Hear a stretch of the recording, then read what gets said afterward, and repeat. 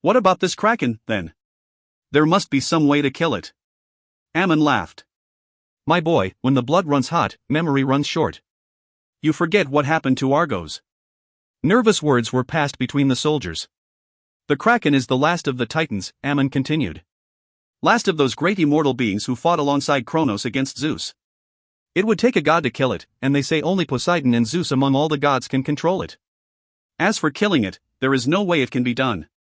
No way known to man. Ammon shook a cautioning finger at the frustrated youth. I believe in struggle, but not in needless sacrifice. If the entire city of Argos could not halt the actions of the kraken, much less injure it, what can we hope to do? Words will not save Andromeda. I will try to disable this monster by myself, declared Perseus. I will not surrender the princess to save the injured pride of a fickle goddess. It doesn't matter who sees it, or when. It doesn't matter who hears it, or when. It doesn't matter who touches it, or when. The ocean is forever a constant to gods as well as men.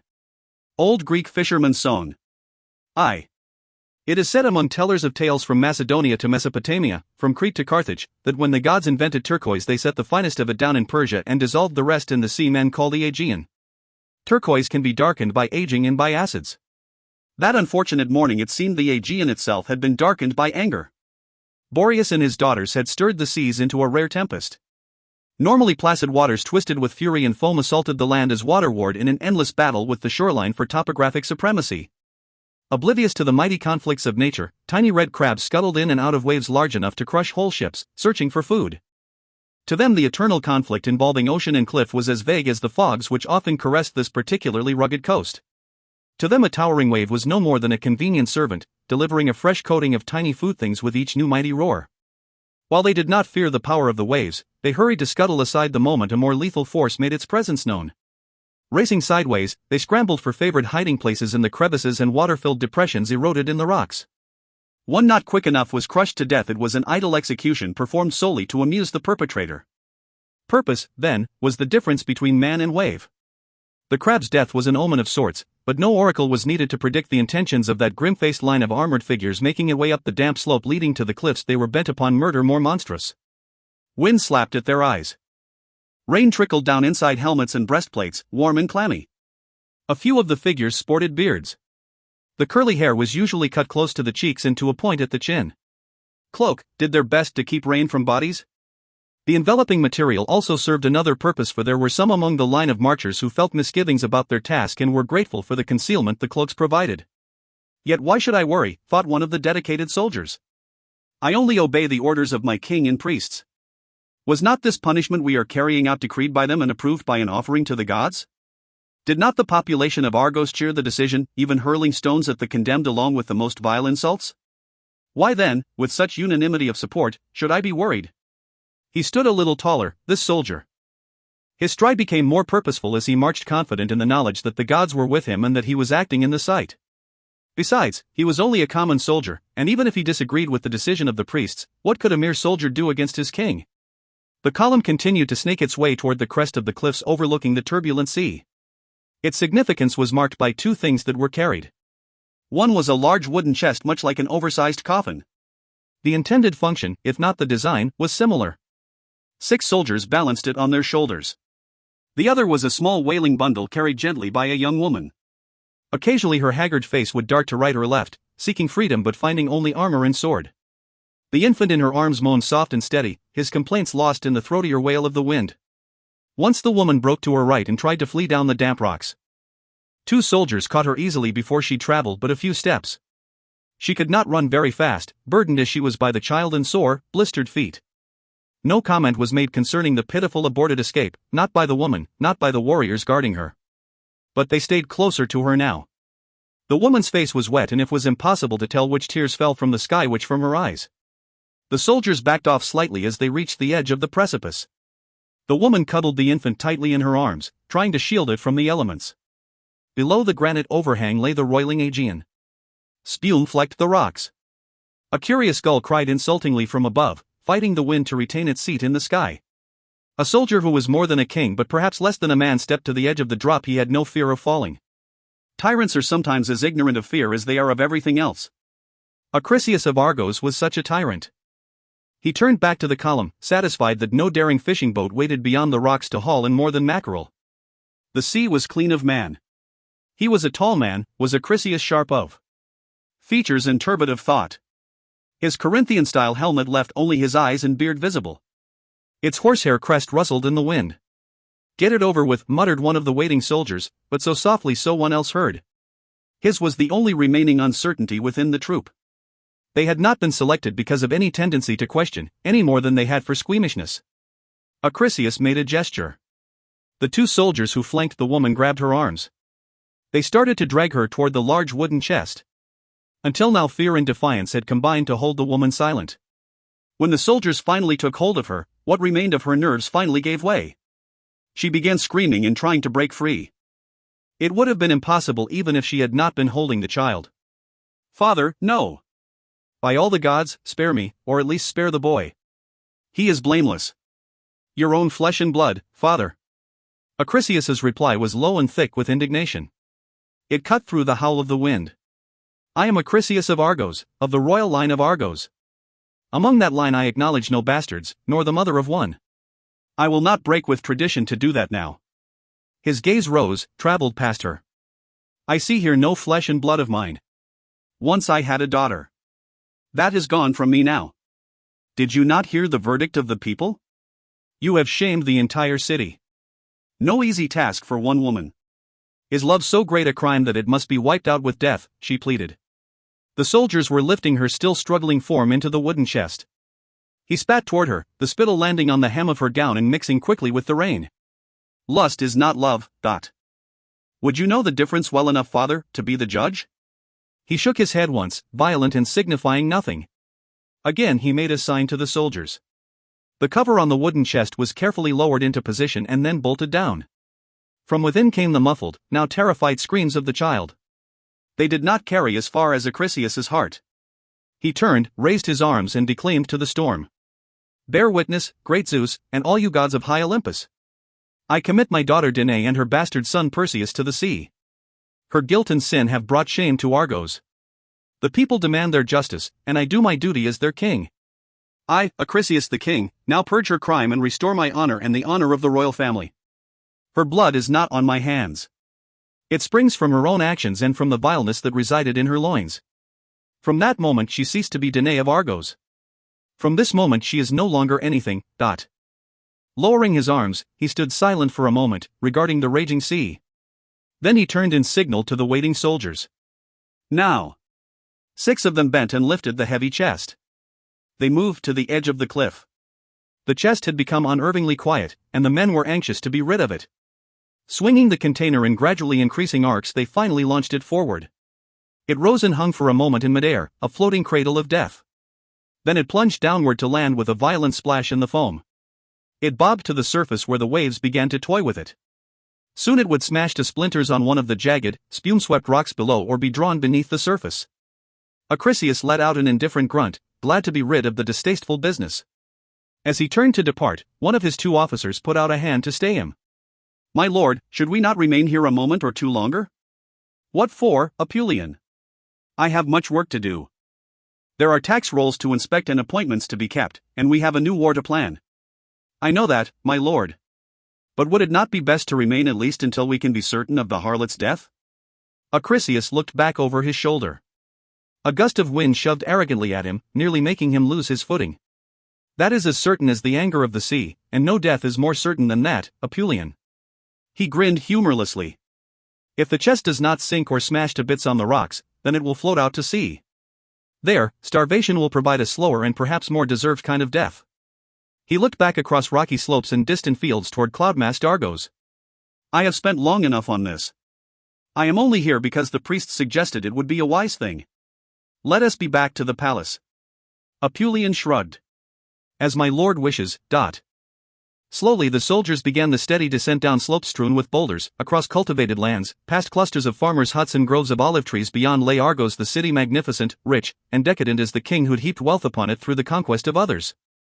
Swinging helplessly atop the waves, the chest bobbed and spun with each shift of the current. Lightning illuminated an unseen sky, and accompanying thunder set both occupants of the wooden grave to sobbing. There was none to hear them save the single gull that hovered overhead, still battling the wind.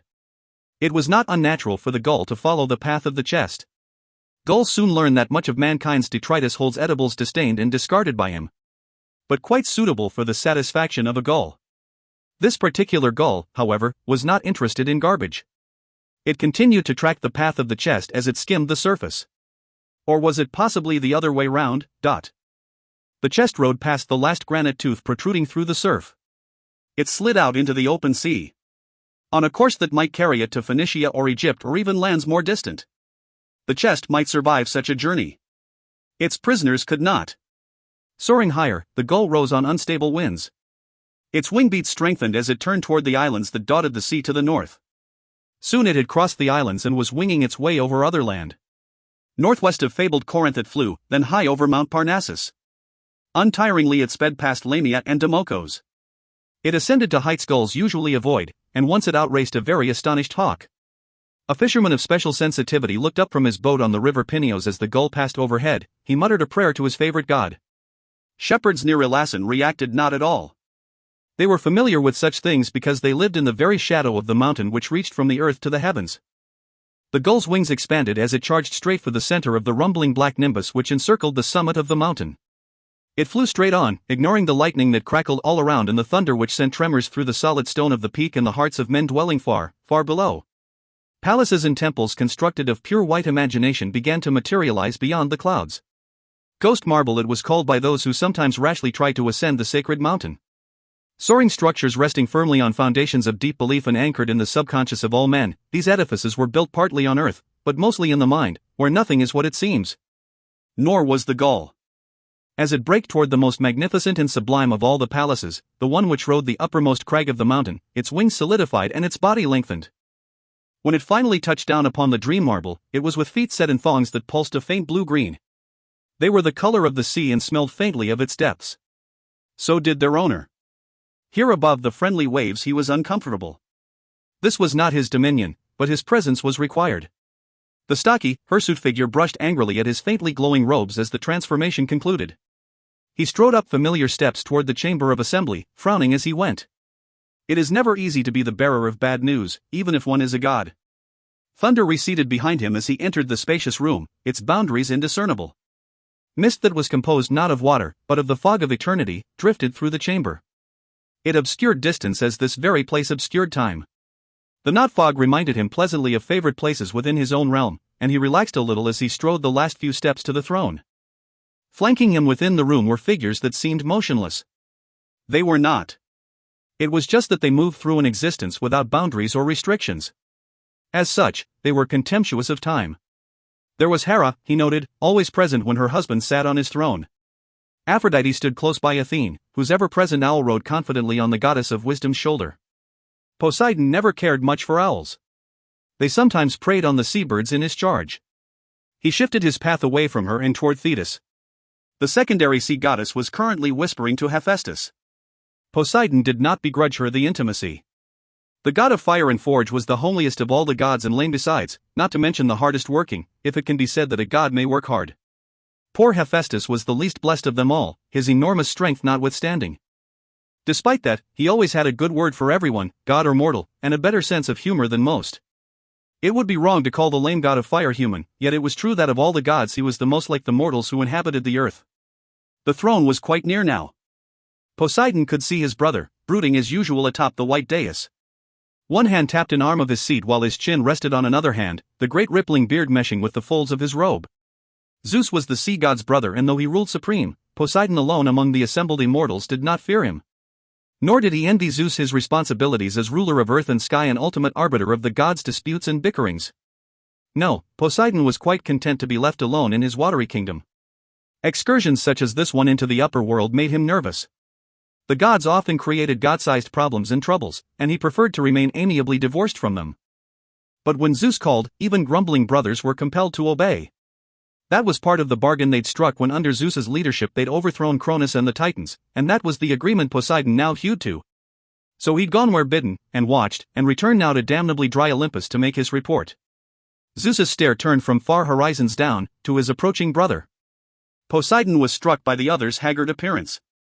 He did not look any older and could not, being immortal. But he could look tired.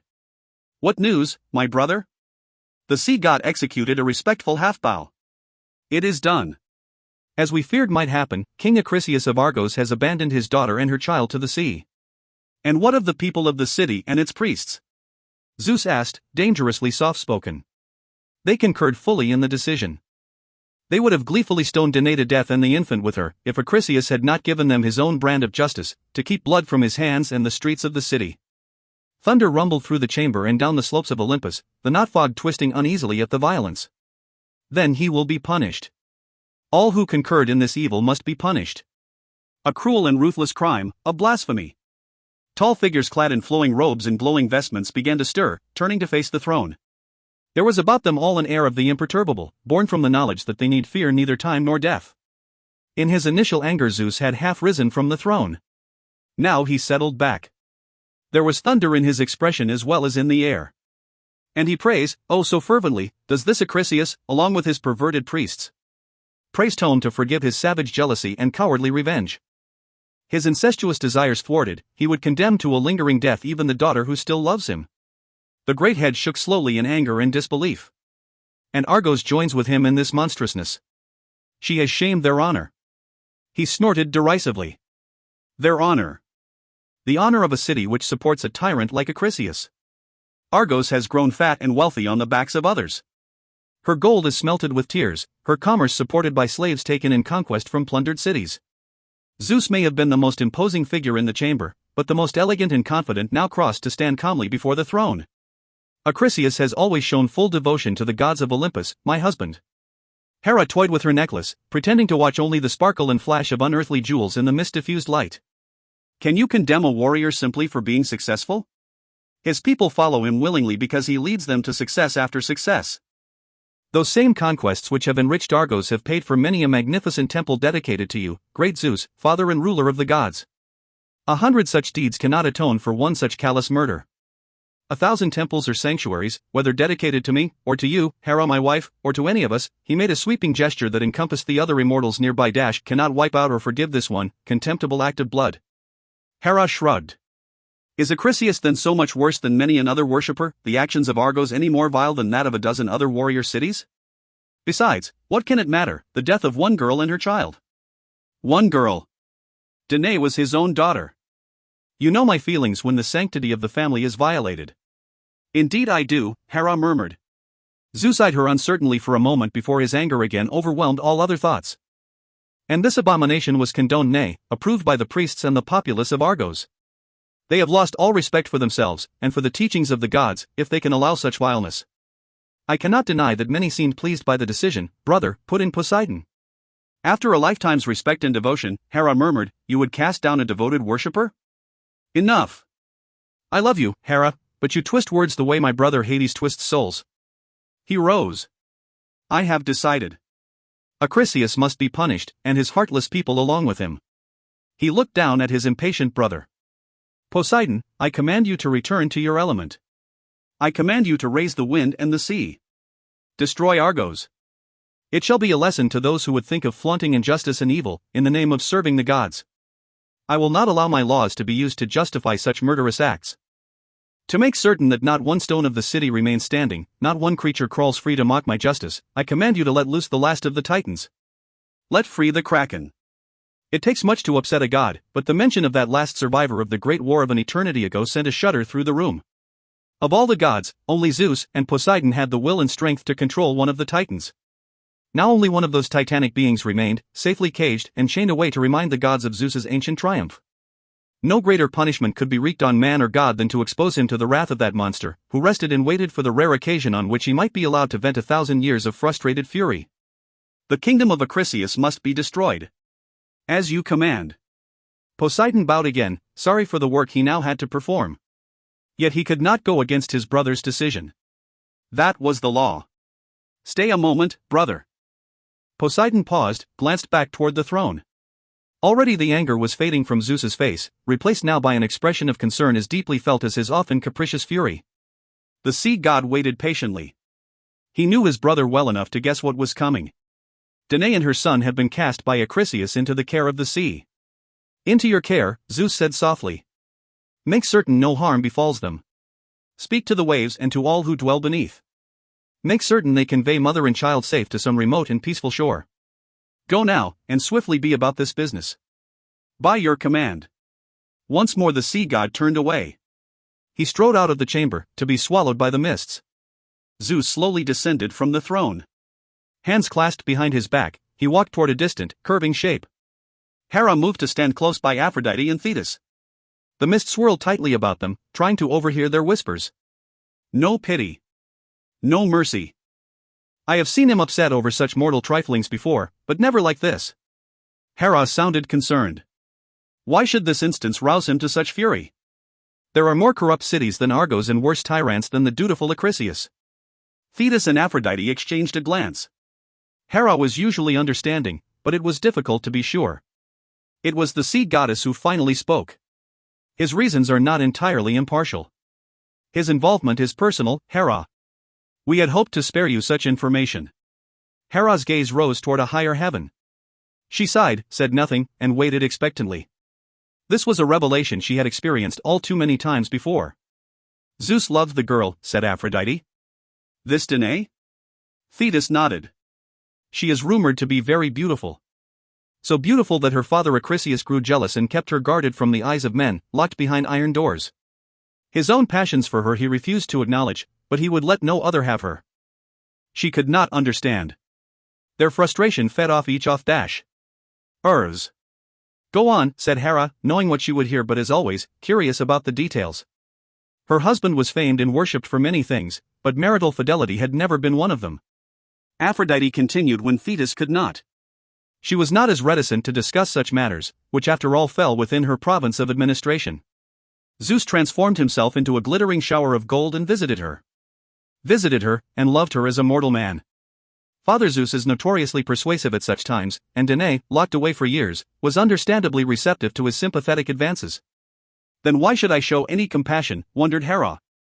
Why should I care what happens now? Let her drown, and the child with her.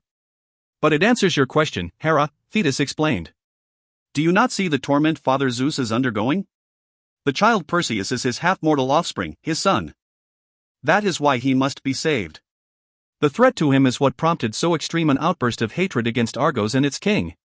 Perhaps Acrisius's crime and the consent of his people would have doomed the city anyway, but because of the child's heritage Argos's fate was sealed the moment her people voted to expose Danae and her son to the elements. See, murmured Aphrodite, pointing across the floor. It begins. Zeus had halted before a strange construct. It was a model of an amphitheater, a god toy within which he could observe the play acting that men called their lives. With a touch here, a gesture there, the gods could alter the play, moving and shaping events from above. It amused Zeus to form his stage in the image of man's own. Behind the shimmering metaphor were dark marbled walls filled with row on row of figures set in small niches.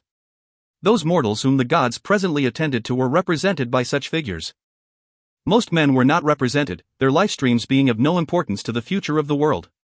Occasionally a figure would be added, sometimes another would be removed. Empty niches awaited others destined to play important roles in the course of human history. Two small statuettes stood motionless in the center of the amphitheater, facing one another on the stage of life. Zeus had placed them there earlier. Now he stood gazing thoughtfully down at them. Events could be altered, but not fate.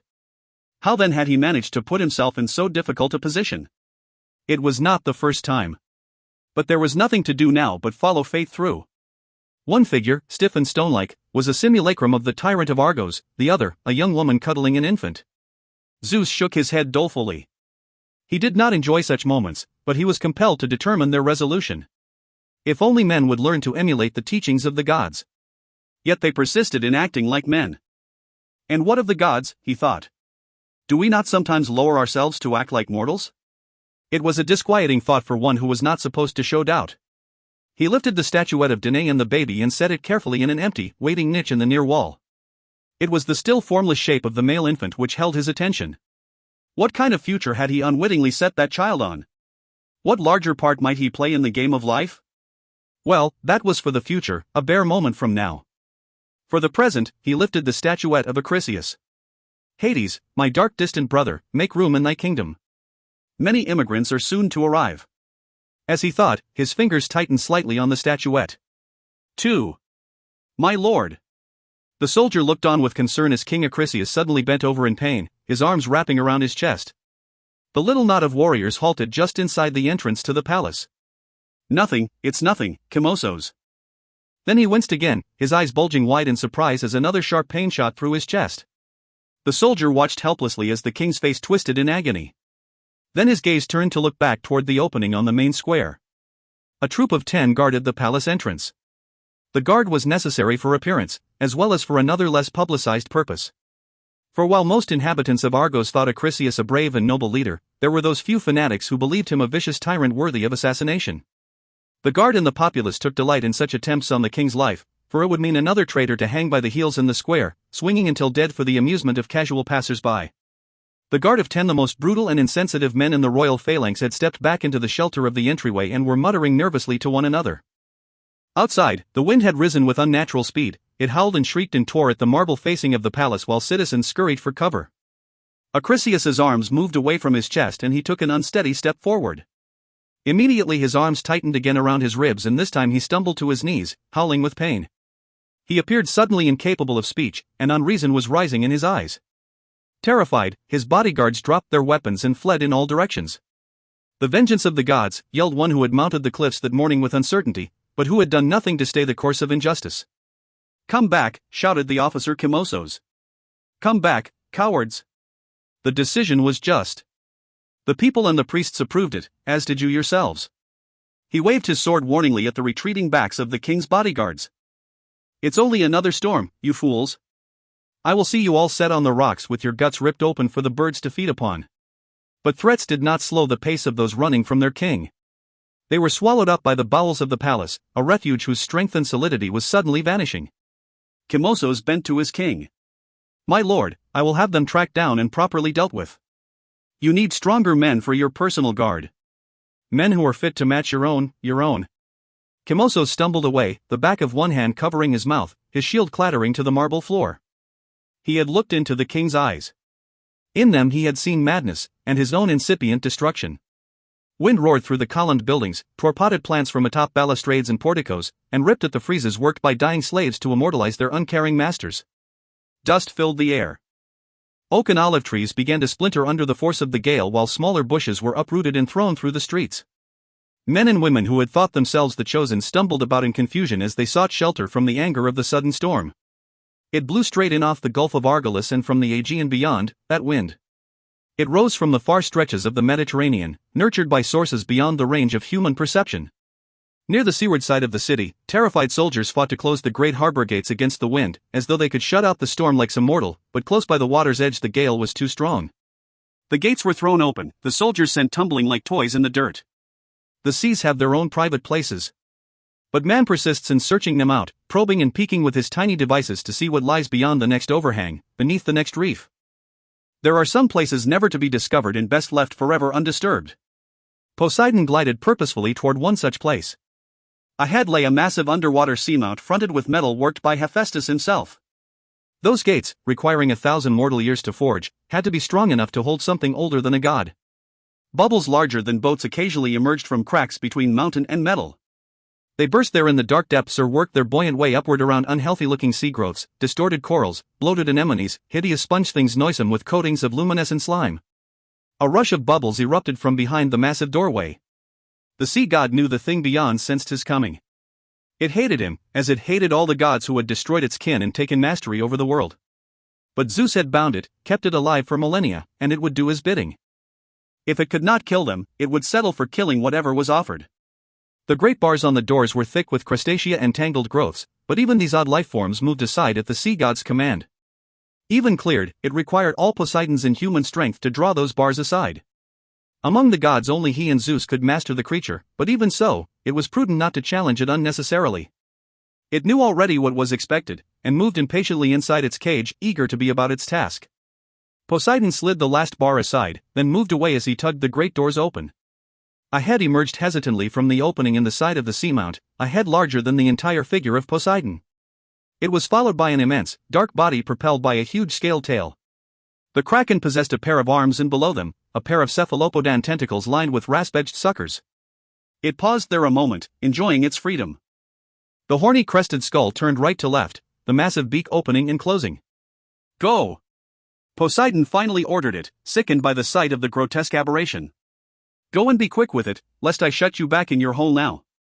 The kraken did not speak, nor could its fixed face smile, but Poseidon sensed it was not impressed by his threat. It remained a moment like that, drifting in the water. Then it turned away, the eyes moving reluctantly downward. The ancient bonds Zeus had imposed on it remained unbreakable. It kicked once with its enormous tail and was gone, racing to the surface. Poseidon watched it depart with a mixture of disgust and relief. The fishermen were laughing as they related once again the story of Danae and her bastard, joking about what they might do if they happened to chance upon the floating burial chest. No need, they chuckled, to waste such a fabled beauty if they happened upon her. Once they were finished with her, they could always replace her in the ark chest. No one in Argos would know, or care. The waters beneath them erupted. A head far larger than their ship shattered vile dreams and dreamers into small bits. The kraken hung suspended a moment above the sea before all four massive limbs and its immense upper body fell with a thunderous crash back to the surface. It had not even noticed the small fishing craft. A wall of water 50 feet high bulged upward and raced toward the harbor at the head of the narrow inlet. The soldiers on the wall saw the angry green cloud rushing at them through the wind-blown dust, but had no time to flee, only time enough for final, hasty prayers, and a scream. Tons of water swept over the city gates, sending great blocks of granite flying like grains of sand. Marble pillars that seemed thick enough to support mountains snapped like broom straws. People repented too late and to no avail. Waves threw them against stairways and walls or sent them spinning like dolls through the river channels that had once been broad avenues. A few refugees sought shelter in Argos' largest edifice, the royal palace. Smaller, more peaceful towns and cities had given up then gold and people to raise that wonderful structure. In isolated places its marble was still stained with their blood. Now vast, tireless ocean swells swept around the columns and through the grand rooms. The altars of the various gods were swept aside along with the pitiful reminders of a lost dominance, swords and shields, coins and vases and stolen statuary. Perseus lay slumped still on the floor of the main hall, ignored by his people as they ran for shelter around him. The roaring outside grew louder. Water swirled around his feet, but he was unable to rise. Then a peculiar groaning heralded the shattering of the roof. The falling stone slabs spared him long enough so that he had a single glimpse of the awful visage of the kraken, towering above. With that sight came the knowledge of the source of his sudden downfall. He cried out a curse against the gods who had chosen to punish him so, then he died, crushed like a beetle beneath a section of roof weighing half a ton. To the implacable, efficient kraken, his was merely another corpse. That night it seemed that evening came early to the Gulf of Argolis. A thick red sun oozed slowly into the western horizon, throwing vermilion across a scene of desolation. Within the once proud city, nothing moved. Not a horse, a dog, a rat. From nearby Navplian and Mycenae travelers arrived to view the destruction. They made large offerings for many nights thereafter to appease the anger of those they knew to be responsible for Argos' fate, lest it later lap over to consume them as well. And there was less talk in the cities bordering the Gulf of taking up the mantle of conquest that had so enriched the great city. Zeus opened his hand and blew the dust that had been Acrisius to the four winds. In his mind he saw the kraken reluctantly return to its abyssal lair, once more to be shut in by Poseidon. It was done. Somewhere far below and away, far from ravaged Argos, a battered and sea-worn wooden chest drifted on a calm evening sea. Eventually it grounded gently on a white sand beach. No storm raged here, no howling wind or monstrous shape of vengeance. A small boat, skillfully guided, could not have made a better landing. For a moment, nothing could be heard save the soft lullabies of wind and surf. Then the cry of a waking child rose above the lap of the advancing tide. Damp with the smell of his recently visited kingdom, Poseidon stood once again in the home of the gods. His expression was grim and it was clear to his fellow immortals that he wished to be elsewhere. "It is finished," he told the figure standing next to the flickering silhouette of the amphitheater. "Argos is punished and Danae and her child have been carried safely to the island of Seriphos." Zeus nodded approvingly. "A good choice." "I did not choose it," Poseidon muttered, distressed by the whole business. "The waves chose it. They have mind and will and direction of their own. Nevertheless, it is a good place, its people kind and better than most men. It will serve. There let Danae and her child live safe and happy." "And what of Argos?" Hera asked bitterly. "What of its history and those who once faithfully worshipped the gods?" "Its history is one of murder and pillage and is best forgotten," Zeus replied angrily. "Let the men who live near its site look upon it from time to time and remember the wrath of the gods. Let them know that worship does not excuse evil. I want no such worshippers as lived in that accursed city. Let it thus remain." For how long? How long? For the first time in a while, Zeus smiled. You speak like a mortal, wife. What is time to us? It can be whatever we wish. A mortal day, no more here than the wink of an eye. 20 years, one night of love. Time is the human tragedy. But to us it has no more meaning than shape, which we can alter at will and whim. I am surprised to hear you speak of it, Hera. Aphrodite's beauty need never fade. Your hair need never turn to gray. But poor earthly man is in the grip of age the instant he is born. In the end he passes into the grim lands of the dead and the rule of my brother Hades, and he has forgotten nothing more than a shadow in a dream. I feel for poor man, trapped by the memory of Cronus. At least he knows his destiny, Hera countered. His boundaries are finite. Would you then trade yours for his, sweet Hera? Zeus chided her gently. Would you abandon immortality? No. But sometimes I wish I had mankind's certainty. About what? About death? No. About purpose. Man always seems to have purpose. We have only time. She eyed him sharply, challengingly. Tell me, great ruler of Olympus, what lies waiting for the gods at the end of time? He looked away uncomfortably. Mother of women, I like not your questions. There is no end for the gods. We are immortal and eternal. You believe that, she replied. I believe that. But does man? Who cares what man believes? Thetis looked disapprovingly at her friend. You worry too much, Hera. The queen of the gods shrugged, looking very human. It's my nature to worry, Thetis. One of us must. Nothing more was said. Their attention turned back to the amphitheater of life. The first act had come to an end. Would there be more, or was the play short and already finished? Time meant nothing to them and did not pass as man knows it to, but down on earth it was otherwise. Those crowded around the symbolic amphitheater watched with considerable interest to see what might happen now. Even a god can get bored. No matter what the gods thought of it, the passage of life was still called time by men. It turned its steady pirouette, setting the pace of the world. Cities rose and fell, great works of art were created and lost. All these things and more marked the passage of time in Hellas. Children rose from infancy to adulthood. Those in Athens or Corinth, in Sparta, and the other great cities of the Peloponnesus became schooled in the ways of statesmanship or literature, sculpture or commerce.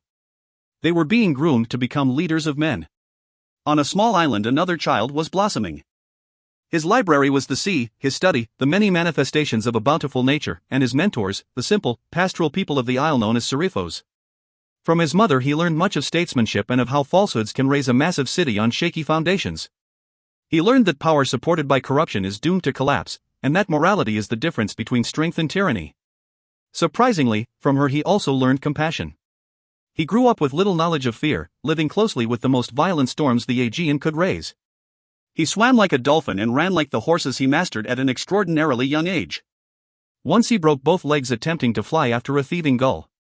More than the pain, there was simple astonishment at failure, for having so successfully emulated runners and swimmers, he had thought flight simply another skill to master. The people of Seriphos, who had taken in the castaways many years earlier, took personal pride in his progress. He had a whole village of mothers and fathers. The island children, who instinctively knew themselves to be less than he, played freely and delightedly with him, for he was open and guileless and free of pride. He was a friend to everyone and everyone was his friend, but for all that he held no false illusions about the nature of man. His mother's instruction was too thorough for him to grow up innocent of evil and duplicity. On an island of fishermen it was only natural that when grown he too would practice the skill of coaxing from the sea its finny bounty. He often went out alone, to return with catches twice the size of those brought in by well-crewed, much larger craft. Still, the islanders did not envy him, for he shared much of his catch with those whose luck had been bad, and so he was praised for his generosity as much as he was admired for his skill. It was even whispered by some that he was a favorite of Poseidon, that the sea god assured the boy of a good haul every time his boat set out. That was not the case, however. It was simply that the boy was a good fisherman. He lay down on the deck of the boat, his eyes closed against the glare of the summer sun. With only a loincloth on his body browned by Apollo's radiance, he was as lean and muscular as the traveling dancers who sometimes visited the island. His hair was thick and curly, dark as the sea on a moonless night. It was a man's body now, though the face still held some of the joy and freshness of adolescence. Sweat rolled hotly from his sides and he used an arm to shield his face from the sun. Soon he would have to rise to pull in the net. The salty aroma of seaweed and fish rose from the small hold, already half full of blue-scaled captives. He squinted at the sun. For an instant, he had the strange sense of staring into the face of an old man with a thick white beard. But the face quickly vanished, it was only the sweat stinging his eyes. He sighed, thinking of the cool wine he would drink in the taverna when he had disposed of the day's catch. He did not know that that small pleasure would elude him tonight. He did not know that his destiny was near. His name was Perseus. Zeus held the statue of the lithe young man in one hand, eyeing it without expression. He felt oddly ill at ease, as he often did when important events were about to unfold, events which sometimes even he, king of the gods, could not control. It was an awkward sensation for one with an eternity of accomplishment behind him. Everything had gone so well, but he was still bound to act only within his own laws, and something seemed to be threatening them now, perhaps threatening even his very rule. Then again, it might only be his stomach, which was subject to depressingly human-like convulsions from time to time. Such discomforts were only indications of internal upset, not harbingers of the future. A little less ambrosia next time, he told himself firmly. You're not the god you used to be. His awareness of presence was as keen as ever, though. He turned to see Hera walking toward him, accompanied by Thetis, Aphrodite, and Athene. It was good to see Athene with them. She was his favorite child and always supportive of his actions, though she from time to time displayed a disconcerting tendency to act on her own initiative. He wished for Poseidon's gruff counsel, but his brother preferred the ocean depths to the rarefied coolness of Olympus. Oftentimes he envied his brothers their limited, special domains, even that of dark Hades. Their problems seemed simple, their eternities uncomplicated. But someone had to rule, and he had taken the responsibilities upon himself. He smiled slightly, trying to imagine Poseidon coping with sweet Hera's intricate plots. "Greetings, Father Zeus," said Athene brightly. "Ah, sweet daughter and fount of wisdom," Zeus thought. "How I would like to set aside the mantle of ruler for a while, to be free of these devious dealings and decisions. You alone understand the reasons for my occasional sojourns down to earth to live and love among the mortals. Goddess of wisdom, you would make a fine ruler." But he knew that could not be. The mantle of ruler was fixed. He would have to carry it, no matter how it tired him, until the end of time. Hera was staring at the statuette her husband still held. Perseus, he told her. Grown to a young man. Honest and caring, athletic and intelligent despite his lack of a formal education. Handsome, too. Aphrodite eyed the statuette appraisingly, her lips pursed. Zeus glared at her warningly. None of your games, now. The boy is uncomplicated. Save your wiles for more experienced mortals. But Father Zeus, surely a little innocent divine inspiration could but help speed the boy's maturation. You'll mature him beyond his time, and he doesn't need that. Stay away from him. Oh, very well. She crossed her arms and looked piqued. Aphrodite's interest only annoyed Hera. Since you've taken such an interest in his life, what do you plan to do with him now that he's become a man? I have done enough, Zeus said, sounding quite pleased. He has enjoyed a happy childhood, something which escapes most men. He has the advantages of a strong body, a handsome face, and a sharp mind. What more could I give any mortal, what more could one desire or deserve? Now he is a young man. The rest must be left to him, and to chance. Since when did you ever leave anything to chance? Hera murmured, but too softly for anyone to hear. We are not here to discuss the future of this boy, said Thetis, taught that of my mortal son, Calibos. Her tone was stiff and anxious. That is why we were summoned. Yes, Zeus agreed, placing the figure of Perseus carefully in its niche in the wall and choosing another from the endless rows. That is a future that cannot be left to chance. His expression changed abruptly, darkening like one of the storms he so often raised over the earth. His crimes are unforgivable. They are too many and too monstrous to be ignored any longer.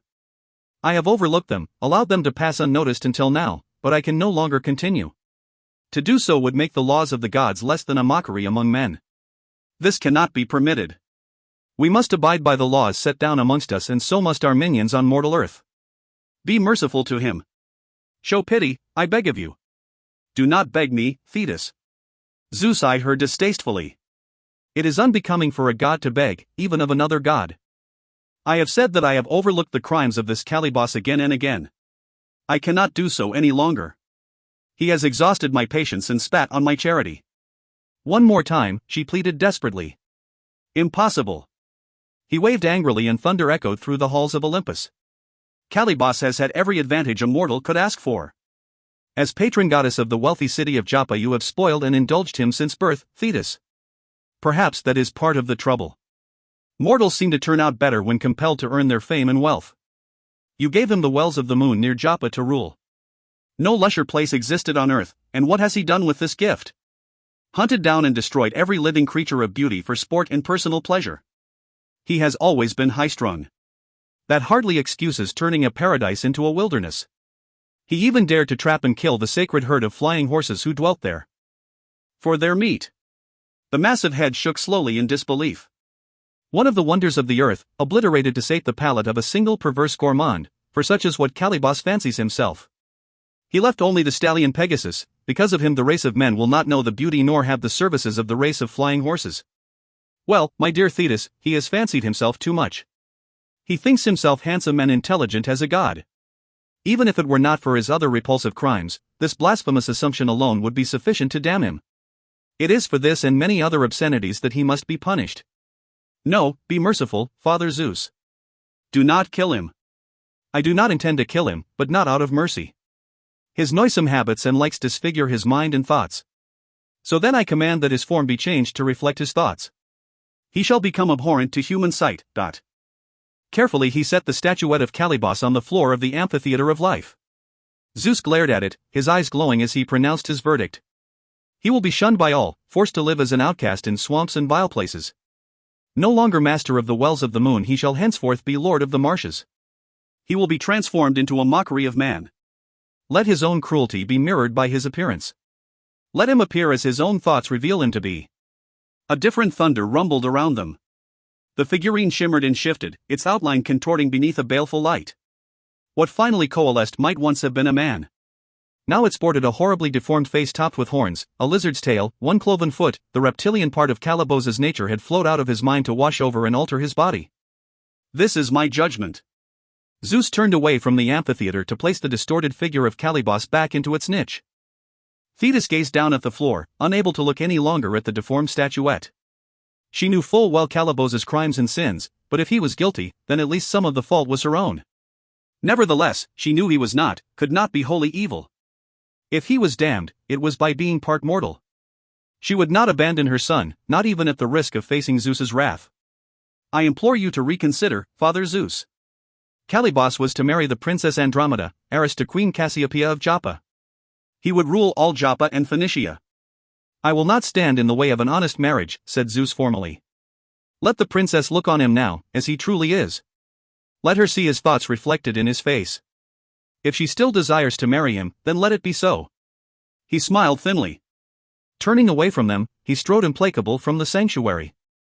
Hera moved to comfort the distraught Thetis, putting a reassuring hand on the sea goddess's arm. Be comforted, my dear. She looked after her departing husband. He can be as unpredictable as he can be vengeful. He may yet change his mind and give Calibos back his former shape. Never. Thetis's anger was subdued but no less deep than that of Zeus. Had it been his own mortal child Perseus, he would have forgiven him. But for my son Calibos he has neither mercy nor hope. Be careful, my dear. Hera looked at her hard. You cannot go against his will. That is the law. There is no connection between the life of Perseus and that of your offspring. Is there not? Thetis became thoughtful. Examples have a way of affecting decisions. Perhaps. Oh, don't look so alarmed, good Hera. I would not dare to oppose the will of Father Zeus. I know I cannot help Calibos. But I have not been forbidden certain other actions. What other actions? No, don't tell me. As you say, you cannot help Calibos. So there will be no marriage then to the Princess Andromeda for your son? How can there be? Now. Yet, if my son is not to have her, then no man will. There has been no talk of the woman in this, only of Perseus and Calibos. My priests in Joppa are loyal and responsive to their goddess. I will speak to them in dreams and omens. As my Calibos suffers, so will this Andromeda. I promise you. You should not kill her. Kill? Who speaks of killing? Not Father Zeus, and not I. I will not touch her. But it may be that, given time, even Calibos as he now appears will seem a better and better match to her. Zeus has said he would not oppose an honest marriage between them. Perhaps events can be managed to induce such a seemingly unlikely joining to take place. Hera smiled approvingly at the sea goddess. I can see that my husband is not the only master of deviousness on high Olympus. Thetis was not looking at her. The law must not be broken, she was muttering, taught it can be avoided. The catch had been good. Perseus felt the strain in his shoulders and biceps as he fought his way back to the beach. Dripping, he stood on the sand and glanced around for a second to orient himself. The glow of the driftwood fire was off to his right. He thought he'd emerged directly in front of it, but the ways of the currents could be capricious. He smiled to himself at his mistake and jogged toward the friendly light. The night was warm, but the fire still felt good after the refreshing swim. Mausolian would distribute the surplus catch to those villagers who needed food. It was a task Perseus did not mind passing on to another. After all, it hardly mattered who received praise for distributing the fish as long as the fish went to those who needed it. The moisture waned away, he lay down on the sand next to the fire and studied the stars through the olive branches overhead. There was great Orion preparing to battle Taurus. There was the Scorpion, and far away the others who'd been chosen to serve Zeus as beacons in the heavens. They were pleasant companions to have on a comfortable night. He sighed, stretching luxuriously on the sand, and closed his eyes. Thetis stared down at the perfect, limber shape of the young mortal and thought angrily of the punishment Zeus had inflicted on her own son. There was little she could do. But Zeus had said that Perseus's future was now in the hands of chance. Why should she not give chance a helping hand? She refocused her gaze. The sanctuary was deserted, the amphitheater of life empty and glistening in the Olympian night. Moving furtively, she edged close to the structure. Her powers were but a pale fraction of Zeus's, but there was the amphitheater. Could it be different from another? She knew of another amphitheater, one fashioned by men and not gods. What is one amphitheater to another but a chance of location? She reached into the wall and chose the statuette of Perseus. She could not break it, that would truly bring the anger of Zeus down upon her. But she could place it somewhere else, unharmed. The figurine could neither respond nor hear her as she spoke to it. The son of Zeus is to be left to the whims of chance while mine is punished with deformity and disgrace. It is time for chance to make itself felt. You shall see something of the real world, Perseus. It is rather different from Seriphos. It is time you came face to face with fear instead of fish, time to know the terrors of the dark and to look on death, as other mortals must do, time your eyes were opened. Reality, yes. I know something of reality, Perseus.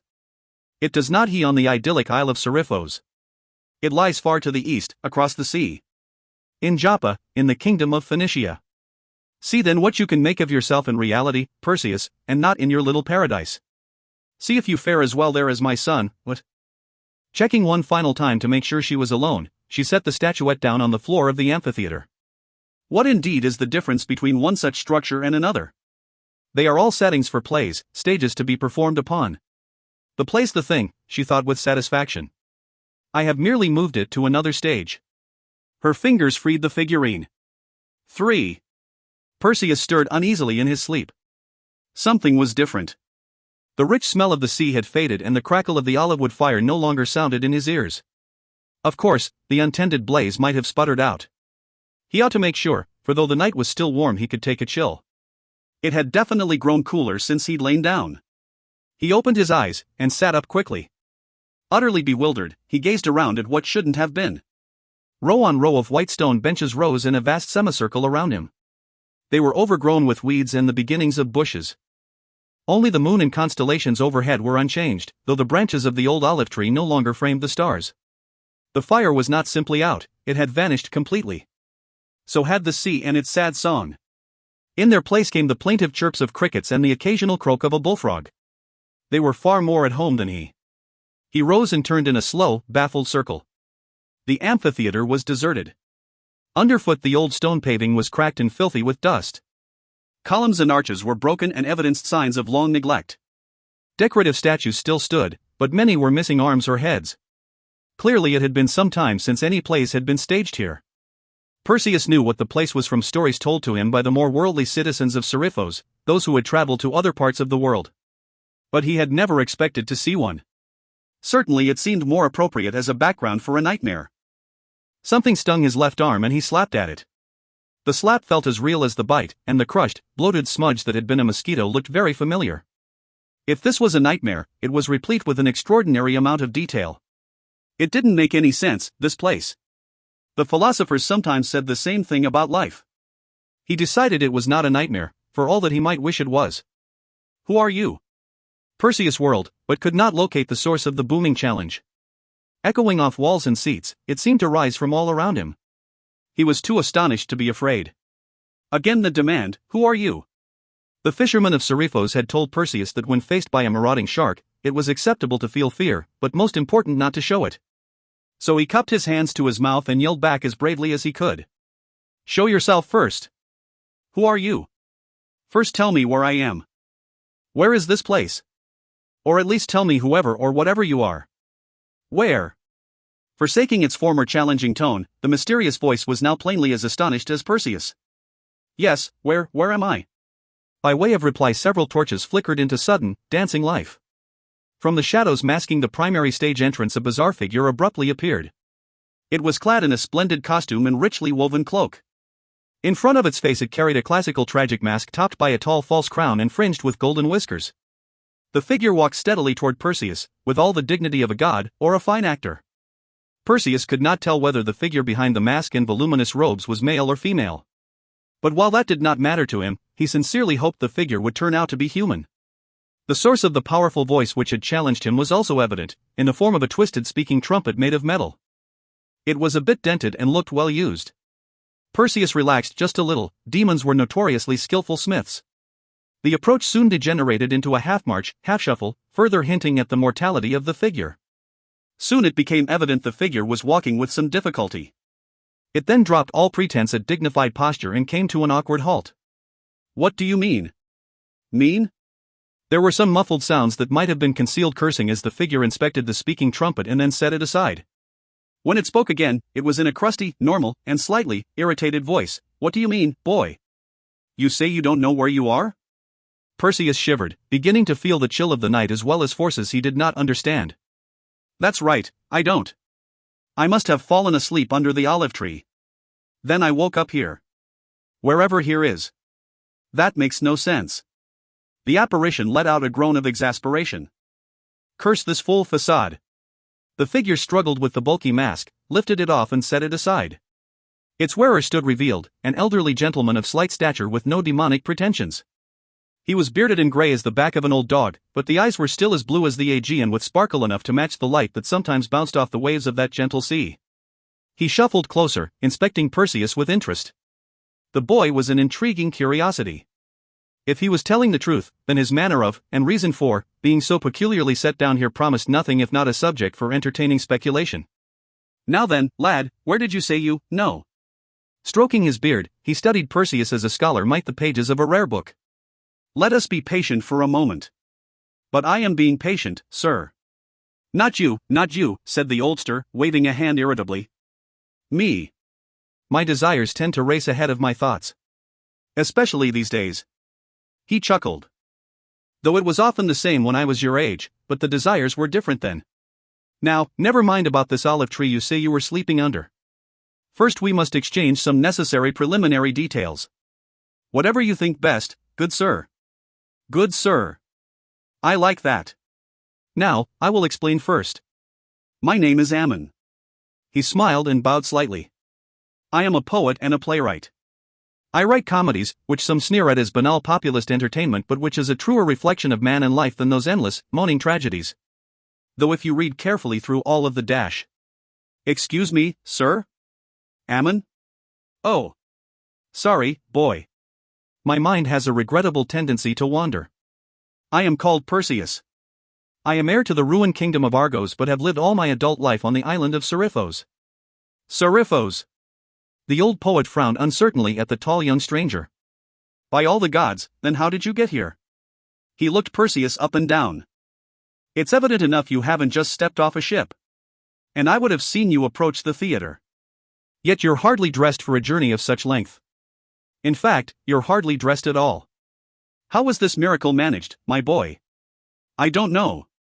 Perseus spread his hands in a gesture of helplessness. I'm still not sure where here is, remember. Your pardon. I forgot my own admonition, so overwhelmed am I by amazement. Here is a long way from your Seriphos. This is the old amphitheater of the city of Joppa. Where? Perseus sounded confused, though not embarrassed. I confess I know little of the geography of the world, Ammon. The great trading city of Joppa, Ammon explained, is part of the kingdom of Phoenicia. Surely you know of Phoenicia? You do not have the aspect of an idiot. Phoenicia. Yes, I know of that, of this land. He gazed again at the unkempt arena. But how? Phoenicia lies many days by ship across the seas from Seriphos. I have not been on any ship. I was lying by the seashore, warming myself to sleep by a fire, studying the moon. Ammon brightened. Ah, the moon. That might well explain things. Moon affects the mind, you know. Well-known medical fact. Perhaps we'll think more clearly inside, out of its influence. He reached for the youngster's arm. Perseus pulled away. I'm not crazy, old man. Of course you're not, Ammon agreed. He threw a conspiratorial glance skyward. It's just that eyes which can see the surface of the earth can't always perceive as clearly beneath rock and stone. If you follow me. I'm afraid I don't, sir. No matter. Just follow me. This time Perseus didn't resist. Ammon led him through a series of once grand arches whose delicate friezes were beginning to flake away. A magnificent charioteer with no head drove horses possessing fewer than the requisite number of legs. The reliefs were of plaster rather than marble, but to see such workmanship fallen into disrepair was enough to make an outsider wonder at the future of Hellenic art. Past the arches appeared a stone staircase that led down below ground level. Ammon took up one of the spitting torches and continued downward. I apologize for all this dramatic finery and the theatrical effects I was compelled to greet you with, the poet explained. I am forced to utilize them now and then to frighten away the curious. Thieves would gladly carry off what little I have been able to preserve of the theater, though there is not much left of real value. Not much to them, priceless to me. I'm an old man and it's how I protect myself. Trumpets and masks. Besides, I always fought better with words than sword. He chuckled at his own humor. They think the amphitheater is haunted, that human sewage. And they're right. Though a writer first, I'm not such a bad actor. I become very proficient at doing spirits and ghosts, for example. I can attest to that. Perseus grinned down at him, then his attention was drawn to the weeds and roots poking busy green heads through cracks in the masonry. Why is everything so neglected? This looks to have been a fine theater once. So it was, my boy, so it was. Ammon let out a discouraged sigh. The finest theater in Phoenicia, I dare say. But its current state is a sign of the times. The whole kingdom lives under a curse and the populace lingers always on the edge of despair. The people walk around muttering, call no man happy who is not dead. Did you write that? Ammon gave him a reproving look. Hades, no. Though it's actually not such a bad line. But terribly pessimistic. I write comedies, remember? I am an optimist, though I know better. But I can't help it in endemic condition. Anemic, my colleagues would say. I'm probably the last optimist in Joppa. He shook his head sadly. They all think of a half cup of wine as half empty. I think of it as half full. There you have the difference between optimist and pessimist, my boy. If you say you know better, then why do you remain an optimist? Because it's nicer. They all say I'm mad, though. He burst into a raucous cackle that echoed off the walls as they started down a flight of rotting steps. Perseus saw that the rock was dry and knew they were not close to a river or the sea. Like any good fisherman, he'd developed an outstanding sense of direction. He decided they were now somewhere beneath the facade leading out onto the amphitheater stage. Soon torchlight revealed the precious relics Ammon guarded so devotedly. There were devices for raising and lowering painted scenery, collections of masks and armories of fake weapons. Chariot fronts leaned uncomfortably against thrones, and costumes lay heaped in open chests.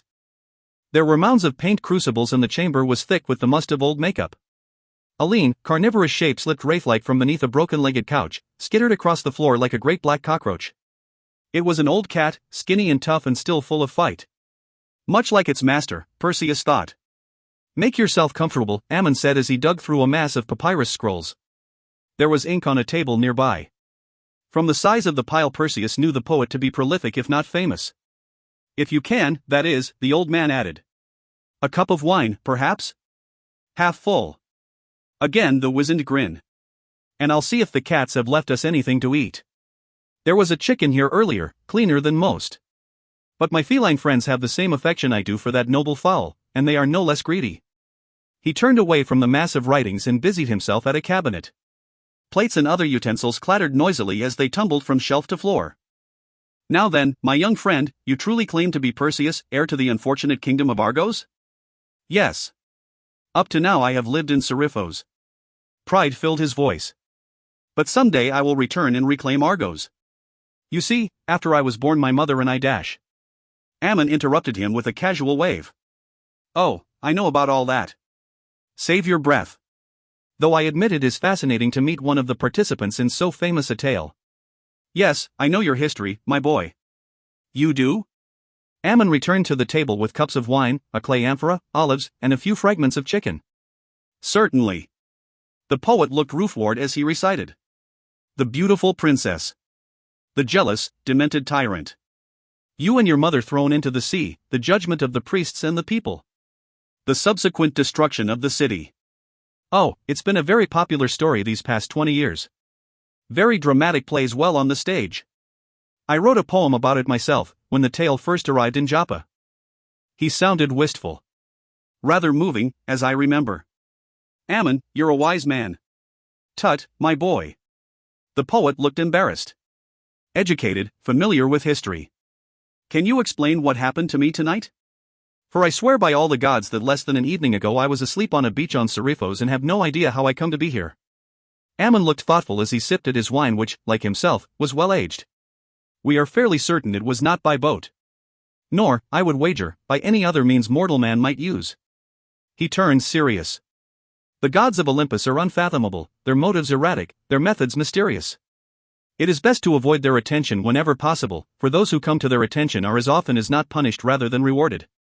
My advice to you, Perseus, would be to treat this little shift of sleeping place as temporary, to return to the calm of Seriphos as quickly as you can, and to forget the entire matter. Treat it as a dream, my boy, and you will wake from this experience the healthier. That is what I would recommend. But what if I was brought here for a reason?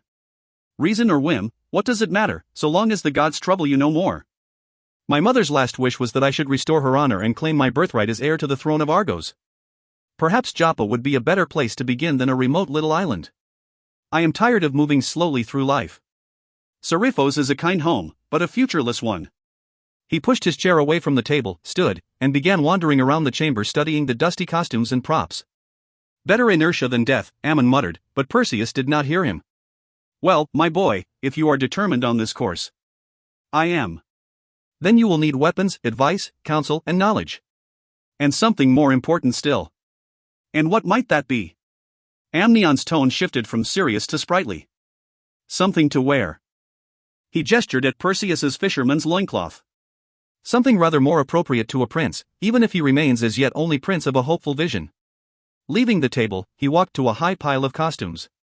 After several minutes of searching, he excavated an embroidered royal cloak of the Tyrian purple for which Phoenicia was famed throughout the world. Setting it across Perseus's shoulders, he moved the youth back until he was standing awkwardly before one of the prop thrones. The boy's expression spoke of youth and inexperience, but Ammon could see real courage there, and a burning desire to learn. He nodded, satisfied at the sight thus presented. That will do. Welcome to Joppa, Prince Perseus. And he executed a mock bow. Both men laughed, old poet and young prince, and each saw a little of himself in his companion. Perseus removed the old loincloth and threw it away, to stand grinning in front of the throne. Am I properly dressed, then? Ammon laughed so hard the tears ran down his face and salted his whiskers. For success in the city, yes, but for a prince I fear still somewhat underclad. We have begun from the outside. Now we must dress inwards unless you will settle for being prince only among the ladies. They worked with the costumes by torchlight, joking and swapping tales as they sought to complete Perseus's attire.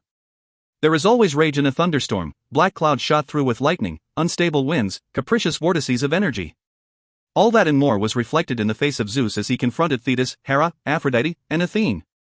The anger in his voice ruffled the feathers of the owl seated on the shoulder of the goddess of wisdom, and the immortal bird sought shelter behind his mistress's long tresses. You set him down half-naked, alone, ignorant, and hungry outside a strange, accursed city. You once said that chance would rule his future, Father Zeus.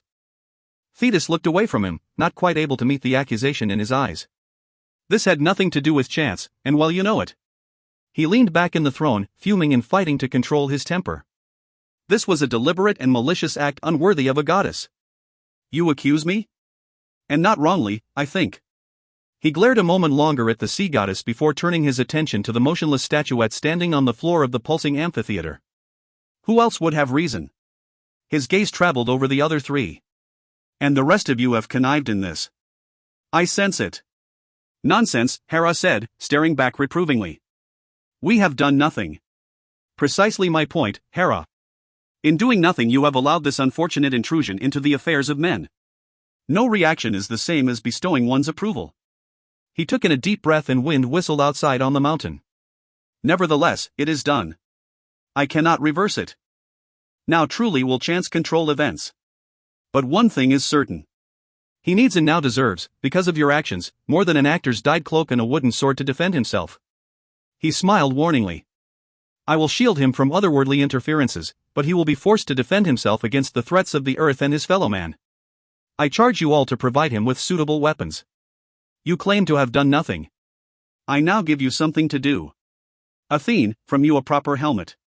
Aphrodite, send him a sword suitable to his heritage, one that will not shatter at the first parry of an opponent.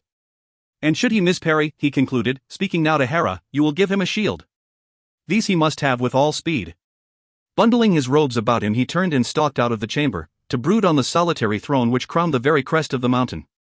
There he would commune silently with his friends the winds and perhaps cast earthward the occasional angry thunderbolt for which he was famed among mortal man. When he was long departed, Thetis unclenched her teeth and muttered in frustration, all this anger and trouble for the love of Danae. No. Hera smiled knowingly. Not for the love of Danae. Not for the love of any woman. So many have beguiled him that he couldn't possibly become so attached to one. No, it's simply his foolish pride in a handsome, half-mortal son. That is all he remembers, all that concerns him now, and that is what rouses him to such unusual solicitude. Her smile twisted. He would never admit that, of course. That would be a sign of weakness. Your husband can be curiously mortal at times, Aphrodite observed, tapping her lower lip with an exquisite finger. All the faults of an ordinary human. But a great deal more stamina. What exactly do you mean? Hera turned a sharp eye on her fellow immortal. Oh, don't play coy with us, Thetis said loftily. Don't try to match your husband at the art of not admitting things you know. It is as you say, so many women. She shook her head in puzzlement. All these transformations and disguises he concocts to protect his identity and godly dignity while he seduces them. Imagine making love to a shower of gold. Aphrodite looked thoughtful, finally said in a languorous sigh, it may have its merits, sister. To you anything has its merits. Thetis spoke sharply but not maliciously. He becomes a bull, a swan. Why, once long ago he even tried to ravish me, disguised as a cuttlefish. Aphrodite finished a cat-like stretch and frowned. I think I should prefer a shower of gold. Did he succeed? Hera asked the question with more than casual interest. Certainly not.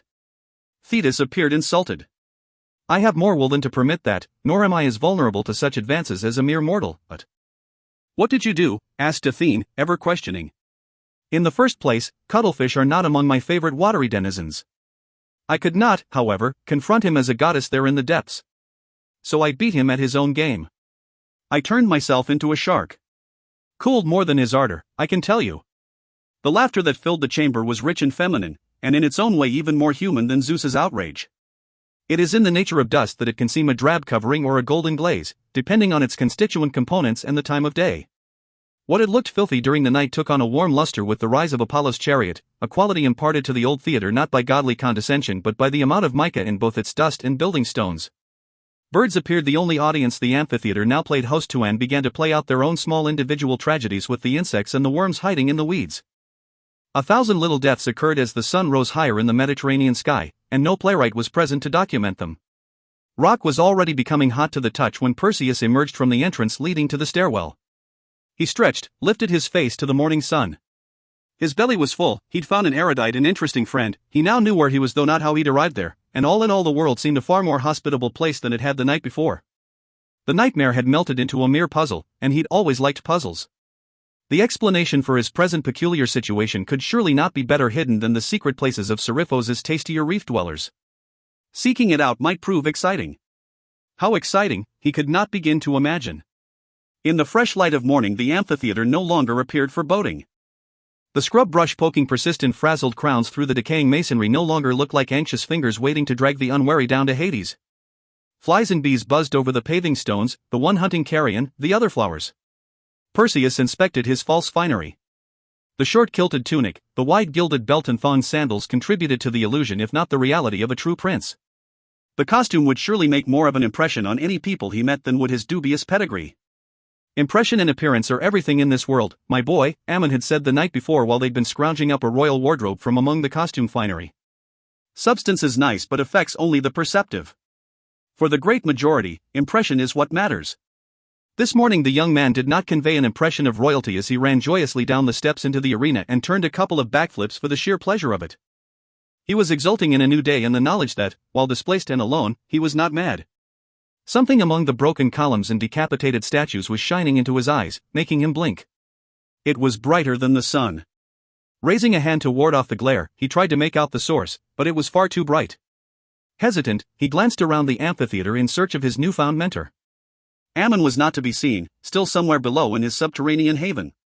Something told Perseus that the glare did not arise from some forgotten piece of scenery or costume buckle. Still trying to shield his eyes from the glare, he walked toward it. As the angle of his approach changed, the glare lessened and he was finally able to see its sources, for there were three. Among the statues ringing the amphitheater were those representing the major gods and goddesses. Egyptian, Phoenician, Minoan and others mixed with the more familiar deities of Hellas. Origin notwithstanding, few had escaped unblemished, having been desecrated with varying degrees of imagination and obscenity by callous unbelievers. Ahead of Perseus stood the damaged images of the goddesses Hera, Aphrodite, and Athene. Scattered among them were the three sources of light which had brought tears to his eyes. Against the chipped and fractured form of the goddess Hera lay a highly polished shield. A sword hung balanced in the cracked arms of Aphrodite, and a helmet sat askew on the mutilated head of wise Athene. Perseus was an intelligent lad, but just then it did not occur to him to wonder at this democratic distribution of artifacts. He was too absorbed by the mystery and wonder of the objects themselves. As was natural for any young man of his age, he inspected the sword first. The chipped, cracked statue remained nothing more than a damaged hunk of marble as he carefully took the weapon from its arms. It threw aside the sunlight with all the haughtiness of the goddess of love's own mirrors. The amphitheater might be old, the statues older, and Ammon positively archaic, but this weapon was new. Perseus was no smith, but even to his untrained eyes the sword looked to be a masterpiece of the forger's art.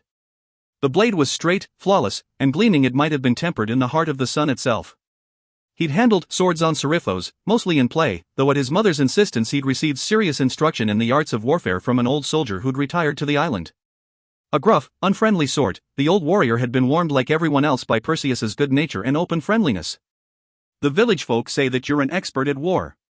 How do you come to be considered an expert? Perseus had asked one day when he'd been learning the use of spear and shield. The old man had wiped sweat from his chin and grinned ruefully. Boy, someday you'll learn that all old soldiers are experts in the art of war. If you're not an expert, you never get to be old. 4. Perseus considered that advice now as he studied the strange sword. There would be time enough later to consider how it came to be deposited here in the deserted theater.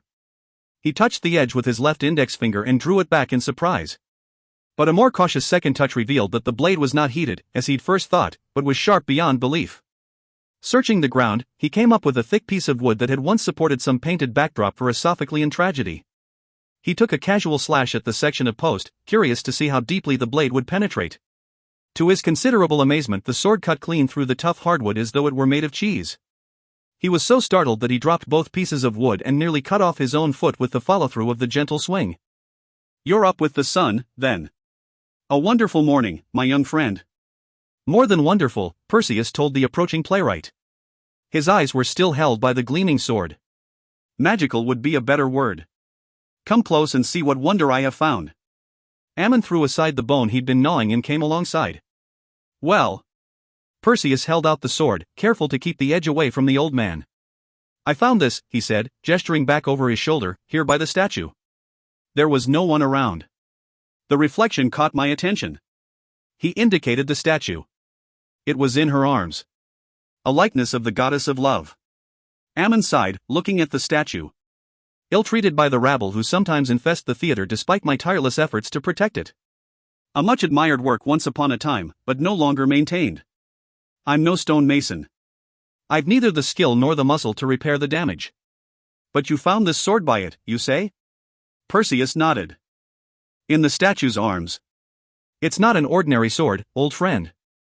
See? He reversed it so that Ammon could take it by the handle. Be careful. It cuts with all the gentleness of a kiss. The two are not always mutually exclusive, Ammon replied, eyes twinkling. He tilted his head slightly back and squinted as he examined the blade. Strange. I'd say it's neither bronze nor iron. It might almost be silver, but that would mean it's no working sword, and you say it has a fine edge? Perseus nodded vigorously. Then it's no kin to any metal I know. Ammon scratched his thinning hair. Curious to see if the point was as sharp as Perseus insisted, he prodded a fallen marble column. Not only did the point not break off against the stone, it chipped away a chunk of marble as easily as if the column were a loaf of bread. By the gods! Ammon looked respectfully at the blade. And there's more. Excitedly, Perseus pointed to the flanking statues. Look, there's a shield, and over there a helmet on poor Athene. Ammon moved from one statue to the next, carefully studying each artifact in turn. When he'd finished, his attention went back to the sword he still held. Perhaps I was right to mention the gods. These are only old statues. Yes, but this weaponry is not. No citizen of Joppa would abandon such valuable items. My cats would have warned me if someone had been poking around the theater last night. And we overheard no sounds of fighting. Besides, any victor would surely have taken such spoils as these away with him. We heard nothing. But the gods can be as silent as they can be noisy. He held the sword high and let the sun dance on the blade. Who else could have fashioned a sword that slices through solid marble without leaving so much as a blemish on the edge? It is truly unnaturally sharp, Perseus agreed. Unnatural is the right word, I should think. He handed the weapon back to its discoverer. Here. I want as little to do with the manifestations of the gods as possible. If the sword can do so much, then what about the helmet and the shield? I prefer not to speculate, said Ammon dryly, but surely they were placed here for a reason. He indicated the sword. If that were an unnaturally facile stylus, then I'd worry about it. But the sword can only be intended for you, my boy. I suppose you'd better find out about the rest. Perseus nodded enthusiastically. I'll try the helmet, I think. He turned and started toward the cracked statue of Athene. No, try me first. He turned, looked curiously at Ammon. What did you say? I didn't say anything. The poet's face was pale. I wish I had. But it came from over there, by the statue of Hera. From the shield, I think, not from the statue. Perseus remained motionless. What do you think I should do, wise friend? I think that when shields begin to talk, mere mortals would do well to pay attention to whatever they might say, my boy. Perseus changed direction and approached the shield. Ammon followed reluctantly, wishing silently for the legs and wind of a 20-year-old. His young companion lifted the gleaming, round shield. The convex front was decorated with the raised likeness of a peacock. Unusual decoration for a war shield, Ammon thought. Turn me around, said the shield. Perseus looked back at Ammon, who had no advice to give. Carefully the youth turned the shield, to reveal not the usual lining of leather and sheepskin padding but bare metal, polished to a mirror-like finish. Both men leaned forward to stare at their own reflections. Curious, observed Ammon. A shield without padding or lining. Only the arm straps. Nothing, agreed Perseus. Nothing at all. What about me? Came the voice once again. Something was forming in the reflective inner surface. Ammon fought down a sudden urge to test his legs. As ever, his curiosity had the better of him. Perseus simply stood and stared, fascinated by the face crystallizing in the shield. It was the wavering image of an old man, but one of much stronger constitution than Ammon. It was weather-worn and aged like a mountain, with a beard like gathering storm clouds. It floated in the shield as it talked to them. Perseus. Perseus, mark me, Perseus. Mark me well and never forget the words I have for you. These weapons are the gifts of the gods. Guard well this shield, for one day it will guard your life. Guard my life? When? You will know when the day comes. Ammon nodded mentally. Truly the gift of the gods, he thought sardonically, for only gods and writers love to terrorize and confuse straightforward speech with mystery and rhetoric. And the helmet, Perseus asked the face, what of that? What does it do? It has the power to render its wearer invisible, the face told him. There are all kinds of shields, Perseus, and the helmet is but another. Invisible? Invisible. Not there. Non-existent to those who might harm you. That is the shield most men desire but few ever master. Guard it well. The face shimmered like a reflection in rippling water, and was gone. Wait. Who are you? Find and fulfill your destiny. This last admonition was barely audible. Perseus put the shield, now a thing of only metal, back down on the stones. What did it mean by that? Who can say? Ammon wore a rueful smile. Many things, perhaps. In any case, a divine gift should never be questioned. Simply accepted. But I was taught that everything should be questioned. Then question the purpose, if you must question, but not the gift. Now, let us see to this helmet. Perseus moved to the statue of Athene, trailed by the anxious playwright. Carefully the youth removed the helmet from the head and slipped it onto his own. For an instant he was unchanged. Then the tall, muscular figure vanished like a forgotten dream. Only his voice remained to remind Ammon that he was not dreaming himself. Can you see me, Ammon? The playwright looked toward the source of the question, saw only stone seats and blue sky, blighted grass, and a mockingly silent statue. No, nothing, he replied excitedly, nothing of you at all. There was no immediate response and he turned in a nervous circle. Where are you? Don't play tricks on an old man, Perseus. Then he noticed the shifting patterns forming on the dusty floor of the theater. Ah, all I can see are your footprints. The gods are truly remarkable. Even if maddeningly uninformative. They have given you the means to make yourself hidden from your fellow man, but have not told you why this might be necessary. The footsteps began to move away, hurrying toward the amphitheater exit. The distance between them lengthened with every stride. Panting hard and holding his tunic away from his feet, Ammon raced after the footprints. Perseus! Where are you going? Slow down and wait for me, boy. No time, friend Ammon. I'm going to Joppa, into the city. But it's too dangerous, too soon for you. You don't know the ways of the city folk or how to get about. Impossible.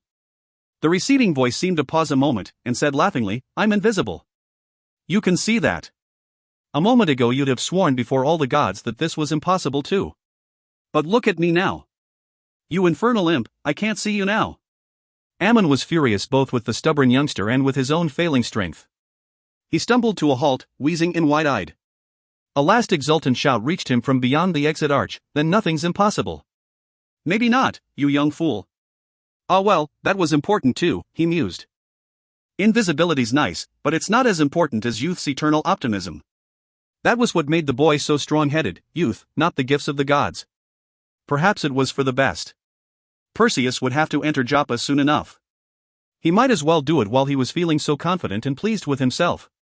He would learn about the dangers and sorrows of the city soon enough. Ammon thought back to his own first contacts with Joppa and other great cities, and how confident he had been in his own ability to conquer the world of stage and poetry. Time puts us each in our proper place, he thought. It will wear down Perseus eventually, as it does all men.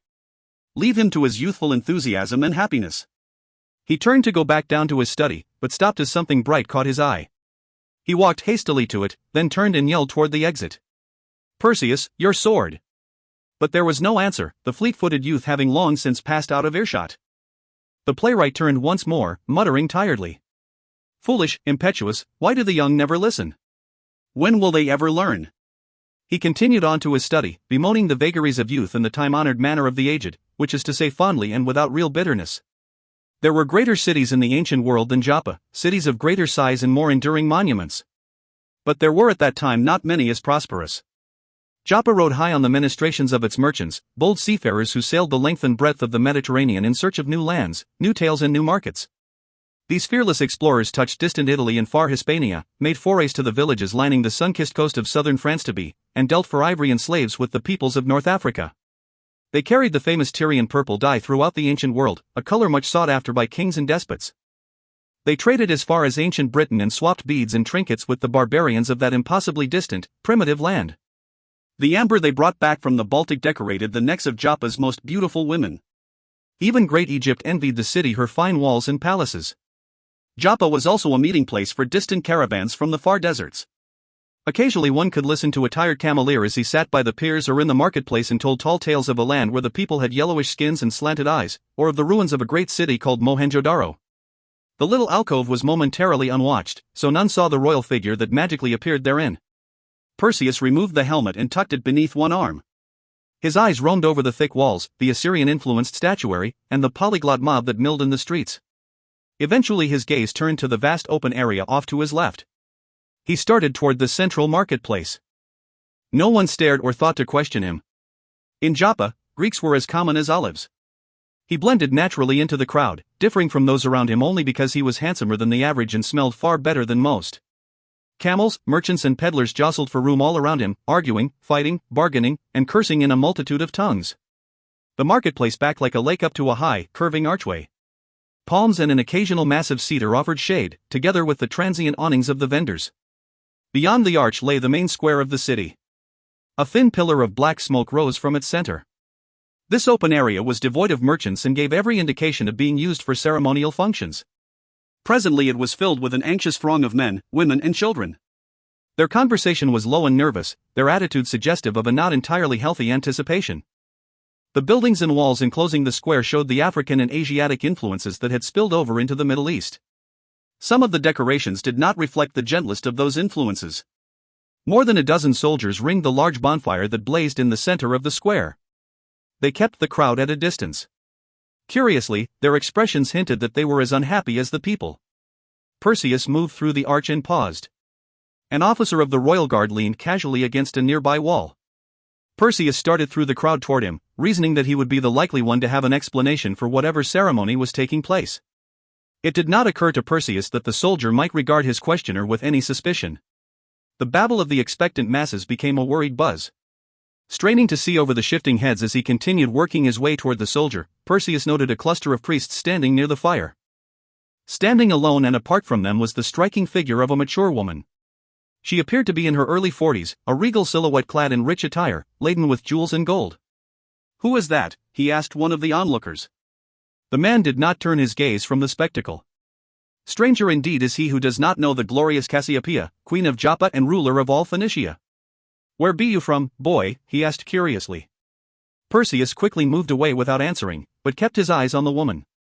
She was standing as motionless and straight as a column of marble. Trying to see the details of her face, he thought he could sense more than just beauty there.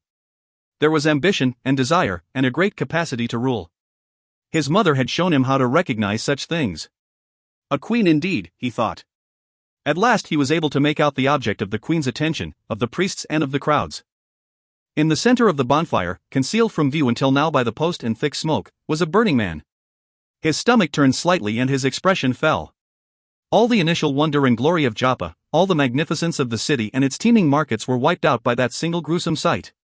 Such sacrifices and cruelties were not unusual in Perseus's world, but they were certainly new to him personally.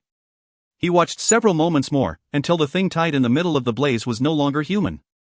Then he resumed his walk until at last he stood beside the still lounging soldier. The guard had reached that point in his military career where he no longer entertained false illusions about promotion or glory. His uniform and armor were clean but not spotless. Sandals and sword both looked worn and well used. He was a blocky, dark-haired veteran of many battles, as indicated by his surfeit of scars. To Perseus he looked Macedonian. He might even be from farther south than that mountainous province. A fellow kinsman, even. Despite any such ethnic relationship, Perseus knew this man to be a loyal soldier of his city. While Perseus was studying his quarry, the soldier was also sizing up the young man standing next to him. Despite his curiosity about the richly clad young stranger, the soldier held his silence and his pose. In one hand he held a horsehair whisk. This was in constant, irregular motion, doing futile but hopeful battle with the flies that infested the marketplace. At the moment, it was the smoke from the fire that was keeping those pests down. Unable to restrain himself any longer, he turned to stare into Perseus's face. After a moment's hesitation, he asked, "A stranger here?" "I can't identify the markings of your raiment, young sir, but your skin and face mark you as Greek." "I am that," Perseus replied readily. "As for my clothing, it is of no particular significance except to my mind, a good country to give allegiance to." Despite his appearance, it was clear to Perseus that this officer was better educated than most of his kind. "I am a stranger to Joppa, yes." Perseus nodded toward the bonfire, his expression twisting. "And a stranger to sights like that. Why is the man put to so horrible a death? Was he a criminal?" The soldier shook his head. "No. It is all a part of a nasty business, my young friend." The officer pointed toward the blackened corpse, now hanging limp from the center pole. He was a suitor for the hand of the Princess Andromeda. His hand moved to point out another figure.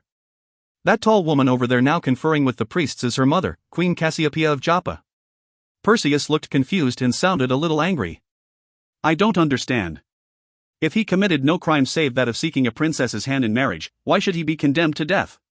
Is it a crime in Joppa to seek love? Love. The officer laughed. You are young indeed, my friend.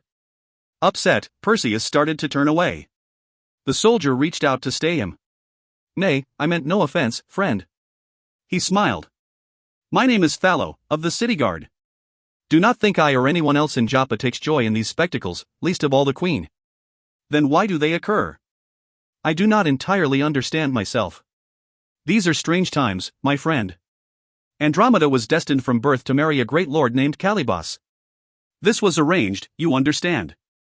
I did not know the fellow myself, but from what marketplace and barracks gossip indicates he was handsome of face and body, but dark in mind and heart. An evil, powerful man. As the rumors go, he offended one of the gods, no difficult task, given their temperaments. Beware of blasphemy, Thallo, or you may offend them as did this Calibos. The old soldier shrugged uncaringly. I'm not afraid of the gods. One quickly loses respect for them on the battlefield. Their favorites seem to be chosen indiscriminately. I've seen them let too many good men die and too many tyrants come to power. But it seems no one regretted the punishment of this man Calibos. Perseus considered. It seems strange to me that a queen would promise her daughter an evil marriage. Thallo tried to explain. Did you not understand what I meant when I said the marriage was arranged? No, I see you are not familiar with such things. The marriage promises were exchanged when both the princess and the lord were infants.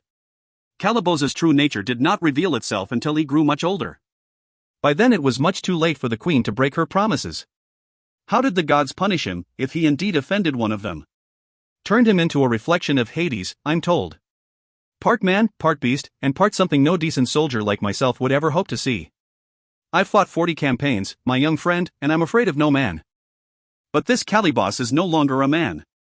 Those few who claim to have espied him out in his lair have a hard time talking of it. Thallo slapped angrily at one biting insect, undeterred by either the fading smoke or the steady swish of the whisk.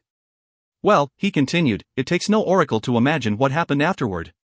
One side of Calibos as he truly was, his outer self now reflecting the inner, and the good Andromeda understandably refused steadfastly to marry him. Queen Cassiopeia, bless her, was torn between a promise decades old and love for her own daughter. Eventually, despite what the bets and the barracks said would happen, she sided with her daughter and called the marriage off. Well, the priests were called in fast to read the signs and omens and generally do their usual mischief. They declared that the goddess Thetis, the patron goddess of Joppa, by the way, was angry. There's some loose talk that this Calibos is somehow related to the goddess. So that made things doubly difficult. Since then, it seems that any man can present himself as a suitor for the princess. But the courting is cursed by Calibos, therefore, by declaration of the priests, any man who fails the marriage testing is fuel for warming. Have many failed? Thallo nodded somberly. Too many. I wonder that any would continue to try. Thallo's face brightened and he looked wistful. Andromeda's very beautiful, my friend. Beautiful as a goddess. I've seen her myself, and she's worth the risk. Besides, whoever succeeds in passing the test and marrying her will eventually become king. The queen has no other children and rule the city and the whole kingdom. If there's so much to be gained, asked Perseus innocently, and you say she's worth dying for, why not try for her yourself? Who, me? Thallo held his sides and almost dropped his whisk as he roared with laughter. Bless me, my young friend, but I'm near as ugly as this Calibos himself. She'd never have me. And I'm not so old that I'm ready to give up my life. I don't like the odds. Seen too many good men fail. No, I'll wait out my pension, thanks, and retire to my family's fruit orchard near Tyre. Besides, I'm already wedded. I don't need a great beauty and a kingdom to keep me happy. Some men might. Perseus was still listening, but now he was staring down into the crowd surrounding the queen. Where is she, then? Not here. Thallo moved away from his wall to gesture past the square and the enclosing ramparts. Over there, in the highest tower of the palace, above the smoke and stench. She's got no stomach for this carrying out of the curse's provisions. It's said she will no longer eat or speak, in protest of this damnable ritual. So she remains up there alone away from these accursed, hell-sent, blood-gutted, putrid, bloated swarms of rotten marsh flies, and he danced violently as something attacked the back of his neck. Perseus stepped back. No one was watching, and Thallo was momentarily occupied. All other eyes were still on the center of the square, where a tall priest was reciting a last litany over the ashes of the most recent royal suitor. Slipping the helmet over his head, Perseus turned to depart. Fallow turned to continue the conversation, startled to discover that his friend had vanished. Nice enough young fellow, that stranger, he mused. Now, where has he disappeared to? A naive young man like that could run into trouble in a city as frenetic and sophisticated as Joppa. On the other hand, old soldier, he told himself, was it not he who asked the questions and you who willingly supplied all the answers? Maybe he isn't quite as innocent as he seems. No matter. He turned back to the square, the conversation forgotten. What mattered now was not catching the eye of the queen, and preserving at least a little blood from these damnable marsh flies. Marketplaces are wonderful, Perseus had decided by that night. You can find anything you need in them: food, clothing, drink, and information. Even information detailing the layout of a palace. Queen Cassiopeia was well liked by her people. Many of them had sought and been granted audience with her inside the confines of the great palace. A few of these fortunate supplicants had good memories of the physical layout. That information was passed on to him with surprising readiness. His innocent face and mannerisms, his curiosity and apparent harmlessness had always stimulated in others a desire to help him, and to show off their own knowledge and wisdom. So he'd had no trouble sketching out a crude plan of the palace's interior and then making use of it. Once he almost stumbled into the royal kitchens, a region of wondrous aromas which he'd been loath to depart empty-handed. But he had no time to stop and snack. Now he found himself crouching behind an enormous marble urn in a long corridor. Ahead to his right should be a guardroom, and beyond it, storage and cleaning rooms. On the far left at the end of the hall would be a stairway leading up to a square tower. He walked softly down the corridor, ever watchful not for the sharks of Seriphos' reef now, but for antagonists of fewer but longer teeth. There was noise from the guardroom, laughter, and easy conversation. No one challenged him. A single guard had been standing watch by the stairway while Perseus had hidden behind the urn, but now moved toward the guardroom, called by his companions. The soldier hesitated, certain he had heard footsteps. But a careful inspection of the corridor showed no one. He shrugged, turned, and entered the guardroom. Behind him the invisible Perseus resumed his walk toward the stairs. The doors there were unlocked, the alcove beyond deserted. A second set of doors at the top of the stairs was likewise unbarred. He pushed inward and found himself staring into a chamber larger than he'd expected to find. It was sparsely furnished, decorated only by an occasional vase or sculpture. There was a sumptuous dressing table, several mirrors, and an open chest containing clothing. Across the chamber was a raised marble platform and on it, a huge bed. The room was cool since the tower's height enabled it to catch the sea breezes which passed over the steaming city below. They blew in through a large open arch. A balcony extended outward from the opening. The bed was enveloped by filmy curtains of near-transparent silk brought all the way from distant Cathay on the backs of camels and mules. Men and animals had perished so that a princess might be spared the inconvenience of mosquito and fly bites while she slept. The door swung farther inward, then closed as if by magic. There were quiet footsteps and the clink of metal on metal. Perseus decided the chamber was safe. There was no other hint of movement within. He took off the helmet. If it were possible, he wanted the princess to see him as clearly as he hoped to see her. Moving lightly toward the bed while still keeping a wary eye ready for unexpected chambermaids, he mounted the marble platform and parted the pastel gauze. Andromeda lay clad in a gown of material only slightly darker, though no less soft, than the screening silks. She was smaller than Perseus had envisioned her after seeing her mother the queen, though clearly no child. Her hair was draped loosely across her pillow, forming a golden aura more brilliant than any crown. An air of disturbed innocence seemed to emanate from her sleeping form. Aloof from the murderous ceremonies in the square she might be, but her expression hinted that she was not unaffected by them. Unable to alter those ceremonies, she had withdrawn from the world that countenanced them. "I will bring you back," he abruptly promised himself. "You are too beautiful to hide here in a tower of cold stone. I will see you out in the world again, free to shine like Apollo's chariot, free of the fear I see in your sleeping face. Let me do this for you and I will myself then be forever happy." He reached in and down toward her cheek, bent on assuring himself that she truly existed and was not merely some godly vision. His hand never touched her. A noise suddenly came to him from the exposed balcony, a vast rushing sound, the echo of disturbed air, the beating of immense wings. Then something coughed and made a sound like two ships grinding hulls. Carefully he turned from the bed and the princess and looked uncertainly toward the arch. There was something enormous out there and it was moving closer. Never taking his eyes from that now shadowed arch, he moved back to where, though hidden by a column, he could still see outside. There was a nearly full moon that night. It showed him too much of the thing that had lighted on the balcony's carved balustrade. In its beak it held a small golden cage. That vast maw could have swallowed the cage in a single gulp. The sharp beak glowed yellow-brown in the moonlight, stained with the blood of untold numbers of corpses. Back of the beak were comparatively tiny eyes the color of previous meals, dark red and glowing with an unholy inner light. It made a noise, a deep-throated parody of a caw. Like a grotesque backdrop lifted intact from some dark play, it shifted its awkward, massively taloned feet. Marble crumbled slightly beneath its vast bulk, but the balustrade held firm. Though big enough to lift an elephant, the enormous vulture displayed a gentle touch as it set the cage down on the balcony. Blaring into the chamber whose entrance was too narrow for its body, it caught again. Perseus hugged the column and stared in fascination at the great bird. It crooned a third time, a definite rhythm to the call. Another sound caught his attention, and he turned to the veiled bed. The princess had turned on her side. As he watched, she moaned softly, her eyes closed. The vulture continued to call, insistent and demanding. Its head bobbed as it tried to peer deeper into the bedchamber. Perseus hurriedly slipped the helmet of invisibility over his head lest the bird espy him behind the column. Then it happened. A second Andromeda had materialized on the bed, rising like a ghost from the moaning body of the sleeping princess. At first no denser than the thin curtains veiling the bed, the outline gradually accumulated substance as it left the princess entirely and began walking slowly toward the archway.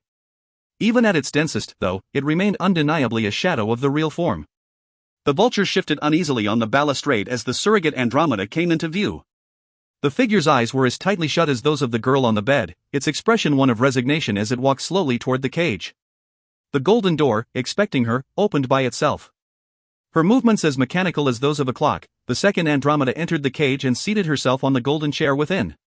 Her hands gripped the arms of the chair and a faint look of nervousness crossed her somnolent face.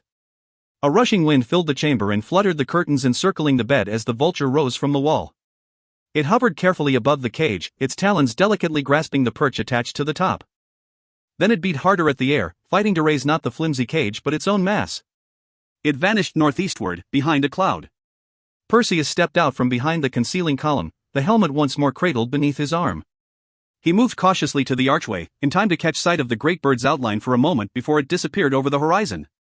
But the cause of the dream he'd just witnessed remained behind, solid and real as his own being. He found himself standing again by the side of the bed. There the princess still slept her unnatural sleep. A second time he reached out, and this time nothing interrupted him from gently touching the motionless face. The princess did not respond, did not move. "Andromeda," he whispered hopefully. There was no reaction, and he really hadn't expected any. He smiled down at the delicate, troubled face. "Once I was told that I should have to search and search, as do all men, to find my destiny. My search is at an end. I have found it now." Impulsively, he bent as if to kiss her, but caught himself with his lips only inches from her own. Affected as she was by some evil spell, might not an unexpected kiss or touch awaken her at a possibly dangerous time? His smile returned. Magician he was not, but he felt certain no kiss of love could harm another. He touched his mouth to hers, feeling a faint, warm exhalation that assured him she was still alive, no matter what portion of her had been carried off by the vulture. She did not react. As he pulled away he wondered what had happened to her, what had thrown her into so divisive a sleep. What role did the great bird play in this? Was it doing the bidding of Calibos, or Thetis, or even perhaps someone else involved in the tangled affairs of Joppa? Too complex for a mere fisherman to puzzle out, he decided. More experienced minds than my own are needed if sense is to be made of this puzzle, and if the princess is to be restored to health and happiness. I can give her the last, but only if she regains the other first. More than knowledge would be required, too. The unraveling of the mystery would require someone with imagination as well as learning. Fortunately, he knew just such an individual. Persuading him to help might be another matter, however. Ammon looked up from the scroll he'd been studying. It was midday but the candles still burned to light the subterranean study. "If you'd remembered to take your sword, perhaps you might have been able to do something positive, instead of standing there gawking like one of the palace statues." Perseus paced the cluttered room like a caged antelope. "That's not the kind of reaction I expected from an educated man like you, old friend. Education is always better applied in such matters with the point of a sword, my boy. Especially when one has the use of the sword you've been given." "It wouldn't have made any difference, Ammon. Even if I'd had a weapon, there was no sense in attacking the monster. The real princess still slept in her bed. I saw her, left her there asleep as before and as real as my own hand. Yet I saw her double go in the cage." He made an angry gesture, sweeping his hand toward the playwright. "What if I had killed the bird? What might have happened to the second Andromeda and thence to the real one left behind in the bed? I might have done more damage than help. I thought it better to wait and ask advice than to act rashly. Ammon nodded his approval. Young you are, but you've a cooler head than this old one. Yes, you're quite right, Perseus. We need to know more before killing can be done. Most importantly, we must find out who is controlling the bird and drawing forth the substance of the poor princess. There lies the danger. Wars are lost when kings fall, not a few of their soldiers. The vulture is obviously servant and not instigator. Who do you think is responsible? I thought Calibos, or possibly Thetis or another immortal who carries a vendetta against Joppa or its queen. Tell me more of this other Andromeda, the one carried off in a golden cage. Perseus thought back to the previous night. It was her very shape and form, down to the last detail of mouth, the final curl of her hair. You remember well, Ammon said, smiling slyly. You must have studied her most carefully. The sarcasm was lost on the reminiscing Perseus. Even her sleeping gown was the same, yet, she was like a dark shadow, a sleepwalker, a ghost, and yet more than that. We know she was not the latter, for ghosts are memories of the dead, and you tell me you left the girl on the bed still warm and breathing. That's right. Then I would venture to guess the second figure was what the astrologers and court magicians call an astral emanation. It is this image of her real self or soul or spirit or astral shell or whatever you want to call it that has been possessed and is being controlled by another. He looked thoughtful for a long moment. When he spoke again, it was with conviction. Calibos must be the one behind this. No goddess or god would operate in so indecisive a manner, not when they could as easily command the real Andromeda. Everything you have described to me bespeaks the actions of a subtle, devious mind unwilling to let life continue naturally. Calibos was denied marriage to the real Andromeda. From what I have heard, it would be characteristic of him to hold on to anything of the princess he can. Surely he is the one who is controlling this small portion of her. He looked sharply at Perseus. It is a small thing, but which way did the vulture fly? Did you notice the direction? It vanished into clouds, but from the time it left its perch on the castle wall it flew steadily northeastward. Ah! Amnion's fist bounced off the rickety old table. Then that settles it. That way lie the swamps and the lair of the Lord of the Marsh. Our friend Calibos. It seems clear enough, then, said Perseus determinedly. We must find or make a way to follow the vulture so that I can be sure of freeing the princess without harm. If and when it appears to the princess again? Yes, but how are we going to follow a creature that flies through the air? Perhaps on horseback? A good rider might track so enormous a bird from below. Ammon shook his head. Not once it entered the swamps. Even if the night were perfectly clear, you'd still soon fall behind. A glint of excitement crept into Ammon's expression. But what you say puts me in mind of another possibility. One that just might offer us a chance, although remote, I grant you. But, by the gods, it would be a chance worth taking. He eyed Perseus speculatively. You have the spirit, the youth, and the strength, and from what I know of you already, I am certain you have the courage. Whether you also have the skill remains to be seen. What I have in mind will require the skill and tenacity of a god. I'm no god, Ammon just a man. But if you think we should try this thing and that it will help me help the princess, I'll surely do my best. Ammon was smiling. Which just may be good enough, my young friend. Love is a powerful stimulant. When and where? Tonight, the old playwright responded instantly. To the northeast of the city. By the wells of the moon, the gods willing or indifferent, which is preferable because it's safer. The moon was a globular yellow-white lamp suspended in the sky. It was bright enough to show Ammon and Perseus the way through the quiet, shallow pools and the occasional thick copse of brush. The low region they were traversing was not swampy but boasted dense growth without the unhealthy atmosphere farther north. Ancient trees shaded the pools and thick creepers and vines gave them a solemn appearance in the moonlight, the epiphytes trailing like a maiden's hair in the still water. Most of the insects were asleep, though the isolated buzz of a mosquito or drone of a frog would sometimes echo through the night air. There was no wind. The scenery looked as if it had lain untouched for 1,000 years. One particularly large pool was the focus of the efforts of the two men. They crawled patiently to its edge, using the gnarled, twisted roots of the great trees to conceal themselves, though there seemed nothing around to warrant such caution. The insects were busy with mundane matters, the frogs did not care. In the moonlight the surface of the pool turned to quicksilver, fragmenting whenever a rare breeze stirred the placid surface. Stars shone bright as gold dust against the velvet sky, flanking the beaming moon. Perseus regarded the glowing orb a moment and saw fit to offer a brief invocation to the moon goddess Artemis, that she might continue to provide them with a clear night through the bright reflection of her own beauty. He'd thought often of Artemis. She'd always seemed such a solitary goddess, transcribing her own distinct path through the universe. He wondered if, as the story said, her skin was truly the color of fresh milk. Ammon gestured toward the pool, drawing him out of his reverie. When the full moon shines on this water, then they say that Pegasus, the last of the winged horses, will sometimes come to drink. Perseus was carefully checking over the thick rope they'd brought with them, making sure one more time that no knots or kinks had developed in the line. Hours passed and he had checked the rope until he was sick of the sight of it. Once a buck and his doe appeared like beige wraiths to sip delicately at the fresh water, and Perseus watched with silent pleasure. When they left, the wells of the moon seemed empty of all life. Would the great winged stallion never appear? Listen, he whispered at last. Ammon had fallen asleep against the crook of a root and Perseus quickly shook him awake. Listen. No, look there. There was a rushing sound, but it might well have been the wind in the branches. I see nothing, boy. Damn these old eyes, Ammon cursed to himself. There. Perseus crouched as low as possible against the shielding tree. From beyond the dark edge of the moon. Pegasus. The stallion shone as white as the chalk Perseus used to pinch from the cliffs of Seriphos. Like a fluttering white leaf, the magnificent animal spiraled lazily out of the stars. Halting in midair, it began to circle the wells of the moon. Perhaps it was playing a game of tag with its own reflection in the waters below. More likely it was making a careful inspection of the terrain before descending. No doubt it was still mindful of the depredations Calibos had once wreaked on its cousins, and was still wary of touching the treacherous earth. Eventually, satisfied with its inspection or game or both, it folded its pale wings and settled gracefully by the sloping shore on the far side of the pool. It looked once to left and right before trotting down to the water's edge. Carefully Perseus unstrapped his helmet while cautioning Ammon to keep his head down. At the distant whisper, the winged horse lifted its head, glancing around nervously. Both men froze. After a long moment of testing the air, the stallion dipped its head once again. This time it began to drink. Perseus slipped the helmet over his head and promptly vanished.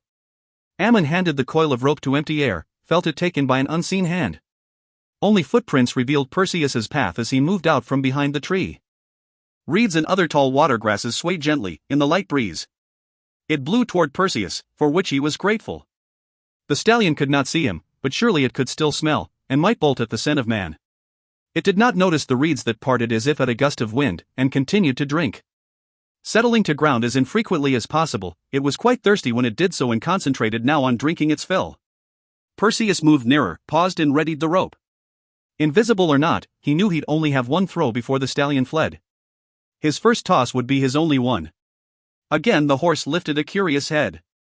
Its ears pricked forward, straining to hear a repeat of the breaking reed it thought it had sensed nearby. But there was nothing in sight and no smell of another large creature in the night air. Yet the sound had been distinct. Confused, the horse turned away from the pool.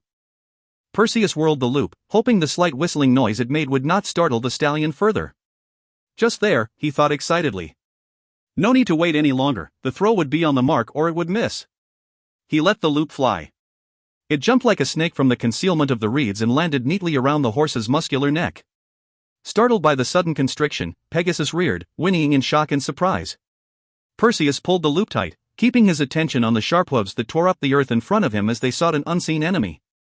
One pull yanked Perseus violently forward, but he couldn't spare a hand to grab for the helmet that tumbled from his head.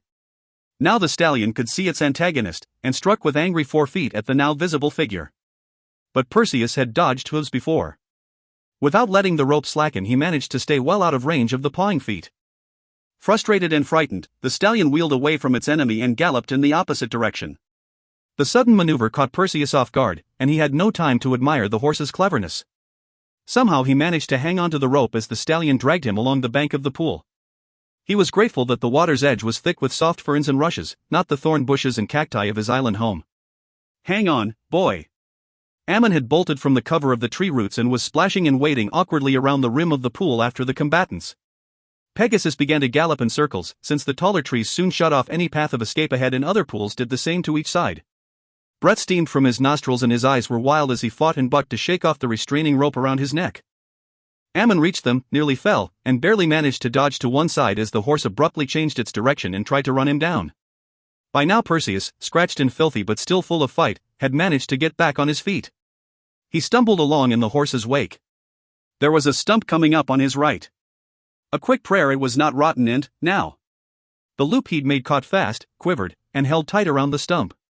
The stallion's head bent back and with a violent neigh it came to a halt. Perseus had no time to exchange pleasantries and Ammon was too tired to, as the youth passed him the end of the rope. "Try and make another loop around the stump if he gives you enough slack," Perseus yelled to the breathless playwright. "Whatever you do, hold fast. You must hold." Ammon hardly had the strength to nod. Perseus took up the end of the rope, and using it for a guide, worked his way forward, dividing his attention between the horse's back and its dangerous hooves. Pegasus turned suddenly, but this time he did not charge. Instead he stood quite still, ears laid back, lips curled to reveal his teeth, vapor steamed from his flaring nostrils. Man and horse regarded each other expectantly. Ammon struggled to wind another loop of the rope around the tree stump, occasionally throwing an anxious glance toward Perseus. That the youth could avoid those slashing hooves had been amply shown. But if the rope should snap unexpectedly? Perseus shook himself free of his temporary daze by breaking his gaze away from the stallions. There was death in those eyes, but also promise. "I have the catch in my net," he told himself, "and it's more dangerous than I dreamed. But I would be a coward to let it go now." He continued working his way carefully along the rope toward the motionless horse. "Steady," he called softly, in as unaffected a voice as he could manage. "Steady, great one, steady and easy."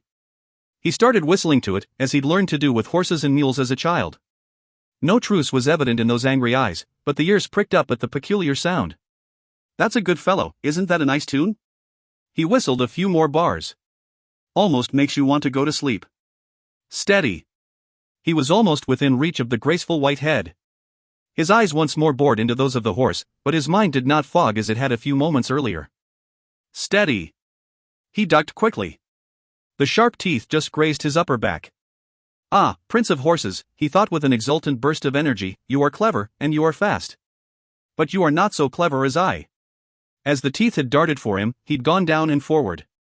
By the time the head twisted to snap at his rising legs, it was already too late.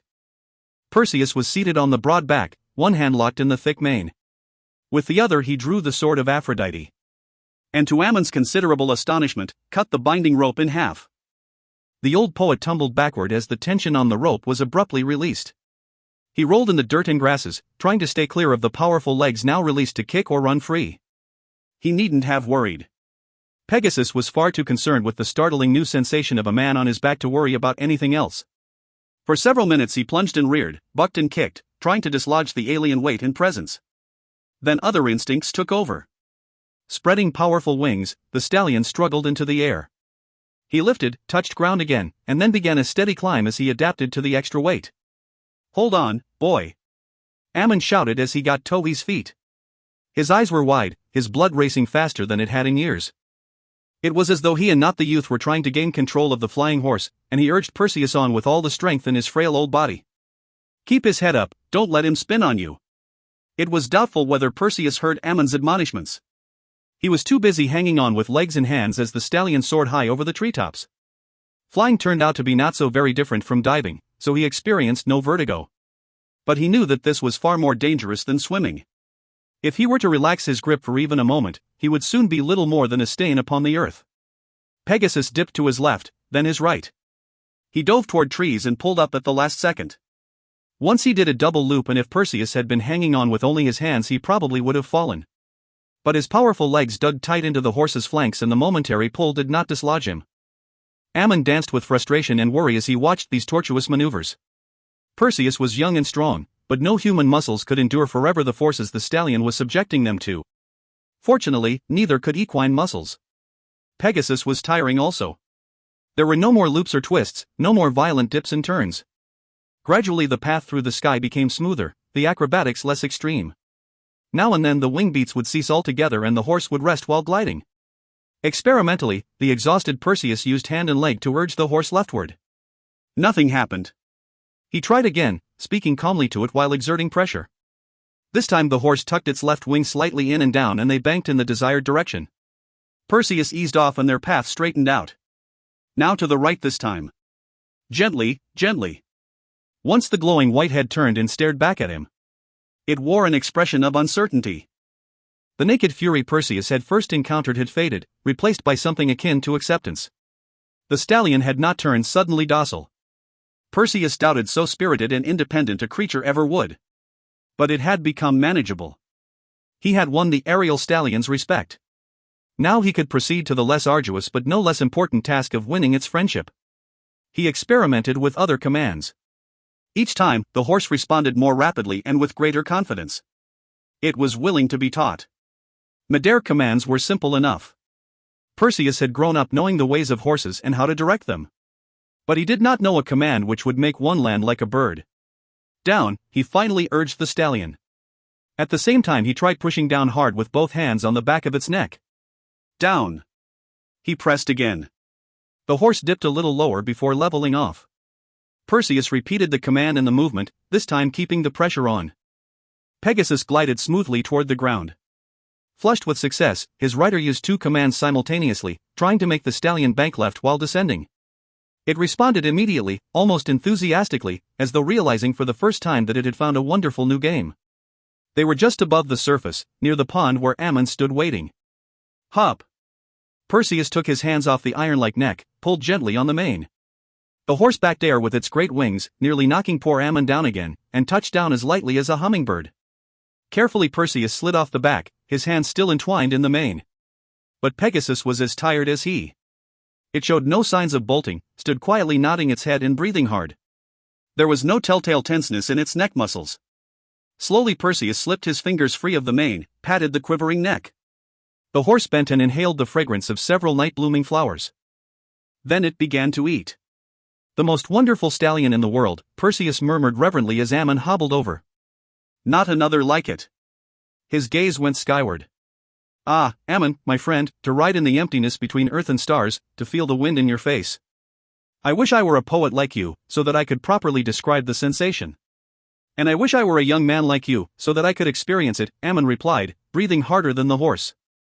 You felt no fear, then? Me? Why, of course. His smile softened and he looked away. At first I was utterly terrified. If I'd been given the chance I think I might have given up, let go. But the one place Pegasus did not fly me was close to the ground.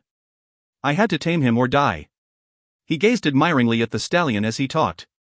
But once he sensed that I meant him no harm, when he felt comfortable with me, he relaxed, as did I. He is responsive to command and willing to obey, as smart a horse as ever I've ridden. Pegasus looked up at him, his mouth full of flowers, and whinnied. He nudged Perseus with his muzzle. All the rage had gone from his noble face. See, he is more than responsive, said Ammon delightedly. He likes you. Horse or men, it's all the same when it comes to friendship and understanding. He speaks to you with actions instead of words, but they are just as comprehensible. Perseus nodded, wiping sweat from his face. He stumbled once and Ammon looked alarmed. You all right, my boy?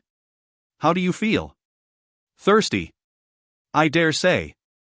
Excitement will dry a body out faster than the desert sun at midday. You sweated across half the sky, may the stars forgive you. I could do with something wet and cold myself. But we've neither amphora nor cups. I know just the thing. Perseus walked away, heading toward the water. Stay with him. But I... Ammon went quiet, looked up at the powerful animal. Nervously, he patted the white neck. It was like patting an anvil. Now then, don't fret, my bird-like friend. Your master will be back in a moment. You don't frighten me, you know. You're only a horse, even if you can fly, even if you are gifted by the gods, even if you could trample me to a small, wet pulp under your hooves. No, you don't frighten me. Like Hades you don't. I should have brought an apple for you. Or maybe a pine cone. But I can't think of everything, can I? I'm only a poor old playwright. Be good, and I'll write you a sonnet someday. The stallion reared slightly and whinnied. Ammon stayed close, tried to speak reassuringly. It was difficult, however, considering the quaver in his voice. Be good now, great Pegasus, master of the sky. Perhaps you'd prefer a whole play, eh? He looked anxiously toward the water. What was that boy up to, and what was keeping him? Here it is, came the call from the shoreline a moment later. Perseus's outline bent, his actions concealed by darkness. Then he was returning, something shiny cupped in both hands. Pegasus gave the distracted poet a friendly nudge and sent him stumbling. Ammon kept his instinctive response to himself, however. Perseus held out the helmet of Athene, now brimming with fresh water. The horse eyed him for a moment, then sniffed at the helmet. And then he was drinking in long, noisy gulps. Ah, so you grew thirsty too, my fine friend. Perseus said as he stroked the muzzle with one hand. By the time the stallion finished, there was only a little left in the helmet. Symbolically, Perseus finished it, then caressed the horse affectionately. You and me from now on, my friend without feathers. We drink the same water. Even our names are similar. Perhaps we are related, eh? He grinned at Ammon. We did it, old man. We've tamed the one steed in all the world fit for a god to ride. Ammon shook his head and spoke admiringly. No, my boy. You did it. He raised a hand to still Perseus's protest. I was amply rewarded by being privileged to watch. I will derive a most wonderful play from this night. That is pleasure enough for me. Perseus held the helmet right side up, let it drip clean. What now? I have a few poor skills, my good friend, but little knowledge. The mood surrounding them turned somber. When it comes to tracking gigantic vultures who carry off the astral shells of sleeping princesses, I am as poorly experienced as you, Perseus. We must plan carefully what you are to do next, for if it is truly Calibos who is behind these ghostly excursions of her spirit, only the wise and cautious may return to attest to it. He put a hand on Perseus's shoulder. I have grown fond of you in a short time, Perseus. And I even find myself feeling compassion for the Princess Andromeda, though I never thought I could feel sympathy for any member of royalty. I do not wish to see either of you become food for worms. 6. Andromeda tossed spasmodically on the curtained bed. Always the same dream. Always the same, always frightening, but somehow compelling. Yet it seemed no matter how hard she tried to scream, she could never wake herself up. It was coming for her again, as it had so many nights previously. How could she tell it was night or day, fast asleep as she was? The small part of her consciousness that remained did not know. What it did know was that it would have to watch helplessly as that true part of her was drawn off, sucked away by some horrid compulsion she was unable to resist. She was weak now, so weak from the repeated draining of self that if it continued much longer she was certain she would die. She no longer feared death, however. It was preferable to this unclean use of her inner self. Death would end the dreams and free her. A false freedom, she knew, but the only kind she could any longer look forward to. Her body twisted and she cried out. Something was wrenching at her heart and mind, sending a shiver through her whole body. The magic that compelled her was urgent and brutal, content to have its way without regard for how it left her. She slumped once more, completely worn out and devoid of hope. Her second self rose and trod the path it had learned many times over. Down the marble dais, out through the archway, onto the balcony. The cage of gold awaited her there. Moist pools of crimson regarded her impatiently as she entered the open portal. The bars closed tight and she convulsively gripped the arms of her chair. The vulture lifted from the balustrade. Once more it hovered, grasped the perch welded to the crest of the cage. It lifted ponderously into the night sky and soared to the northeast, retracing the same invisible path it had followed in coming. Nothing was changed, nothing was different. Only one thing, perhaps. This night, it had company. High above and behind the bird, who was as easy to track on the cloudless night as a merchantman's dhow in an empty harbor, flew a far smaller, more agile shape. It was pale white and something dark sat on its back. Perseus clung to the makeshift harness and kept his attention on the distant but still clearly defined silhouette of the vulture. The helmet and sword were secured to his belt. Ammon had urged him to take the shield also, but Perseus had declined, reasoning that its additional weight might reduce Pegasus's mobility. Besides, he'd told the poet, if a sword that can slice through marble, and a helmet that renders its wearer invisible are not sufficient protection for one man, then I am unworthy to be husband to Andromeda. Ammon had shaken a rueful finger at him in parting. May your success match your gallantry, young Perseus, and not mark you an overconfident fool. But the shield was heavy. Maybe the boy was right. Anyway, who was he to argue with him? He was a tired old writer, not a retired general. Marshal your words, Ammon, and let younger men marshal their weapons. But damn, he thought as he'd watched man and horse soar upward into the night, I wish I were going with him. The vulture continued to gain altitude, rising with mighty beats of its enormous wings. Perseus urged the stallion higher, hoping to remain far from the great bird's notice. It seemed intent only on carrying out its task of conveying the princess to some unknown destination, however, and paid no attention to the flocks of terrified birds it occasionally scattered. A glance downward showed the towers and compounds of Joppa, lines of limestone and marble marring the earth. Behind him was the gleam of moonlight on the Mediterranean. Perseus returned his attention forward, squinting into the wind and grateful that the night was not stormy. He'd spent too much time in too many small boats out on the ocean for the dips and rises of the flying horse to make him sick. But his mind was filled with too many other thoughts and worries for him to enjoy the spectacular ride. Finally the vulture began descending toward a layer of low clouds. Perseus urged the horse to a faster pace, not wanting to lose sight of his quarry. "I'd been asleep," he thought with amazement. "Thank the gods I did not fall." He roused himself to full alertness, watching the huge carrion eater sink into a shifting, cloying mist. They were far from the cool shore breezes of Joppa now. The air rising from below was humid and hot. Where moisture met desert in the lowlands and where there was ample groundwater, one sometimes found the foulest of swamps. It was a fitting home for the vulture. And for its master, Perseus thought darkly. He dug his thighs into Pegasus's flanks, murmuring down. Soon they too were swallowed up by the mists. As they dropped, the temperature began to rise. Soon it was uncomfortably humid, despite the fact that it had been a pleasant night in Joppa. Sweat rolled from both man and horse. Perseus peered downward but could see nothing, and had to hope his mount had a better sense of its surroundings than did its poor, blinded rider. Then the mist seemed to lighten, letting the moonlight through, and he could see they were not far from the surface. The trees of the benighted land were twisted as if in pain, their leaves hungry for the sunlight that rarely penetrated here. Bushes crouched low to the earth, as though ashamed of what this land had made them. There were no flowers. Even the reeds and rushes looked unhealthy, marked as they were by gray, scabrous growths that clung persistently to their stems. Water moved like oil, sluggish and tired. In places noisome smells rose from bubbling pits of sludge. From time to time something hiding deep in this foul landscape would emit a challenging, lingering cry, a sound as devoid of beauty or grace as its surroundings. Somewhere in that mist was a huge disturbance where something large moved. Feet followed cage as the vulture descended to the roomy earth.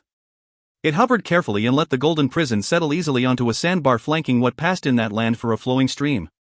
The door opened. The figure of Andromeda rose mechanically and stepped out.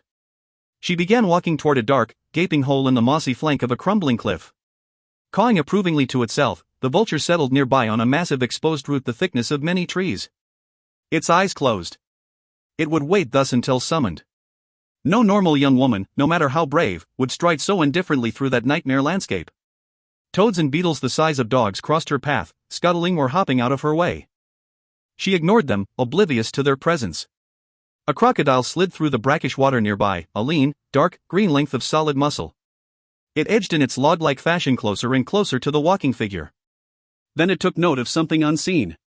The reptilian eyes could not show fear, but the carnivore turned instantly from its intended prey and dove with a violent slash of its powerful tail, leaving only a trail of bubbles in its wake. There was a sound of footsteps and breaking twigs. The feet that made imprints on the soft earth were no longer entirely human. Once they were. Now they supported a demonic grotesquerie. Anger and magic had turned that powerful figure into something out of delirium. Its posture was crooked, the face a twisted mask of failed humanity, a true mirror of the mind that now lay buried beneath horn and bone. It could not wait any longer within its lair and so had lurched out to meet Andromeda. She stopped. The silence that ensued was broken only by the sounds of bubbles bursting in the muck, by an excited cry from the briefly awakened vulture, and by a persistent, unpleasant, heavy breathing. Two massive arms reached for the slightly swaying figure of the princess. They held the ends of a necklace of fine gold worked by the inhuman smiths who inhabit the border region between Earth and Hades. "A gift for you," the figure growled thickly. Andromeda did not react. Her eyes stared vacantly forward, as though the gift-giver were not present. Calibos placed the necklace around her throat, his hands trembling slightly at the nearness. Thick fingertips wrestled with the latch and finally succeeded in securing it. Then the man-thing stepped back, studying the effect of the necklace on that smooth and pale throat. It shone brightly even in the dim misty light, testimony to the skill of goldsmiths who worked with things finer than hands. "It is good. It becomes you, Andromeda. Your neck flatters the gold." She did not respond. He grunted hoarsely and turned to gesture imperiously toward the dark hollow in the cliff face. Obediently Andromeda resumed her walk, the beast following impatiently. He limped slightly on his cloven hoof, favoring the still human foot. Once the place might have been a temple. Now it offered shelter only to creatures of the dark, to persistent probing roots and plants. Water dripped from the roof of crumbling limestone. The place had witnessed war and pestilence in eons past. Now it was to Calibos his refuge, to anyone else, his lair. Skulls decorated portions of the cavern, their bleached curves whiter than the decaying marble they were perched upon. There were weapons taken from those foolish enough to cross into Calibos's domain, each spear or sword set by a matching skull. Andromeda walked in, impassively moving past ruined blocks of stone which had tumbled to the floor, stepping over cracks and crevices. She knew what was expected of her. She halted before the ancient throne which Calibos had made his own. Silent and helpless, she stood there and waited. Calibos marched up beside her, hesitated a moment as always, then ascended his throne. He sat silently studying her, one clawed hand tapping an arm of his seat. It was quiet in the cavern. As before, they had a waiting game to play out. And as before, it was Andromeda who broke the silence and spoke first. If she did not, Calibos would remain content simply to drink in the sight of her. It was easier to have him talking. Calibos, why have you summoned me here, yet again? Why so many journeys, so many times? I've never before asked you your reasons. Is that because you feared to know the answer? He countered. Or can it be that your curiosity has finally overcome your fears? I think I have always known, but saw no reason to discuss the inevitable. You know that I will not marry you. Your magic compels me to come here, but not all the power of the dark spirits can force me to accept you. Little fool. He shook his head slowly, his expression a cross between smile and snarl, the two welded together by frustration. I know that as well as you. Did you think, though, that I would surrender you so easily? I cannot have you, but even if I cannot look on your true beauty, I can bring its mirror image here, and look on it, and remember how you once loved me. And I will continue to do so until we are both aged and deformed. He laughed at his own humor, a deep, guttural noise. Loved? I was promised to you, Calibos. Promised as an infant. I never loved you, not then and not now. Once I respected you as a noble lord, but even that soon left me. You loved me. A heavy fist slammed down on the arm of the throne, nearly crackling the wood. The sound reverberated through the cavern. Tiny crawling things rushed for deeper, safer holes. You did. No, Calibos. Never, dot. You did. Before Zeus damned me, before I was cursed with deformity. He calmed himself and his tone softened. Remember how I was then, Andromeda. He spoke imploringly. Remember what I was like as a man. I remember. You were handsome and strong. Wrought the inner self your body now mimics showed through even then. You were cruel, Calibos. Cruel and callous and uncaring. You laughed at those who were not blessed with your heritage, your looks, your wealth, and you tormented those lesser than you. Now you have become less than them. She nodded once, sleepily. This is not damnation you suffer, but justice. You reject me, as always. I cannot love you, Calibos of the marshes. Not now and not even if you were changed back to your former self. I have seen you as you are. You would always remain ugly to me, Calibos. She raised a shaky, unsteady hand and pointed at him. You see, Calibos, I know you, dot. The Lord of the Marshes turned his head away as if in pain. In his anguish he could not tell for certain whether it was his unrequited love or the truth of Andromeda's words which stung him more. Then he whirled back round to glare down at her, nostrils flared, saliva dripping from the two fangs which had grown from his canines. His tone changed and his real self surged to the fore. Know then, he said harshly, his voice now a rasping probe, that it is time for you to learn another mystery, to memorize another question.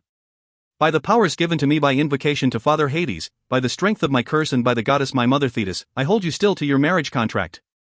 Another question for another suitor. When will one answer you aright? When will the curse be broken? I will answer for you. Never. You will learn new questions and new riddles. He chuckled grossly, his true self taking free rein. You will watch the worthy perish along with the pretenders. What pleasure you give to the executioners of Joppa. Never have they been so busy. No, I beg you. No more fires in the city square. No more deaths on my behalf. On your behalf?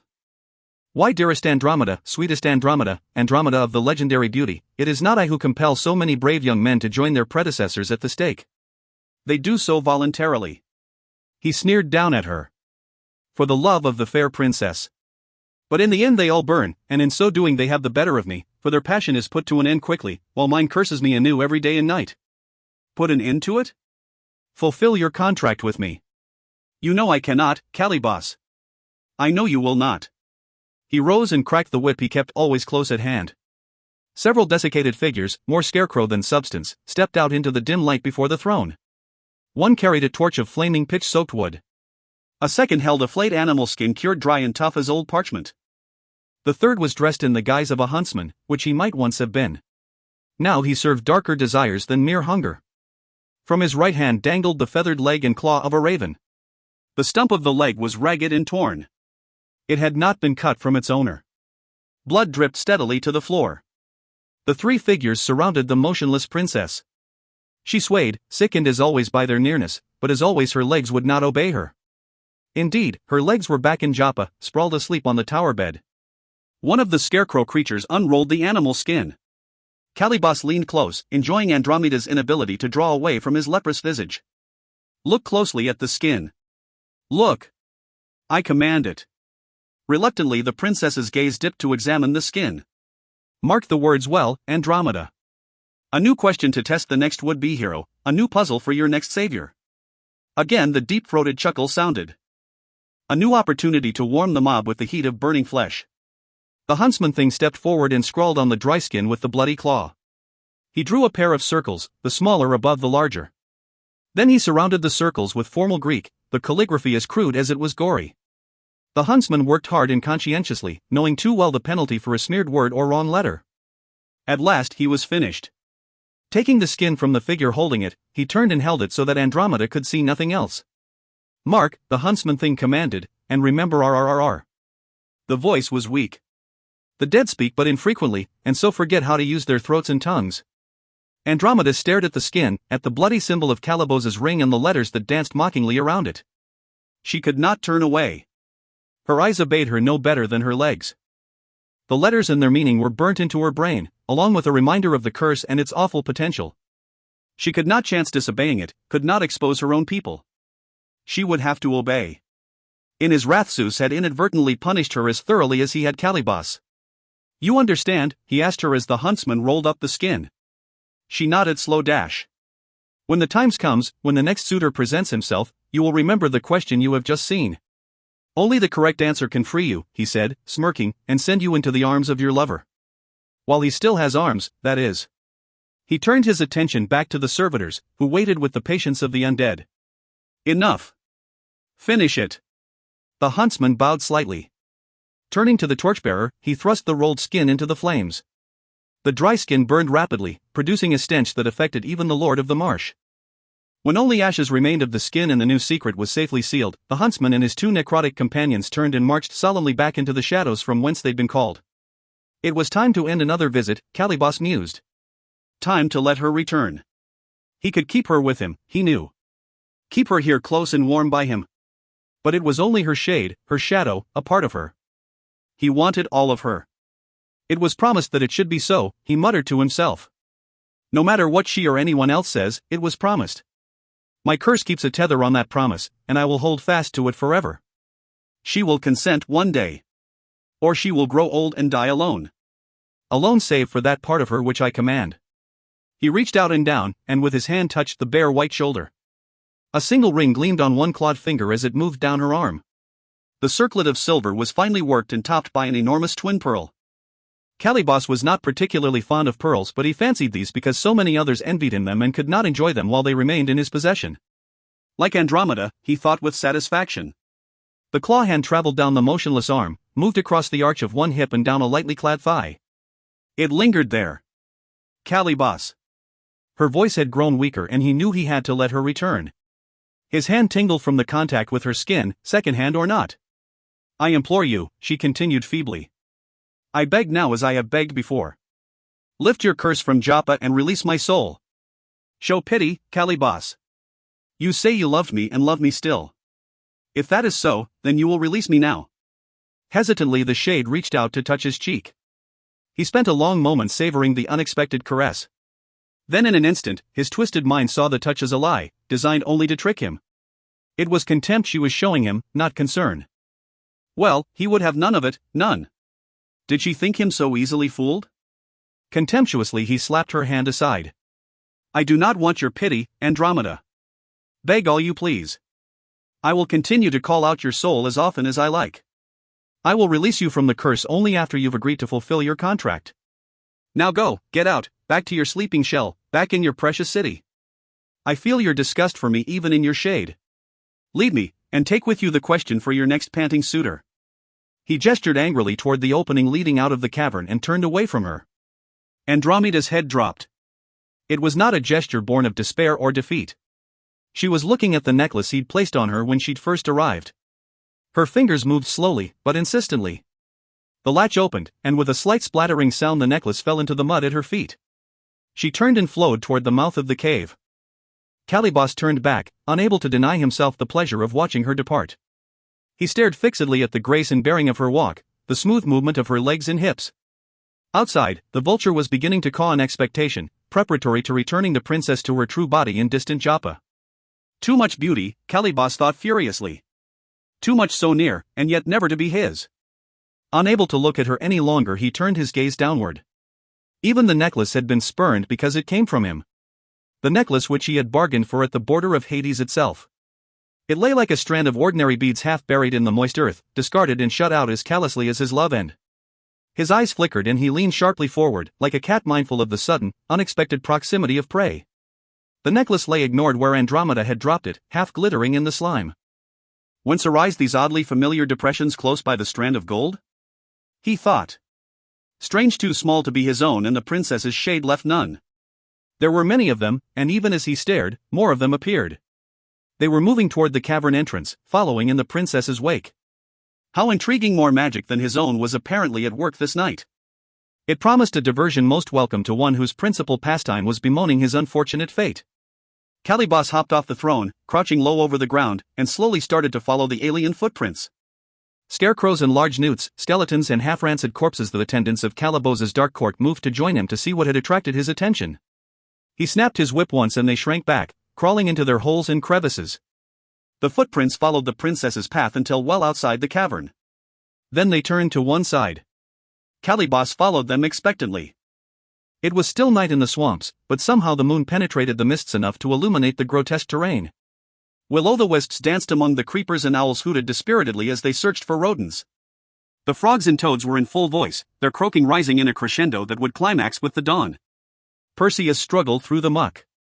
His sword was still fastened securely at his belt, but he'd nearly lost the helmet twice already because of poor footing. If the helmet fell into some bottomless mud sump, it would be lost to him forever. Confident now in the success of his journey, he removed it and tucked it securely under one arm. His gaze went upward, though there was very little difference between mist and sky. "Pegasus," he called out as loudly as he dared, though he estimated he'd come a considerable distance from Calibos's lair. He continued wading through the fog. "Pegasus, my good friend." To me, Where had the stallion taken himself? If he'd lost interest in his recently acquired human companion and had flown off, it would be a long journey indeed back to far Joppa. "Come, Pegasus." A frog sprang alertly out of his path, landing with a splash in the dark water. Perseus made his way around a massive dead stump whose exposed roots were thicker around than a man. He examined the broken top. Perhaps his voice would carry better from higher up, and he might be able to gain some idea of his immediate surroundings. He did not recall passing the stump, but surely he'd left the flying horse lightly tethered somewhere nearby. The roots of the ancient stump were twisted like brown wire. Perseus moved to the base, seeking a suitable route upward. He was an excellent climber and the stump was not that high. Several roots were too small, others too rotted to support his weight. Since his attention was directed upward, he failed to notice the slight movement of two of the smaller roots. One of them displayed a pair of shining blobs near its end. Closer inspection would have revealed what might be unusually large pearls. "Pegasus. To me, friend." He paused a moment to ready himself for the short climb. Behind him, roots that were not roots moved with astonishing speed, wrapping hard around his neck. At the youth's imprisoned throat the pearls gleamed sickly in the wan moonlight. Instinctively, Perseus jabbed backward with an elbow. He hit something as solid as the logs he'd passed. The figure holding him laughed a taunting, inhuman sound. He jabbed again and met unyielding flesh.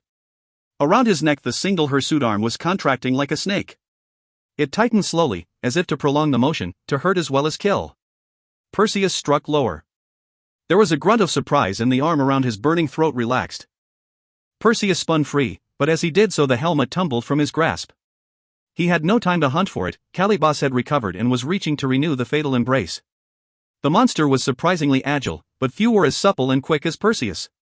Avoiding the powerful fingers that sought his throat, he struck repeatedly at the broad body confronting him, searching for a weak point within the half-reptilian flesh. While they fought, the helmet of invisibility rolled down the slight embankment to disappear forever, claimed like so many artifacts and men by the clinging muck of the swamp. Only Perseus's speed kept him from being overpowered. But the terrain worked to his disadvantage, slowing him down and finally allowing the more ponderous Calibos to gain a second grip on him. Down they went into the mud, with the grinning Calibos on top, forcing the youth back and down toward the waiting water. Somehow Perseus got his sword free. But for all his inhuman appearance, Calibos was no blind, raging animal. Seeing the danger immediately, he slapped one hand on Perseus's wrist, pinning it and the sword harmlessly against the earth while the other hand continued to force the youth's head back toward the mud. 7. Of all the structures financed by the commerce of Phoenicia, none was more elaborate or beautiful than the great temple of the city of Joppa. Though smaller, it boasted more columns of rich marble and finer tapestries than the Parthenon in distant Athens. Its ceiling was higher, its appointments more luxurious. There was even a second-floor balcony which gave it an intimacy many smaller buildings might have envied. At the far north end of the temple rose a great marble statue of Thetis, patron goddess of the city. Gold and ivory decorated the goddess's likeness. She sat on a marble throne of seashells and creatures of the sea, her back supported by the graceful, arching shape of a seahorse. Silken canopies of the richest purple shielded her from above. Her immovable form frozenly gazed down at those who might come to worship, to beg favors or forgiveness. This morning the temple was crowded. The usual ceremonies had been performed to assuage the privileged, the priests had done obeisance and executed their sacrifices, had delivered their sermons and ran through their genuflections. A smattering of ordinary citizens pushed and shoved among the wealthy those fortunate enough to have some pull with this or that official or merchant or soldier of the guard. They anxiously awaited the next act of the continuing drama which kept the city beneath a permanent cloud of doom. There was a brassy, flat blare of trumpets and a stampeding roll of drums. Queen Cassiopeia appeared, followed by the slow-moving, completely veiled form of the princess. They halted next to the foot of the statue. The fanfare died. Cassiopeia surveyed the crowd from where she stood, ringed by the lanky shapes of the temple priests. Separating them from the crowd was a fine of soldiers, alert now that some important duty was demanded of them. Even old Thallo's armor was polished to a high shine, his leather oiled and supple. He and his companions were all business now. The milling throng hushed as all turned expectantly toward the dais fronting the statue. Once again, a silvery, strong voice announced to them, "I, Cassiopeia, Queen of Joppa, present to you my daughter Andromeda. If there be any man here worthy to seek her hand in marriage, then let him now make himself known to us." Her lips closed tight, completing her grim expression. "All know the conditions which must be met before such a proposal may meet with acceptance," she continued. "Let a worthy suitor step forth." There followed the usual uncomfortable shuffling by the citizenry, and an embarrassing silence. Come, the queen finally urged, "Is there no one?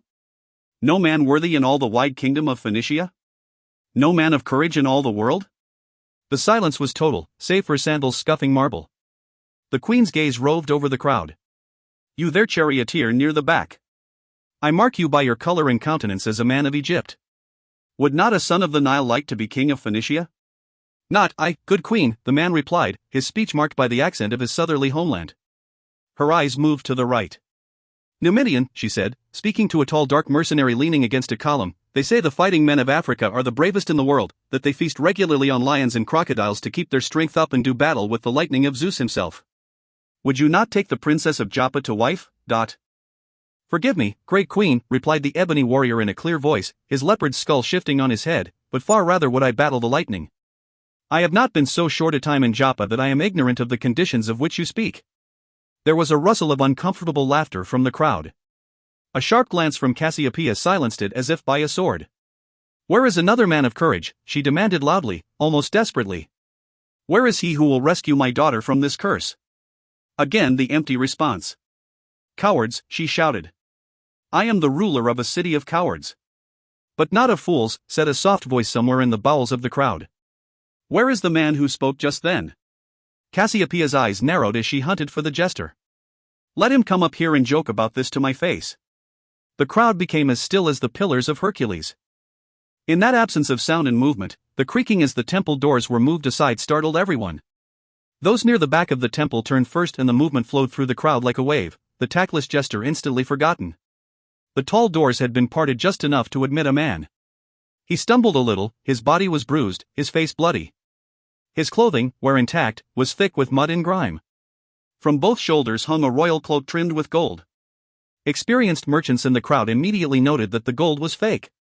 The bruises and cuts on his body were real, however, and not the product of clever makeup. Trotting in behind him with immense dignity was the stubby form of a playwright and poet recognized by only a few startled members of the crowd. There was something in the young man's appearance and manner which made the crowd part instinctively to let him through. Or perhaps it was the ferocity of his gaze. As he marched unchallenged toward the base of the statue of Thetis, he struggled to straighten, to cure himself through sheer willpower of the injury which was causing him to limp. At the first steps he stopped, looking hard at those waiting there, and then lifted an arm in salute to the queen. The soldiers regarded him uncertainly. They eyed their officers and awaited instructions, while the officers in turn waited for a command from the queen. Cassiopeia was alternately amused and impressed by the young stranger. Anyone with the audacity to interrupt such an important ceremony was worthy of attention. She took note of his fresh wounds, his overall appearance, the ragtag attire that was half beggar and half king. "Who might you be, my cocky young visitor?" "I am Perseus. Prince Perseus, if you please, lady." He drew himself up. Prince Perseus indeed. She did not smile. Prince of mud and delusion, it would seem. Prince and heir to the kingdom of Argos, such as it may be. Mention of that ill-fated city across the sea raised a curious murmur from the assembly. Cassiopeia was not impressed. "Really? And what do you wish of us, Prince Perseus of Argos such as it may be?" He turned to face the princess, who did not react to his presence. She began to show signs of curiosity, however, if not recognition. "I know the penalty and the rewards." "Penalty and?" Cassiopeia's attitude toward the bedraggled figure changed radically. She tempered her delight with caution. "Know what you are about, young man. This is no puppet show here, put on to amuse bored children. Think on what you are about to do." He looked back up at her. "Death by burning if I fail, marriage to Andromeda if I succeed. I see that you have thought on it." "Then it shall be as you wish, young man." She looked to one side and raised an arm commandingly.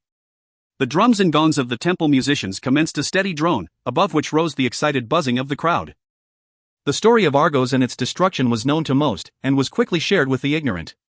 Many believed the tale, but the ancestry of this stranger who claimed to be its long-lost prince was clearly open to question. Not that it mattered. Gallant he surely was, prince he might or might not be, but he would most certainly smoke and scream as readily as the others when the fire licked at his ankles. That was the consensus of the crowd. There was not even any betting, as had sometimes happened on such occasions. The odds had long since proven themselves too one-sided. Gently, the queen raised the veil from Andromeda's face. She lifted her eyes uncertainly, and when her gaze found that of her latest suitor, her confusion was magnified. She blinked and shook her head as if to clear it, then stared harder at the young man. He returned her stare with equal fervor. I am still asleep," she finally muttered dazedly. You are not real, Dot." Cassiopeia had thought the day's surprises at an end. Now her gaze bounced back and forth between her daughter and this self-anointed prince. "You know him?" Andromeda swayed, tried to keep her balance.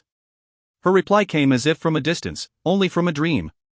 She looked down into Perseus's eyes, fighting to remember, what?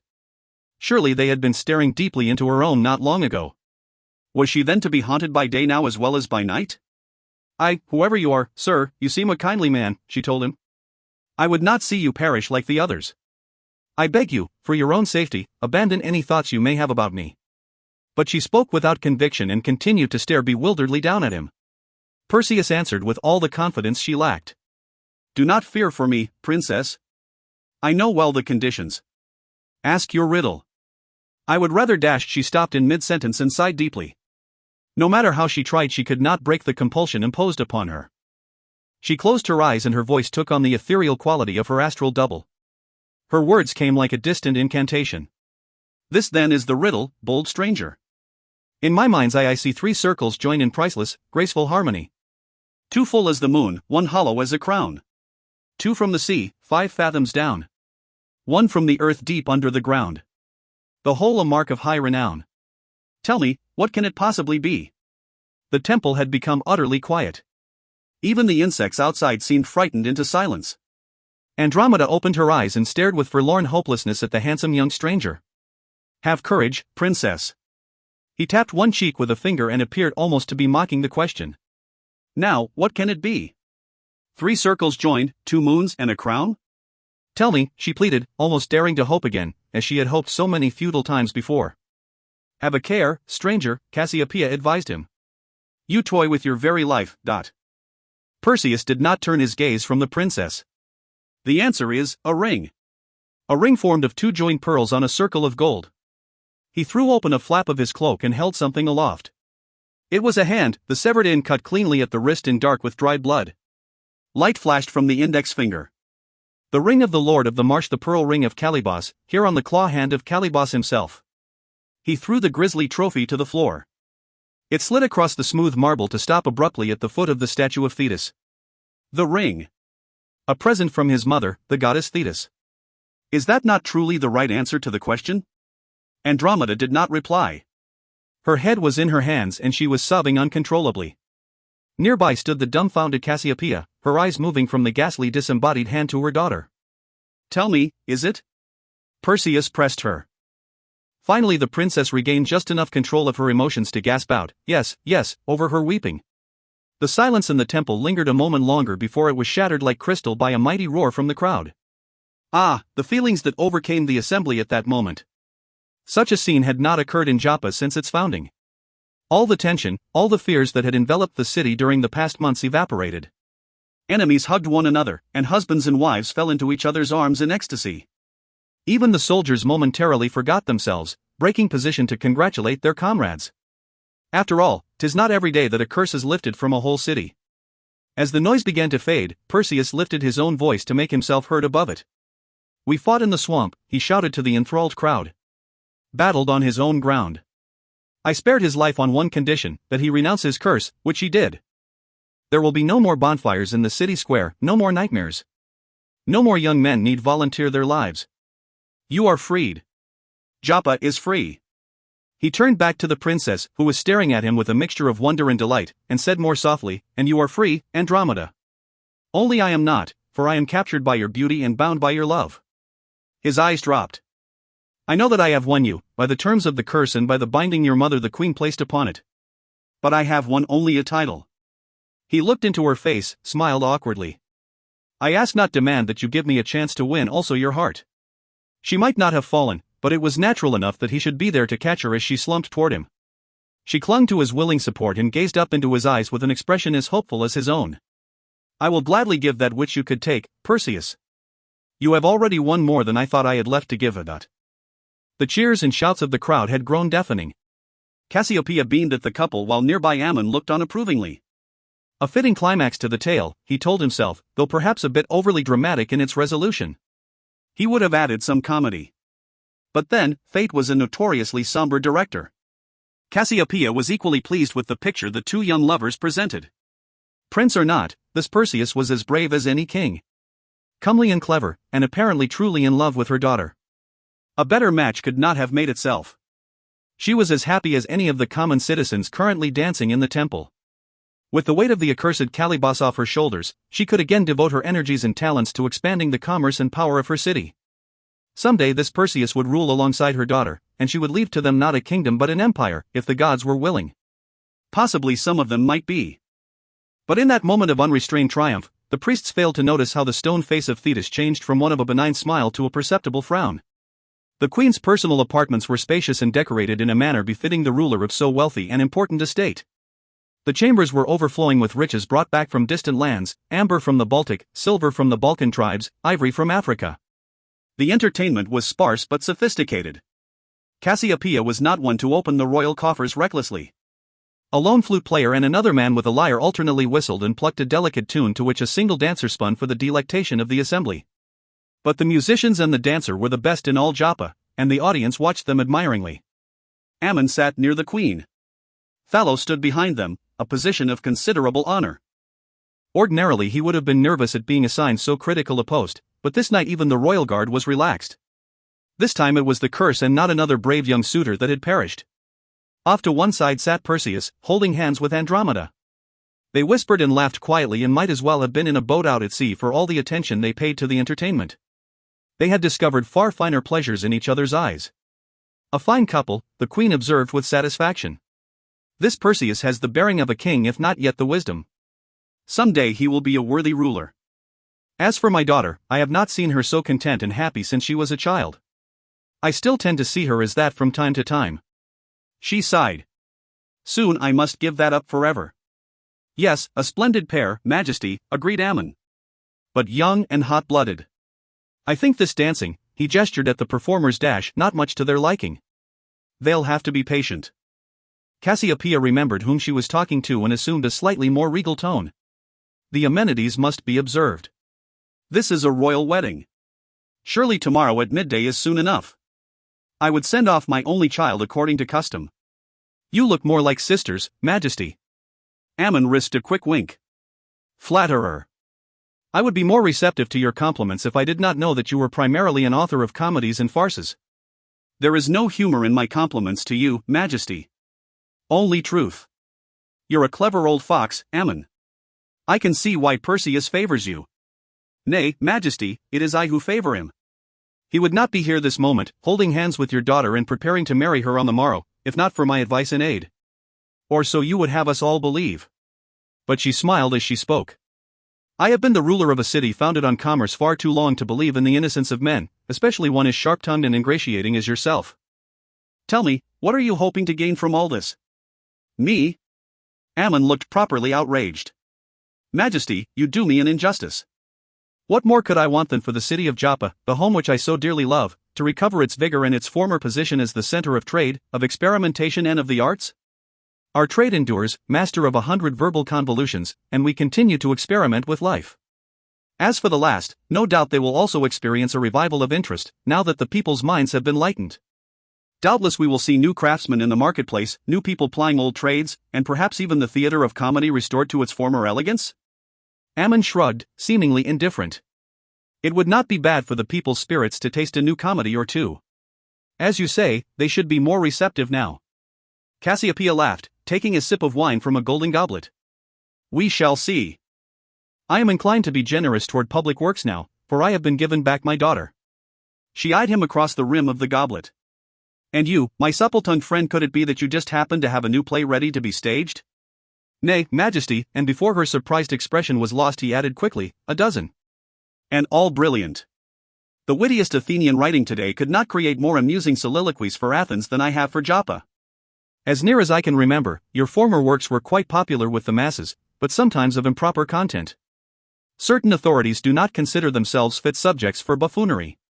But it is they who insist on lending themselves to parody, Majesty. And such amusements alleviate the worries and woes of the average man. He hastened to add, these new plays I've written wouldn't offend anyone. All very proper, I assure you, dignified and moral. A pity. What is, Majesty? She grinned at him. I rather liked the improper ones. It was deserted in the temple. A few torches still flickered from brackets set high in the walls. Several sandals, a brightly colored sash, other debris remained undisturbed where they'd been dropped and forgotten during the celebration earlier. Not even a priest was present. They were busily readying for the rituals of a royal marriage and had much to prepare. A faint creaking sounded from the main entranceway, and a thin sliver of moonlight entered the torchlit chamber through the parted doors. No guards stood ready to challenge. On so joyous a day it was unthinkable that anyone would try to desecrate the temple. The priests had declared that the doors should remain unlocked so that any who might wish to give private thanks for the deliverance of the princess would have free access to the temple at any hour. The single figure that now hobbled into the temple was not there to give thanks. He had traveled a long way in considerable pain, and his body was flooded with rage, not thankfulness. Even had guards been present, they would not have been able to keep him outside. His feet dragged tiredly across the marble floor. One arm ended not in fingers but in a bundle of stained, dirty bandages. He shuffled onward until he was standing at the base of the great statue. A last look around revealed that he was still alone within the sanctuary. His eyes lifted to the face of the sculpture. Thetis, divine goddess of the sea, hear the prayer of thy son Calibos. Show me the way to justice. Show me how to punish the blasphemer Perseus, for such I have since learned is the name of he who did this, and he thrust the bandaged, bloody stump toward the statue. There was no reply, so he continued. In wounding me, he has insulted you. Surely he must be punished. Help me. Show me what to do, and I will carry out your will. A peculiar glow emerged from the face of the statue. The marble softened and flowed as though it had turned to soft clay beneath the hands of a master sculptor. When all the hardness had finally left the polished stone, the face of Thetis looked down expressionlessly. Perseus is protected by Zeus himself. There is nothing I can do. What of this insult to you? And what of this? Again he waved the handless arm. Thetis's voice was not cold, but neither was it promising. A sharper than mortal sword cut off your hand, Calibos, but it was a mortal hand that wielded it. It was a fair fight. More than fair, I should say, for you have the strength of any two men. Even Hercules would have trouble defeating an eel. The goddess did not sound impressed. And even though you would have slain him in an instant, and tried to do so, still he spared your life. I do not call such an action blasphemy. Be grateful this lesson has cost you only a hand. I cannot act against Zeus's orders. I cannot punish this Perseus. You must fight your own fight, Calibos.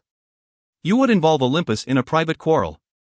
Then if you cannot punish him, punish those he loves, the queen, Andromeda, the people of Joppa. He smiled, but there was no humanity or humor in it. How ironic it would be if the same fate that befell Argos happened here because of Perseus. A second such manifestation in his wake would cause him to be shunned in every city in the world. No country would offer him sanctuary for fear of suffering a similar fate. He glared sharply at the statue. Persuade your devoted Poseidon to let loose the Kraken against this city too. The god of the waters is brother to Zeus and would stand against him if you asked it. Let the Kraken destroy Joppa as it once destroyed Argos. I demand this justice. Justice?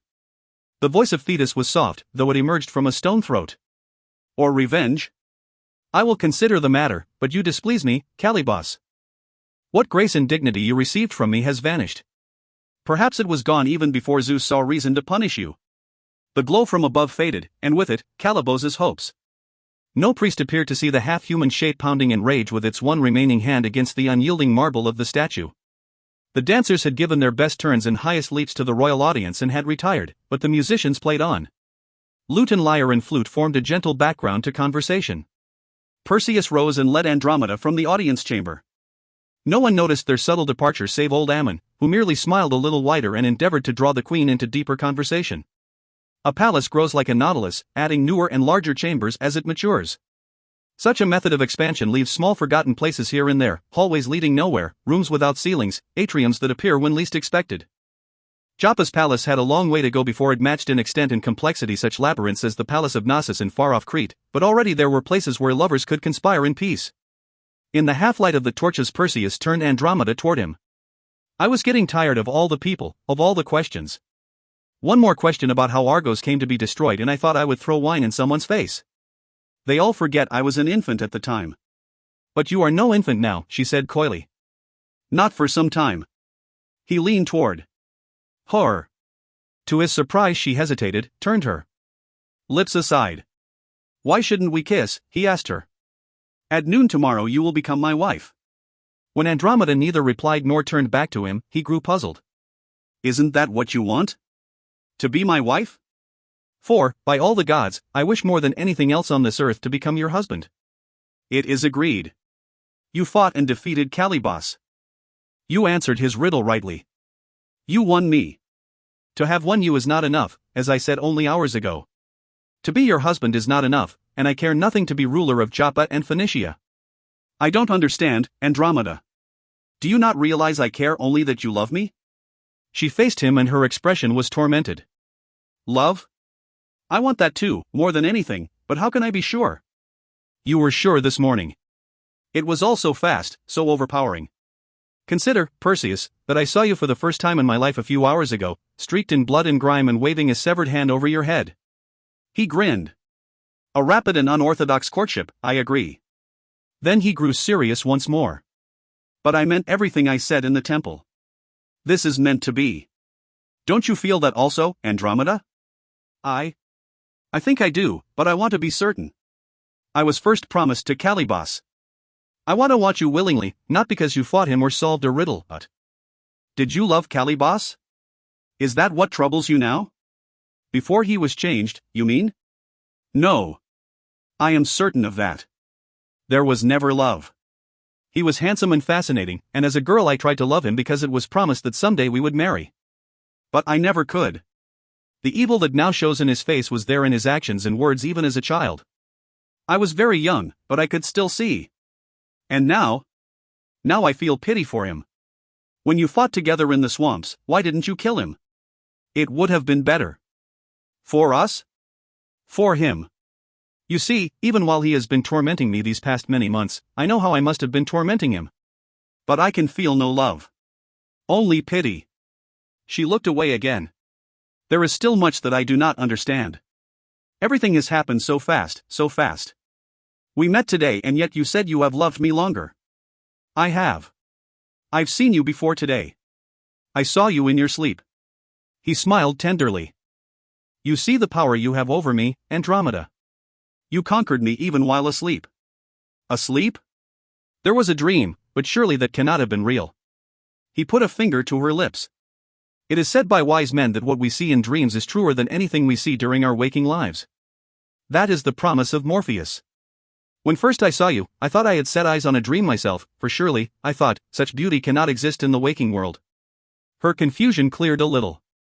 You say you are but a simple fisherman though of royal ancestry, yet you speak of love like one of Aphrodite's own courtiers. He laughed softly and it echoed down the quiet corridor. I have been forced for hours to listen to my friend Ammon. They say the talk of poets is catching, like a disease. She smiled hesitantly back at him. I think I find it a most pleasant infection. All will be explained tomorrow night. Then we will have each other only to ourselves and none can come between us. Simply believe me for now. Believe in me. I saw you asleep and the sight went through me like an arrow. I will wear that arrow forever. He held her tightly. From that first instant I was prepared to do anything for you. From that moment I loved you. Even the gods cannot explain the ways of love. Do you wish more proof than my poor words? You defeated Calibos, risking your life not knowing how I would receive you. They say you tamed Pegasus himself simply so you could follow my shade to Calibos's lair. What further proof could I demand? He held up his right arm, stared into her eyes. Ask me to cut off my hand and I'd do it. No, no. She took his hand in both of hers, held it between her breasts. I believe you. I believe you not because I am forced to, or because it is promised, but because I want to. She kissed the back of his hand. I believe in you, Perseus. And in us. Enough to love me? Without questions? Enough, but never without questions. I am the daughter of Cassiopeia of Joppa, Perseus. I am my mother's child. But the questions that I still have nothing to do with what truly matters. Which is that I believe now that I love you as much as you say you love me. Then show me. She let his hand go and slowly put both arms around his neck, savoring the movement, the first contact. She kissed him gently at first, intending it to be no more than a first experimental exchange. But experiments in affection have a way of going astray, and when those who play are lovers, no control can restrain them. As Perseus said, even the gods cannot explain the ways of love. And if the gods cannot control themselves, then what can a man and a woman confronted with true passion do? One must feel a willingness, a desire to hold the other back, to fight it off. Perseus and Andromeda did not wish to fight. 8. If the temple had been crowded the day before when the priests had been presiding over a possible sacrifice, it was jammed at the time set for the wedding. All of Joppa felt a part of the marriage. By answering the riddle, Perseus had freed the princess. His marrying her assured the people their own freedom would be secured. It had been a long time since the great temple had seen such lavish decoration. The atmosphere was as festive as on the days when returning ships unloaded the cargoes which made the city prosper. The atmosphere in the temple was not that of royalty sharing with commoners but rather that of a single large family. Cassiopeia perceived this and was gratified beyond dreaming. Her people were happy, and therefore so was she. She stood at the base of Thetis's statue, resplendent in one of her richest gowns. All eyes were on her and the young couple standing patiently before her. She raised a hand and the hundreds of people gathered in the chamber immediately fell silent. Let Perseus and Andromeda find their happiness in each other's arms, she thought. The ability to command is my passion. Let all bear witness, she said, her voice ringing through the quiet room. 1. Cassiopeia of Joppa, queen of Phoenicia, descendant of Perlos of Sidon, treaty maker with the empire of Persia, freely give my daughter and heir Andromeda in marriage to the noble prince Perseus of Argos. She bent down and unfastened the ribbon symbolically girdling Andromeda's waist, then held it up for the crowd to see. As one link their wrists with this ribbon of silk, bear witness that as she is my heiress so Perseus becomes my male heir. As she is my daughter, so Perseus of Argos becomes my own son. The betrothed held out their hands. Cassiopeia placed the ribbon across their wrists and prepared to pronounce the final blessing before gently knotting the cord. Too much happiness can have the same effect as too much power. Both are akin to the effect produced from too much liquor. A pleasant, rosy haze dampens normal cautions, and the mind is inflamed to a point where a casual feeling of invulnerability overcomes the individual. It had happened to greater than Cassiopeia, and to lesser. I give her to the man who has rescued us all from despair, she continued, glorying in the joy of the moment, forgetful in the joy of the moment. I give Andromeda, the most beautiful of all women, more beautiful than anything on earth or in heaven, more lovely even than. One of the priests, an attentive ascetic wedded to his duties, woke from a half-sleep and started forward. There was a warning in his waving hands and an admonition forming on his lips, but both came too late to stop the queen. The goddess Thetis herself. Perhaps only one thing is more terrible than the wrath of a god, and that is the jealousy of a beautiful woman. When the two are combined, even the laws and directives of Zeus himself are forgotten. The entire temple, indeed, all of Joppa quivered as though from an earthquake. It was accompanied, or perhaps initiated by, a cry of anger and outrage that came from no human throat. The mood of the crowd changed swiftly from one of pleasant anticipation to one of terror. The elderly priest who might have rescued the moment froze in his tracks and knew without a doubt that he was too late. Cassiopeia's thoughts screamed at her, overpowering her joy of a moment earlier and shaking her brutally back to reality. Fool, she thought in panic. Fool of fools, queen of fools are you now? She turned as if in a dream to gaze up at the face of the great statue. Something within it cracked, and a darkness came over the city though the sun still shone brightly outside. It was an eclipse of the spirit. Suddenly and yet slowly, the head of Thetis tumbled from the statue's neck. Cassiopeia, the priests, the soldiers of the guard and the two lovers scrambled aside as the 4-foot head crashed to the dais.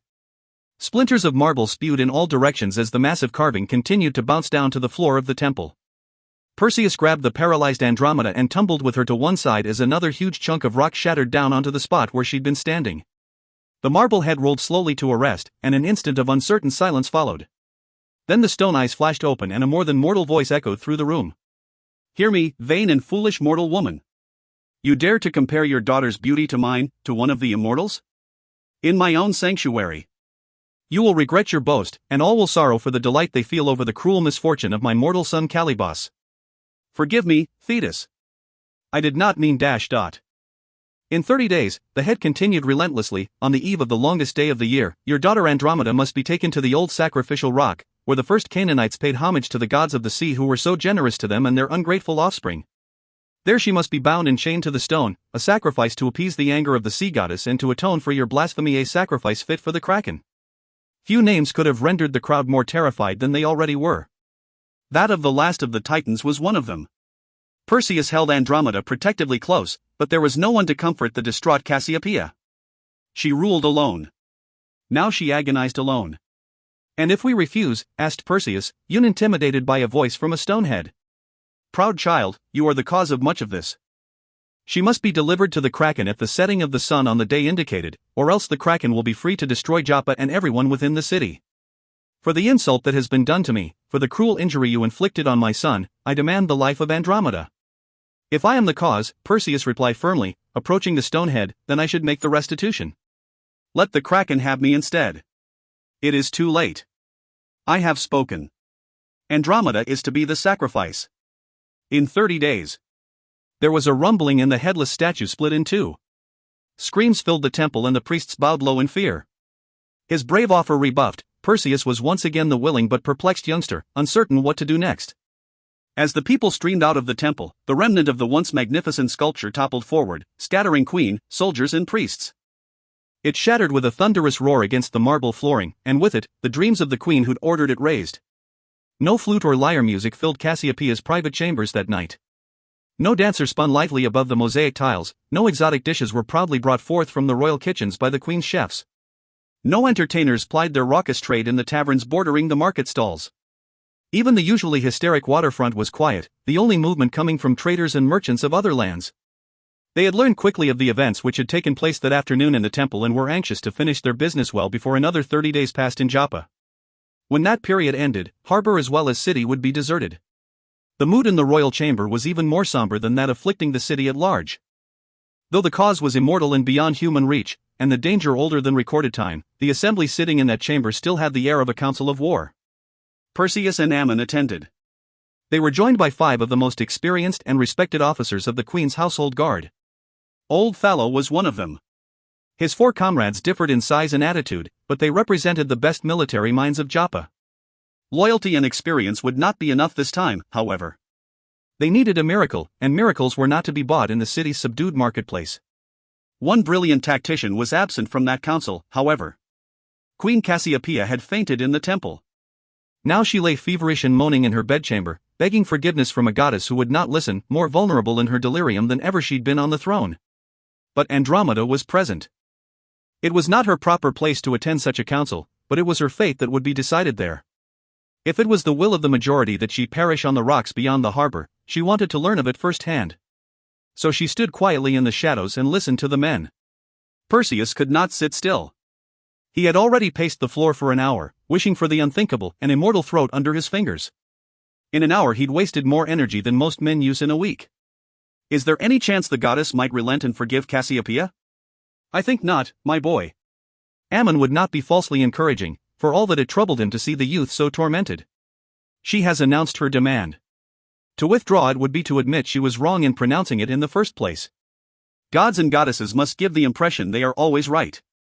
If they were to change their minds like ordinary mortals, men might start to question them and begin to ignore their decisions. But what about this kraken, then?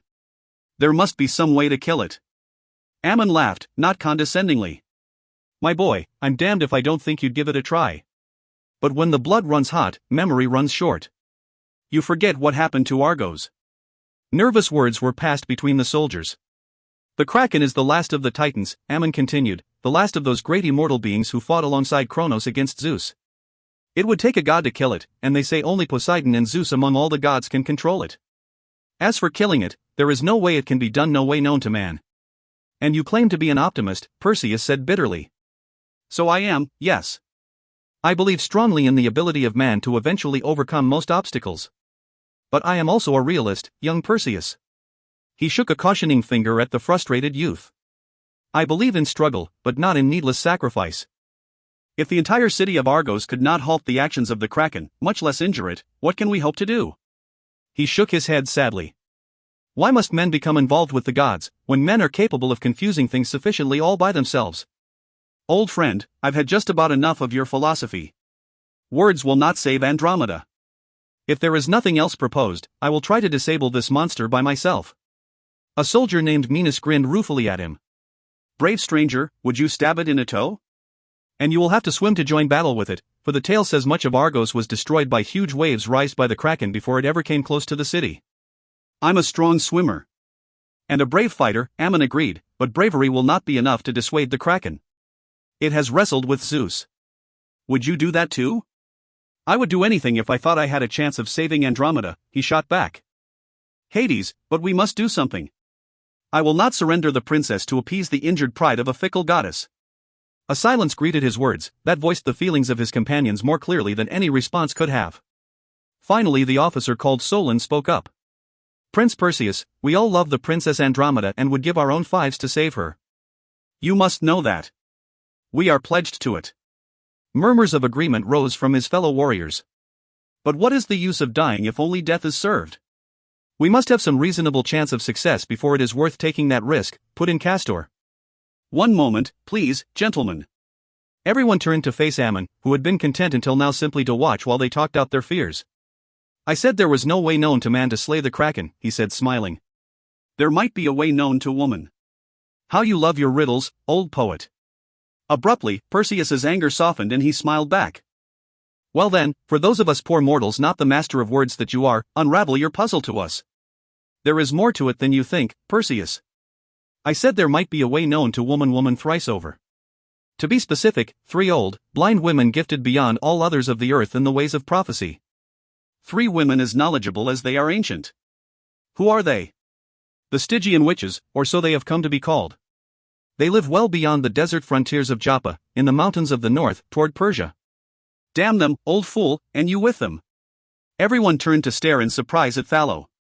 The usually phlegmatic warrior had bounded to his feet and was glaring at Ammon. Even if you found them, even if they showed you a way to defeat the kraken, you would not live to use their advice. Why not? Perseus asked, staring at him. It is said, sir, that they have a finely honed craving for human flesh. Once when the plague infested the city, the queen sent ambassadors to consult the blind oracles. I remember that time, though I was a youngster then. Minos regarded his colleague thoughtfully. And do you remember what happened? Indeed, replied the soldier feelingly. The ambassadors never came back. Nevertheless, Ammon insisted, they are the only ones who might know a way to divert the kraken, if not to slay it. He chewed his lower lip. But their shrine is many days' journey from Joppa, and we have only 30 given to us. That is no problem, Perseus assured him. To Pegasus 3 days will be no more than 3 hours. The stallion of the air. Bless my soul, my boy, I'd forgotten. He scratched tiredly at his thinning hair. Getting old, when I can't keep all the elements of the plot together. Perseus clapped him on the back. Never mind, old friend. You have offered a chance, and I will take it. I'll return with the information we need as soon as possible. He started out with the others close behind. A pleading voice from behind halted them. Perseus, take me with you. Andromeda stepped out into the light and walked toward them. If only as far as the wells of the moon. Just so that I may be with you a while longer. Perseus gazed at Ammon, then Thallo. The poet glanced away and the old soldier simply shrugged. I may be going to my death, he told her softly. Her reaction was not what he expected. She laughed. I would rather die at the hands of a witch than in the jaws of the kraken. If I am to be devoured, far better by something human than by some ancient monster. But the demand of the goddess, Solon hastened to remind her. She looked sharply at him. What should it matter to her how I die? She will have gained my death, and that is what she wishes. And perhaps Perseus's as well. We may die together. That should please her. Her eyes turned back to stare into Perseus's own. He held out a hand. She slipped hers into it. It is known that when the gods are angry, the storms roiling atop Olympus are more violent than anywhere else in the world. Less is certain about the weather when the immortal inhabitants of that mountaintop dimension are merely irritated and confused. Thetis stood before the throne of Zeus. Behind her stood Poseidon, Hera, Aphrodite, and Athene, with the owl who served her as the symbol of wisdom and learning. The owl had turned its back on the king of the gods as though signifying its own disapproval of the course events were taking down on earth.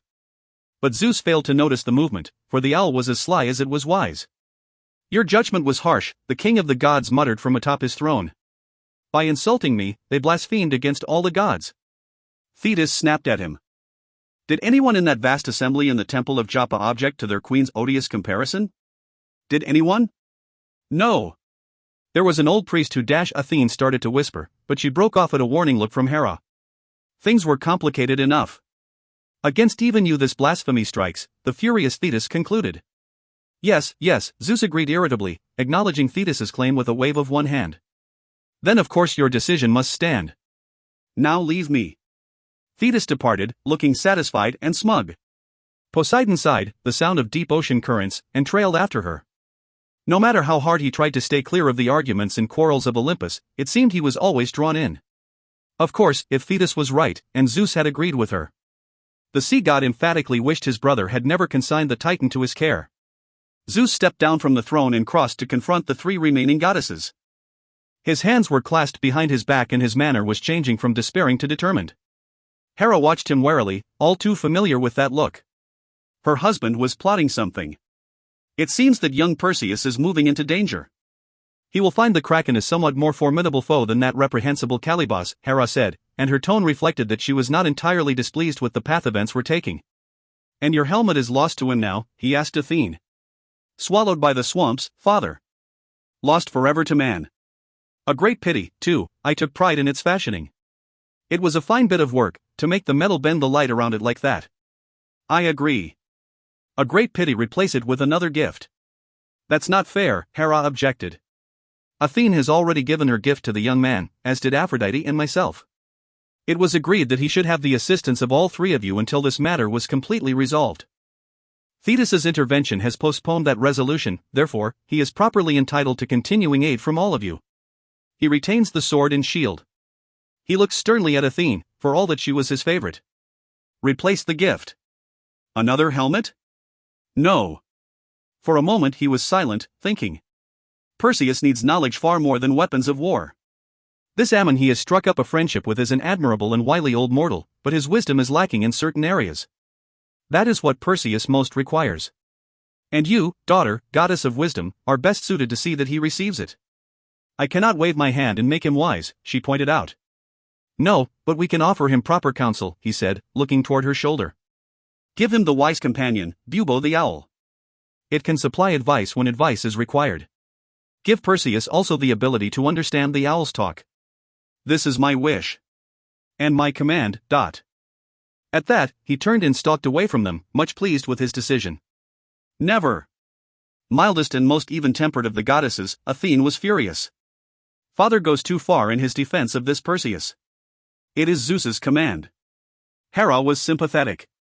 You cannot disobey. No, I cannot. Her anger was quickly overtaken by busy thoughts. I must give Perseus, the wise companion, Bubo the owl. So Father Zeus demands. An owl of mine named Bubo. She turned and walked off, muttering to herself. Now what do you suppose she's up to? Aphrodite wondered aloud. Hera watched the younger goddess disappear into the mists. I don't know, mistress of affection. Then she grinned. But if I know Athene, she will surprise us all, including Father Zeus. The pool of water rested mirror-bright and unchanged near the center of the wells of the moon. Only Artemis's chariot had moved since the fateful night when man and horse had reached an understanding on this spot. It had turned slightly, and so the moon was no longer full. The beat of wings sounded above the mating groans of frogs and the drone of night bugs. Pegasus dropped from the sky and landed on a slight rise overlooking the pond. The stallion surveyed its territory. There was no sign of the man-friend it had come to love and serve. In heart and mind the horse knew he would soon return, and they would again skip clouds together.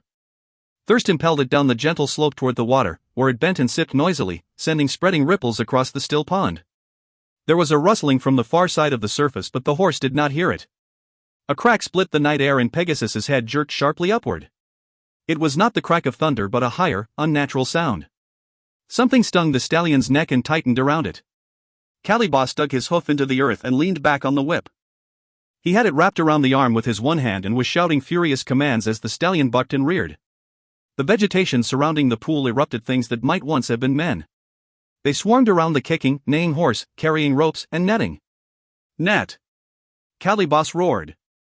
Quickly, before it rises from the earth. Pegasus struggled violently, but the whip around its neck burned when it tried to pull free and Calibos's weight kept the stallion from positioning itself properly in order to fly. The air was filled with nets. They were designed to catch creatures of the sea, but Calibos had suspected they would work with equal efficiency on something that swam through air. The stallion continued to kick and to beat its mighty wings, but the harder it fought the more entangled it became in the nets. Entwined in the netting, its forelegs crossed. Finally it went down, bruising leg and wing alike. Calibos felt confident enough now to let go of the whip. There was a burn the length of his forearm where the hide had rubbed off the skin, but he felt only pleasure as he limped toward his servants. Additional nets were cast over the struggling, muscular prisoner until finally the great beast was exhausted. He lay on the damp earth, breathing heavily and eyeing Calibos with helpless fury. The Lord of the Marsh stopped and bent close to the entangled head. Well, intruder. No longer will you carry spies and troublemakers to my home. I toyed with your cousins. Their hunting once gave me pleasure and food. For that and for other things Zeus did this to me. He ran the fingers of his remaining hand across his misshapen features. But I could never quite trap you. You were always a little more clever, a little stronger than the others. But by taming you, that meddler Perseus caused you to relax your watchfulness just a trifle. Just enough. Let him do what he will now, but he will do it alone and not on the back of the master of the skies. One sharp hoof kicked out suddenly. Calibos jumped back, but not in time. It caught him a glancing blow on one shin and he hobbled about in pain. There were unearthly giggles from the assembled swamp things. A stare from Calibos reduced them instantly to silence. Gingerly feeling the bruise on his leg, the Lord of the Marsh glared at the stallion. A last defiance, my friend. I welcome the pain. It reminds me of the damage you have helped do to me, you and this Perseus. The pain is good. It will keep me from forgetting He world, angrily addressed his servants. Make ready while I call the others with the cart. I do not fear Perseus and his friends, but the sooner we return home the longer I will have to relish this moment. He pulled a crooked hunting horn from his belt. Its curved sides were covered with obscene cameos. A sharp, atonal bellow drifted across the wells of the moon, beckoning forth additional undead to give assistance to their lord. The sounds ringing through a little visited section of the Olympian domain were no less discordant, but they were sharp and metallic in contrast to the mournful baying of Calibos's horn. This was a darker, dingier, less perfect region of the realm of the gods. Its master preferred it that way. Dirt could be found here, a discomfiting reminder of mortality. There was neither marble nor graceful columns. The air was heavy with soot and grime, not because the master of this place was unable to banish it, but because he found it comfortable. In many ways Hephaestus was impatient with his godliness. Like the Dar Poseidon, he had little use for the grandeur of Zeus's court or the intrigues that were hatched there. His concerns were somewhat less than cosmic. He preferred eternity uncomplicated. Furthermore, he was lame, and knew his imperfection was a distasteful sight to his fellow gods and goddesses. It reminded them that for all their powers and immortality, they were less than perfect. Hephaestus did not even care much for nectar and ambrosia, oftentimes preferring more earthly, mundane nourishments. Of all the gods, he was the most human. At the moment he was seated working at his favorite workbench. A perpetual fire blazed behind him, his foundry kept hot by the diverted beating of Olympus's own volcanic heart. Strange metals had been forged in that blaze, alloys that would not be known to men for thousands of years. At the moment, however, the god of the forge was playing with more common metals. Athene sat watching him from nearby, ignoring the soot that was accumulating on her immaculate gown. From her shoulder, the wisest of owls, snowy Bubo, looked on with huge, interested eyes. At one end of the bench was a drawing of suprahuman complexity. Metal gears and wheels lay scattered across the workbench, filling buckets and barrels nearby, spilling onto the floor. In front of Hephaestus and to one side, lay a peculiar ellipsoidal body. Next to it sat a strigiformian skull. It seemed impossible that such minute mechanical components could be fashioned in so crude-looking a forge, but while the fingers of the smith were thick and gross, they functioned with godlike delicacy and skills. The lame god hunched over his table filing and shaping a few last pieces of his latest project. When Athene had first proposed the idea to him, he'd been reluctant to take it on, being busy with a backlog of thunderbolts for the ever-demanding Zeus. But he was intrigued by the challenge she had given him. The idea of thwarting Father Zeus's command without disobeying it was too tempting for the slightly mischievous Hephaestus to decline. So he'd collaborated on the plans with Athene, taking pleasure in her company, and had worked with all his skill and speed to finish the task before anyone else might learn of the intended deception. Soon they would learn how successful his work had been. As to the likeness of the subject, he had no doubts. He was justly proud of his skill. The little mechanical owl would be a perfect metal reproduction of the ancient bird now perched on Athene's shoulder. The goddess of wisdom turned away from the smith. She stroked the chest of the owl on her shoulder, running her fingers affectionately through the soft feathers. Hephaestus will do all he can, Bubo. Bronze and iron and strange new metals are no substitute for feathers, but he is very skilled and ingenious. Hephaestus looked up from his work momentarily and smiled at her, pleased by the compliment. Let great Zeus rage and thunder until even Olympus shakes, but I will never part with you, my beloved companion. And there is naught he can do, for I shall in truth be sending my wise companion, the owl Bubo, to the aid of Perseus, to give him advice and counsel. Only it shall not be the Bubo Father Zeus expects. Content, the bird shifted slightly on her shoulder and issued a soft hoot of agreement. 9. A less impressive owl mimicked the call of its immortal cousin on far distant Olympus with a querulous hooting. It was immediately drowned out by the blare of a trumpet. A cluster of distraught and tired searchers met by the shore of a small lake. The moon watched them gather and said nothing. Artemis saw everything that happened during the night. Perceptive as that silent goddess was, however, and for all that she might be sympathetic to the poor humans who blundered about in the dark of her shadow, her lips would open wide only at a command from Father Zeus, who sometimes spoke to her from the vicinity of the constellation Ursa Major. But this night the bear was quiet and still, and she would have to look on silently, without voicing her anxious feelings. Philo dug at a thorn which had gotten stuck in his sandal. His companions gathered around him, their mounts puffing easily in the warm night air. Soon Perseus, Ammon, Andromeda, and the trumpeter were assembled alongside the water. We've searched the whole shoreline, Phalo told the others, patting the neck of his horse, as well as several other ponds. No sign? Nothing. Phalo turned and gestured back toward the water. A few hoofprints down by the water's edge, but no tracks to follow. Of course not, you thick-witted swordsman, said a discouraged Ammon. A horse that flies leaves no tracks to follow, unless one be a god, and we are not gods. You won't be a man much longer either, old mushmouth, if you don't watch your words. Phalo instinctively fingered the hilt of his sword. No quarreling here, among friends. Perseus urged his horse between them and favored each with a reproving blare. We have no time for that, and even less now than we'd thought. We cannot wait here for Pegasus, whatever may have drawn him away. I'll set out to seek the Stygian witches on my own, on a normal, earthbound horse. No, said Andromeda with conviction. We will ride with you at least as far as the shrine which is supposed to be their home. It is a long and perilous journey, and one man, however bold, stands little chance of success. There is too much at stake here to risk failure because of a sprained ankle or broken bone, Perseus, or because your mount might come up lame. A larger expedition will better serve us all.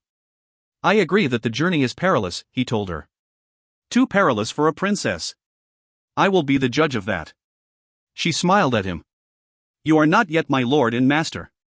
Not yet. In the absence of the queen, it is I who command the household guard.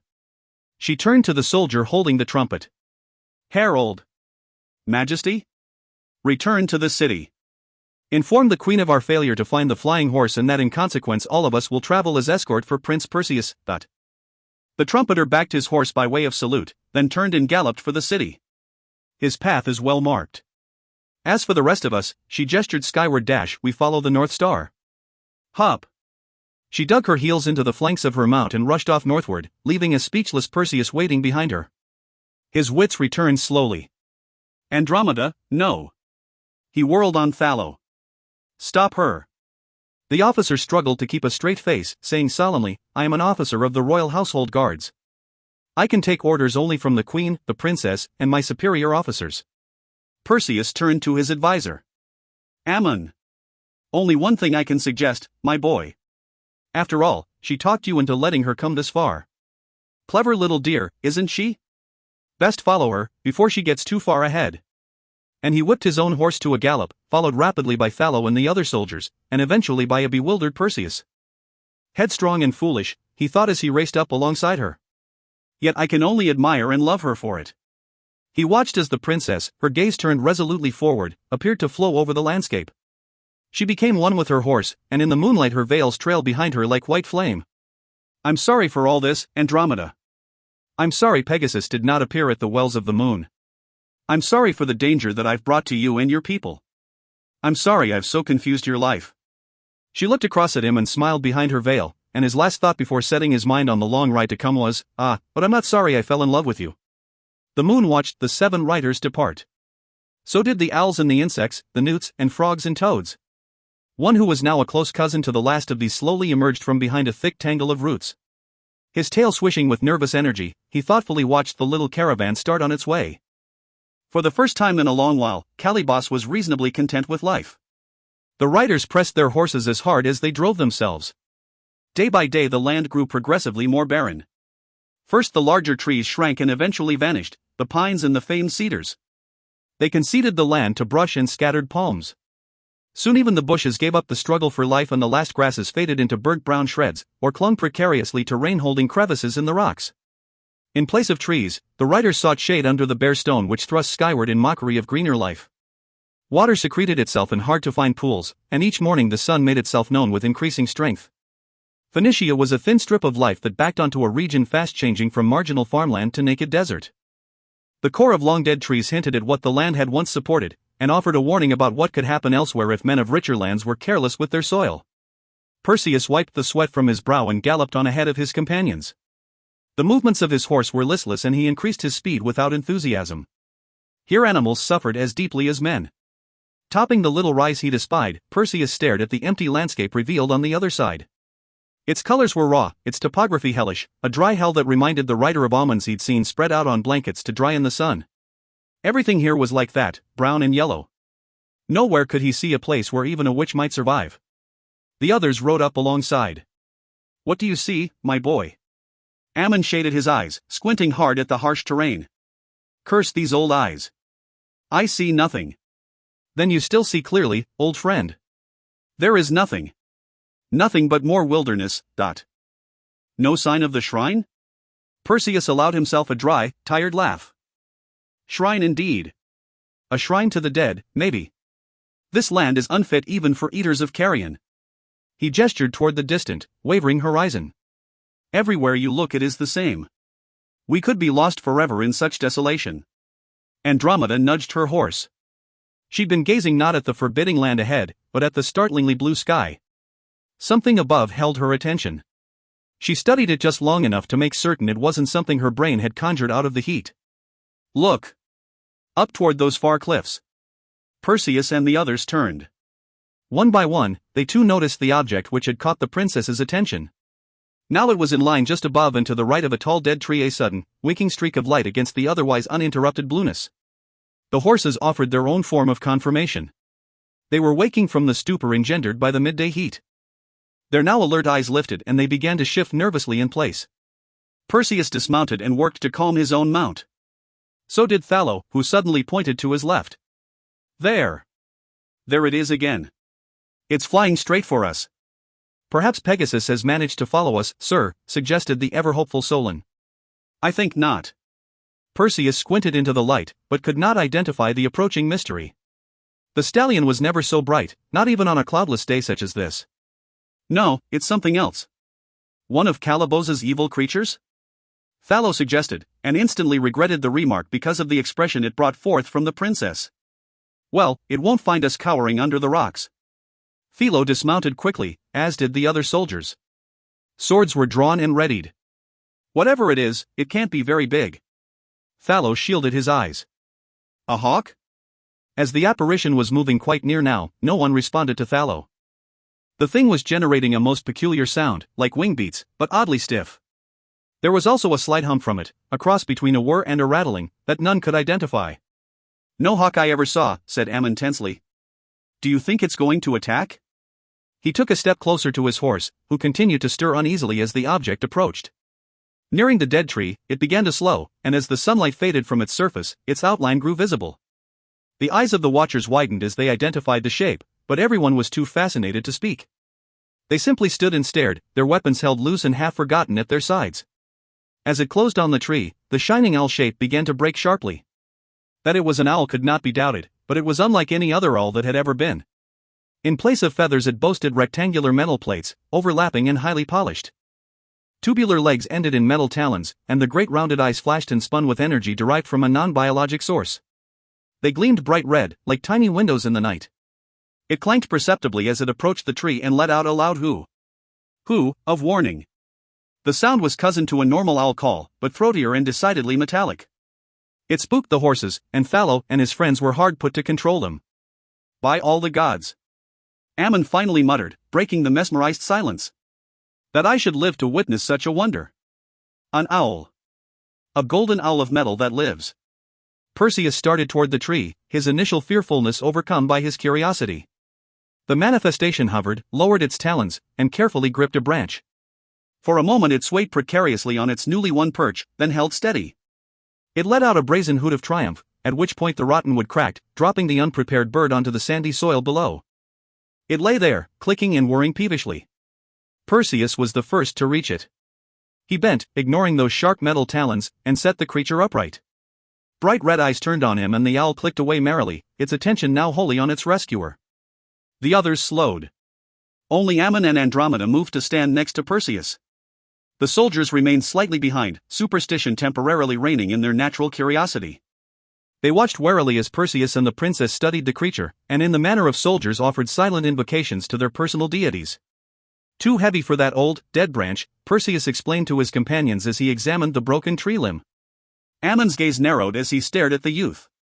Now, how do you know that? He told me so. Told you? Andromeda's gaze shifted from her betrothed back down to the bird. It continued to wheeze away enthusiastically, clicking and whistling gleefully. Perseus nodded. He says his name is Bubo. You got that name out of all those clicks and buzzes? Ammon looked doubtful. What clicks and buzzes? Perseus frowned, looking puzzled. His speech is perfectly clear to me. And what is perfectly clear to me, Ammon replied with assurance, is that this magical creature is another gift to you from the gods, like the sword and helmet and the shield. He sounded relieved as he spoke to the other attentive members of the parched group. This does not by any means ensure the success of our expedition, but to know that at least someone among the immortals favors our young friend here must be regarded as an encouraging sign. Perhaps, said Solon, not so ready to concede the old poet's point. But we know for a fact that we are opposed by the goddess Thetis. We are far from the ocean here, argued Philo, and far from her reach. Ninus made a sign and gazed skyward. One is never far from the reach of the gods, but... Nevertheless, you must all agree that this is a good sign. Ammon stroked his beard and looked speculatively at the owl. The question before us now is, can it possibly be more than just a sign? It is. Perseus watched fondly as the creature hopped up and down experimentally. Its head turned a complete circle and the red eyes came to rest on him. As you have surmised, it is here to help us, good Ammon. Thallo sounded doubtful. A thing of metal and wheels, a child's toy. What can it possibly do for us? This produced a distinctly irritated sputter from the object of their discussion. For a start, Perseus translated for them. He says he can lead us to the shrine. The suspicious old soldier nodded approvingly. If it can do that, then it is indeed more than a child's toy. An outraged whistle came from the owl. It hummed with more patience at Perseus. Obediently the youth picked it up, staring in wonder as it spread metal wings. They creaked slightly. Then the wings became a blur, there was a louder humming, and the marvelous manifestation shot skyward with a speed no flyer of flesh and bone could have matched. At a modest altitude the owl leveled off and commenced flying northeastward. It returned, circled above them, and repeated the pattern. Perseus nudged his rested horse. They left the dead tree behind, carefully tracking the owl's path. From time to time it would pause and circle overhead to make sure the animate dots on the hot earth below were still following. They crossed over the rise and down into the desolate valley, but did not continue straight across the barren plain. After an hour's journey they were directed to turn sharply to their left. The new path led down a narrow wadi. Towering walls of gray and yellow stone rose high above them. The sides of the little canyon soon grew so narrow that the horsemen had to make their way forward in single file.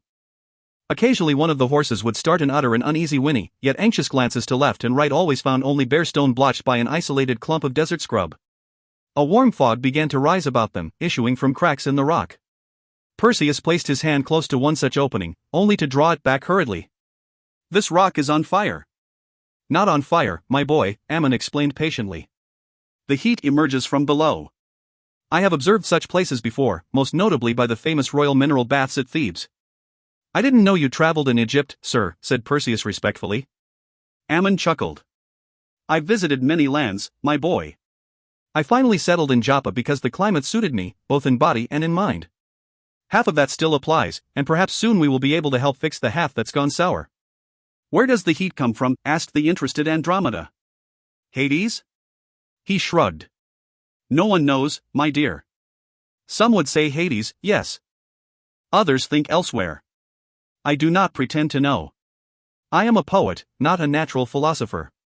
The mist caressed them, writhing about the mounts and their riders. There was an air of mischievous, inimical intelligence about it. They soon left it behind. Occasionally Perseus would look upward, to see a bright star moving in the sky. It kept just ahead of them, pausing and circling from time to time to let them catch up before continuing on its course. He thought he could hear a reassuring hoot from it. The Wadi bent and came to an end which opened onto another, smaller valley ending in a sheer escarpment. Pine trees crowning that far cliff looked short as grass. They stopped at the end of the canyon. Across the valley and atop the cliff were the ruins of an ancient temple. Once it had dominated the cliffs and all the land around it. A vicious prince had ruled from that impregnable fortress, extorting tribute from all who came through his territory. Now the prince and his bandits were less than memory, their wealth availing them nothing. The valley was soon crossed. Bubo was waiting for them, perched on a sharp spear of stone, a perch less likely to crumble rudely beneath him. The riders dismounted and surveyed their intended destination.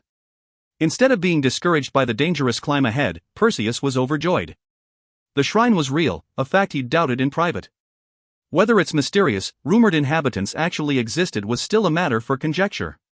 But the shrine, at least, was real. He embraced Andromeda and then joined his companions in preparing for the ascent. The shield of Hera was strapped securely to his back. From his belt hung the sword of Aphrodite. You and Ammon can wait here for us, he told the princess. I'm coming with Dash. No, illuminator of eternal love. I think not this time. I still command the soldiers of Joppa, she reminded him.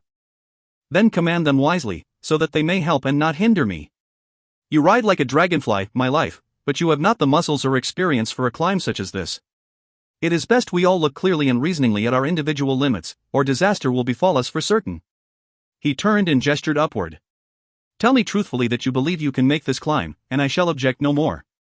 She studied the cliff face, the soft sandstone, the narrow ledges, the places where a climber would have to pull himself bodily to the next level by sheer strength. Then she grimaced and looked away. I can't. You are right, husband-to-be. I will stay behind. Someone has to stay and guard the horses, Ammon told her sympathetically. That could be as vital to our success as anything else. And poor old man that I am, I could not do it alone. He winked surreptitiously at Perseus. Then I will remain, she said firmly to Perseus, and await your return. Go quickly now, before I forget myself. She kissed him hungrily. The soldiers half turned aside and whispered amusedly. I will be quick, he assured her with a warm smile as they separated, but though you may forget yourself, know that I never could." He turned and started lithely up the rocks. The two below watched the party ascend. After a while, Andromeda casually remarked to her elderly companion, "You have been giving my love lessons in the wiles of a lover's speech." Ammon shook his head. "Nay, my lady." He squinted as he tried to keep the climbers in focus. "He has not yet the skills of a poet, your Perseus. But he has the heart of one. His words to you come from there, not from any lessons of mine." They lapsed into silence as they watched the climbers shrink from view.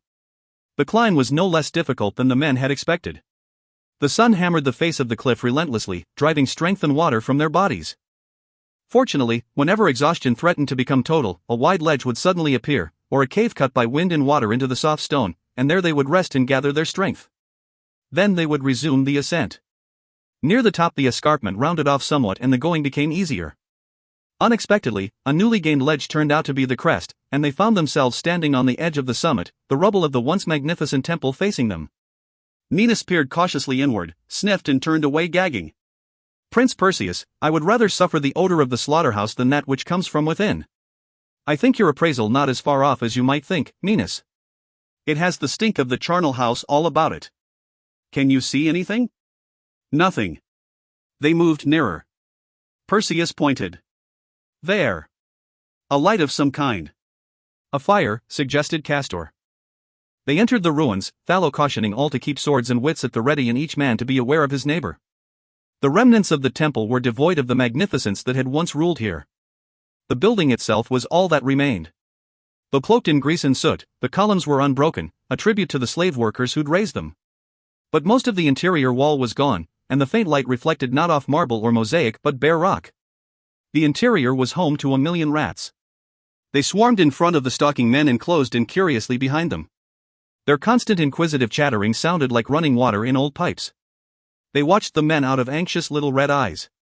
Though they smelled blood, they did not try to bite. They knew better.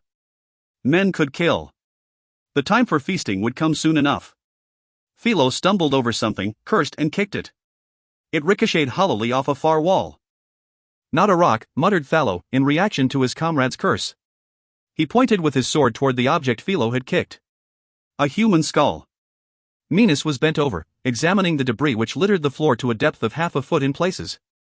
"Here's another," he informed them. "And there another. Plenty of other bones, too." He gingerly picked up a hand and forearm, ran a finger along a scored section of ulna.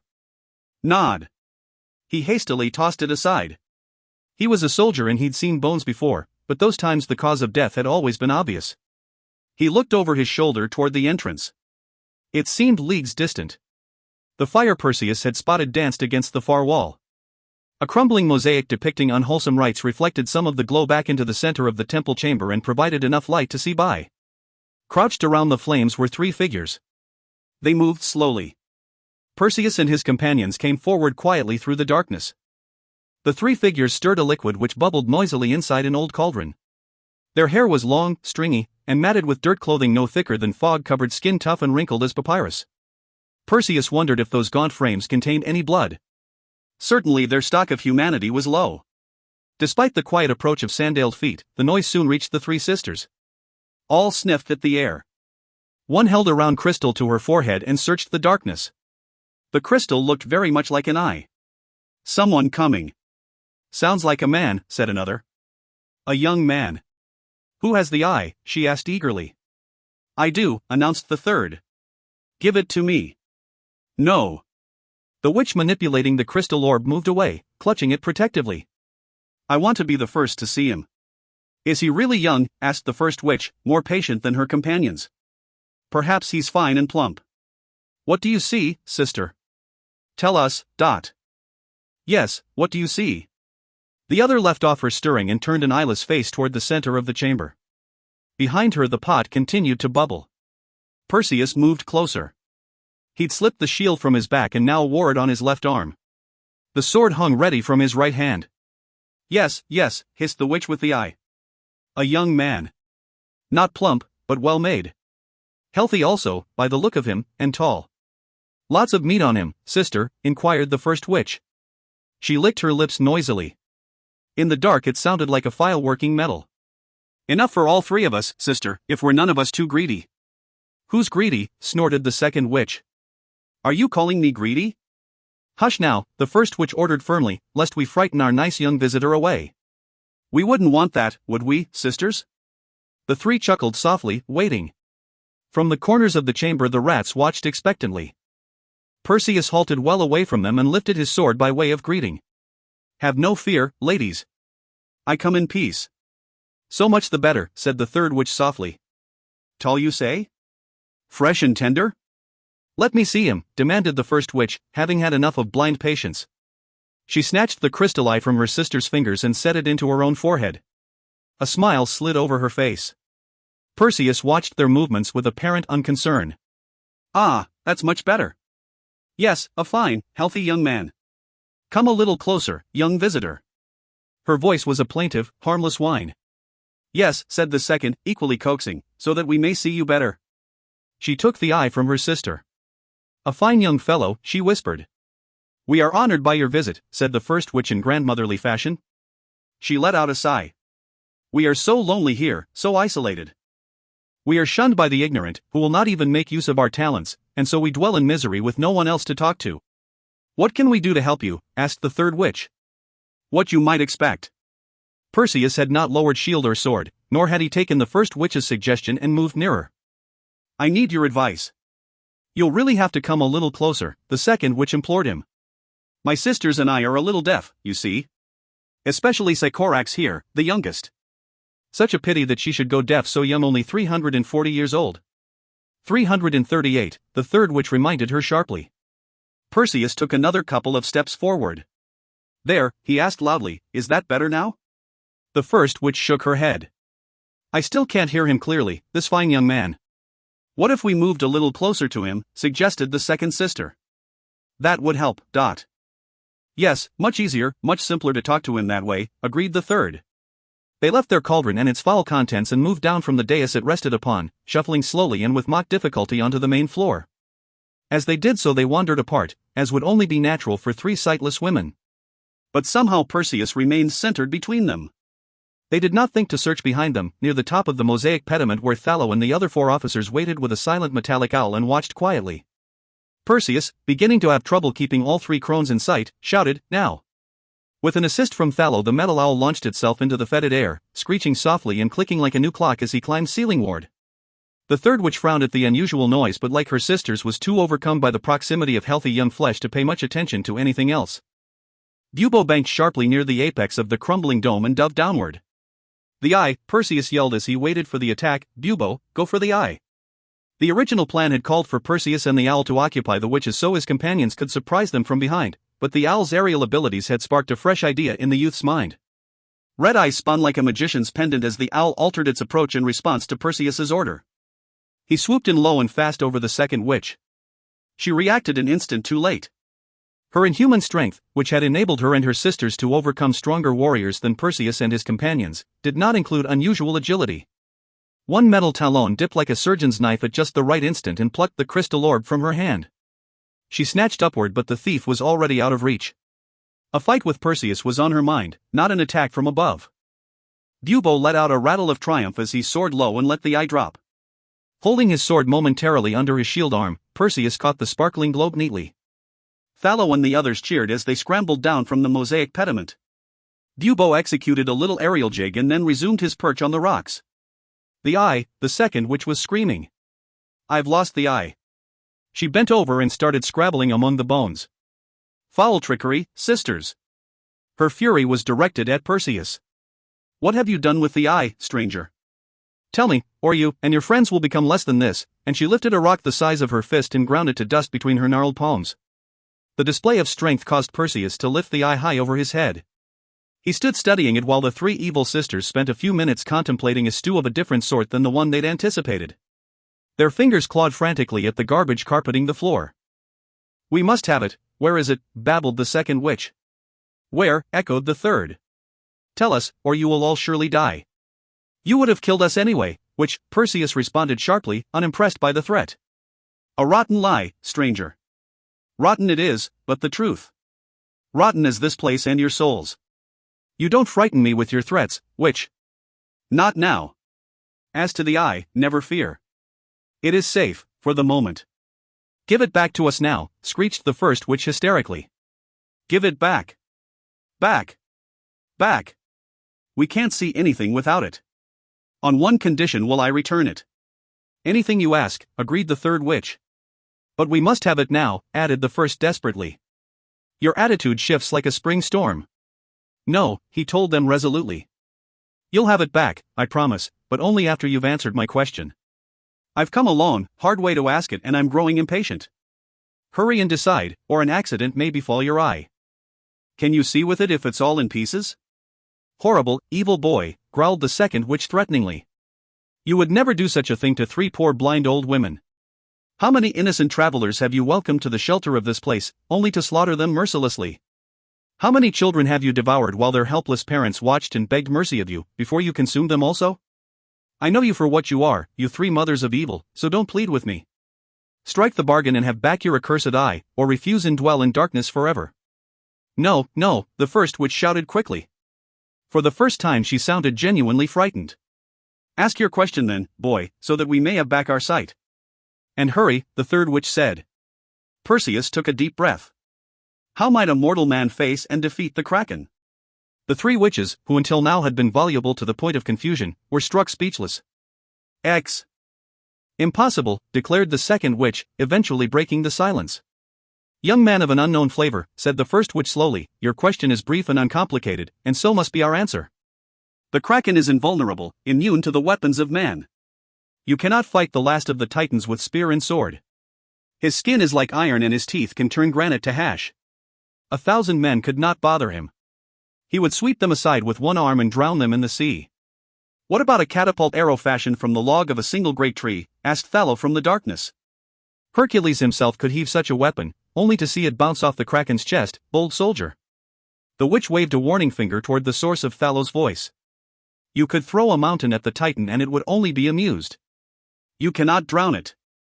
It has no animal fear of fire, its skin would protect it were the whole world burning. An army could not kill it, the third witch added.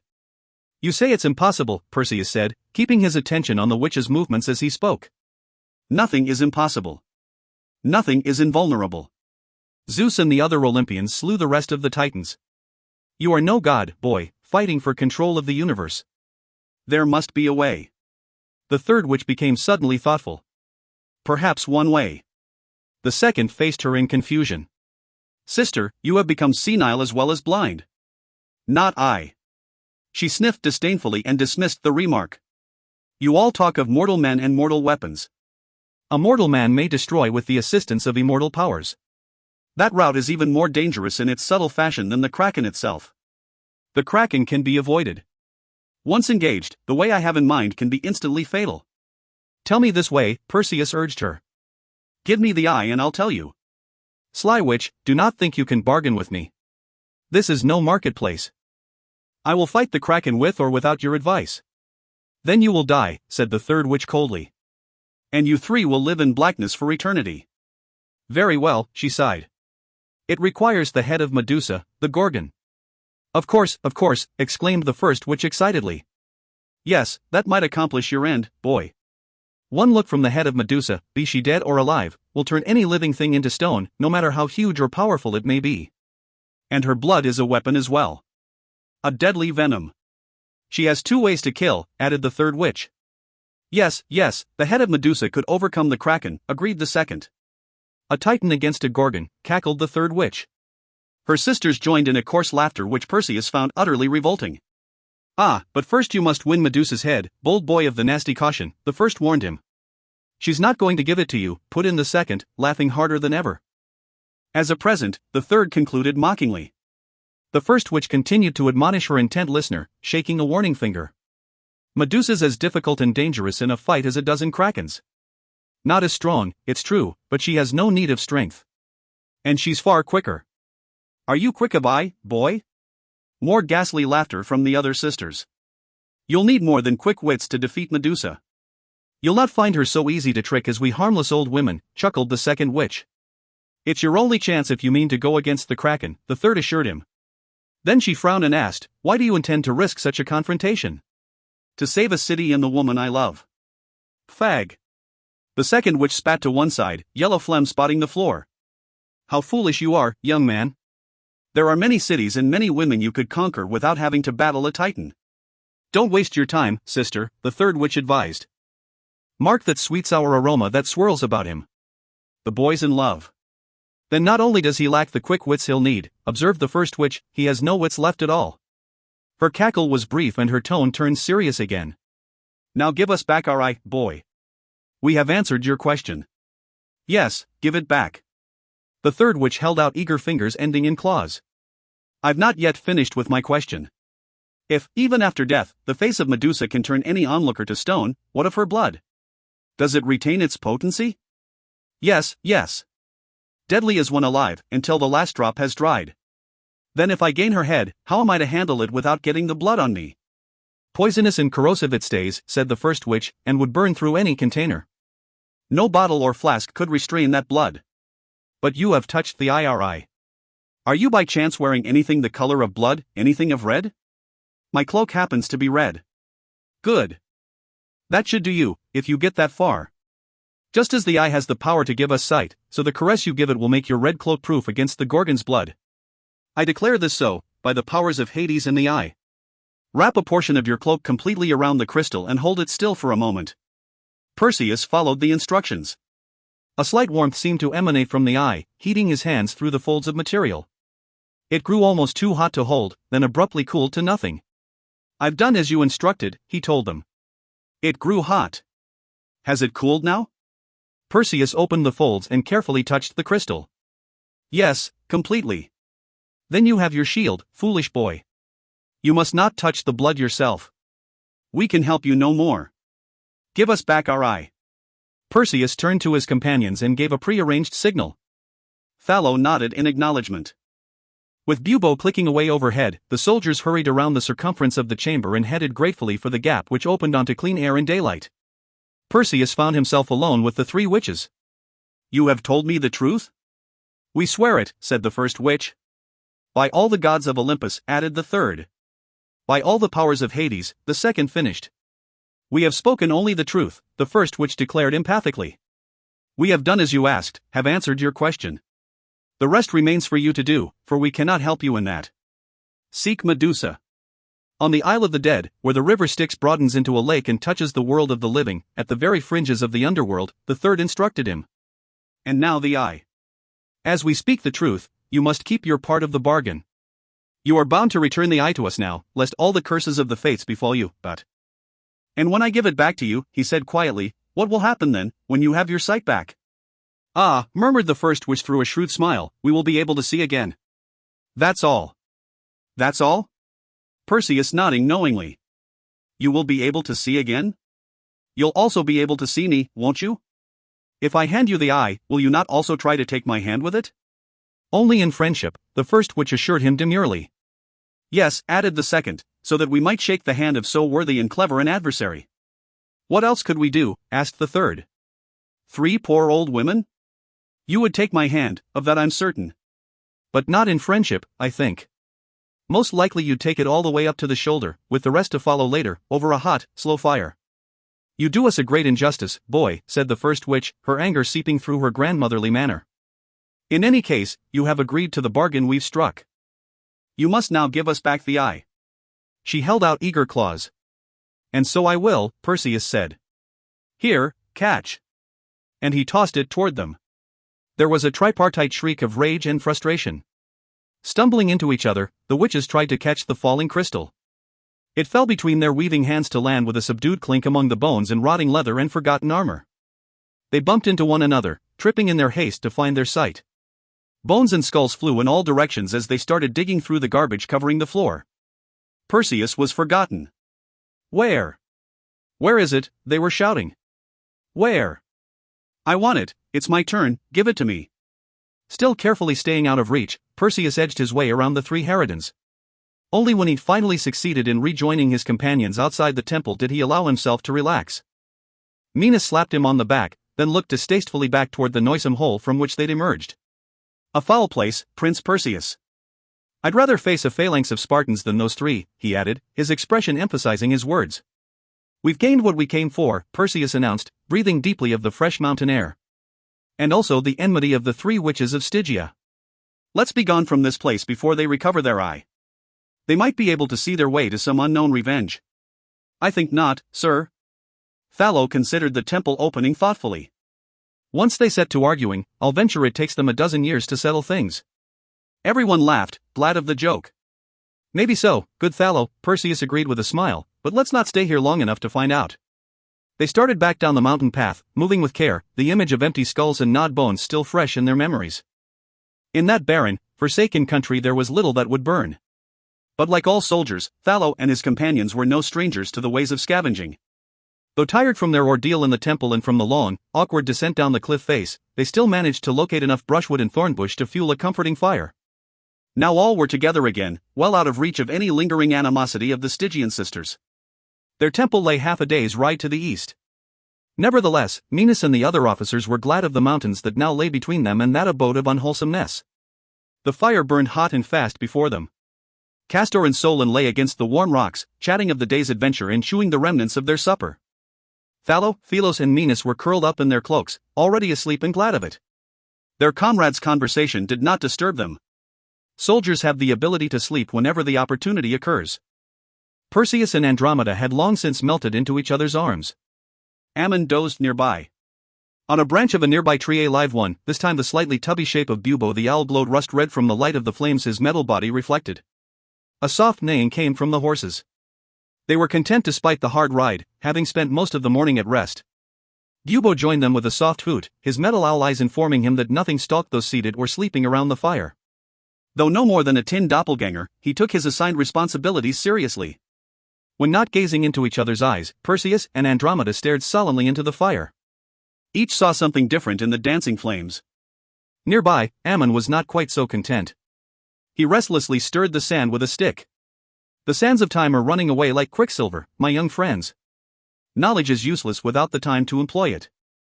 Even Hercules did not have to rush from one labor to the next. You worry too much, old friend. Perseus smiled fondly at the tired playwright, whose beard shone silver by the fire. That's my way, boy. I suppose if I weren't such a worrier, I would never have become a writer. I'd have gone into a more respectable profession like goldsmithing or slave trading. He shrugged slightly. But I do worry, and so I write. But you write comedies, good Ammon, Andromeda said and snuggled a little tighter against Perseus. The poet grinned. And the more I worry, the funnier my prose. I think that's the crux of comedy. This journey is no comedy. Perseus turned his gaze back to the fire. According to Bubo, we'll be over these mountains sometime tomorrow. The owl hooted at the mention of his name. After that, the Isle of the Dead. Which is no comedy for sure. Andromeda said bleakly. And then Medusa. Ammon looked skyward, remembering. I wrote a play about her long ago. Many writers have been inspired to do so. The stick played with the sand. In my youth I was partial to tragedy. That was before experience taught me that life was quite tragic enough without having to spend all my time writing about it. I don't like to spend my time brooding, and writers of tragedies invariably reflect what they're writing about. No thank you, I'll stick to comedies. Medusa, forgive me, Ammon. Perseus looked embarrassed. My formal education was somewhat neglected. She was a priestess of Aphrodite, I believe? Not too neglected, my boy. You're right. She was a most beautiful woman, by all accounts. Beautiful enough to seduce a god, if she wanted to. She chose Poseidon. As it is told, they made love in the temple of Aphrodite, close by the altar itself, while Medusa laughed and joked and even taunted the goddess. It's said that Aphrodite is among the most tolerant and gentle of all the immortals, but this insult was too much even for her to forgive. So outraged was she that she transformed Medusa into a creature so hideous that one look from her would turn any living creature into stone. He grinned. A perfect match for Calibos. Andromeda looked earnestly at him. Please. Even in jest, could we avoid mention of that name? She shivered slightly, though the night was temperate. Ah, you senile old fool, Ammon thought to himself. You have the manners and tact of a drunken elephant. That you who work with words should be so clumsy with them. Andromeda had risen and walked away.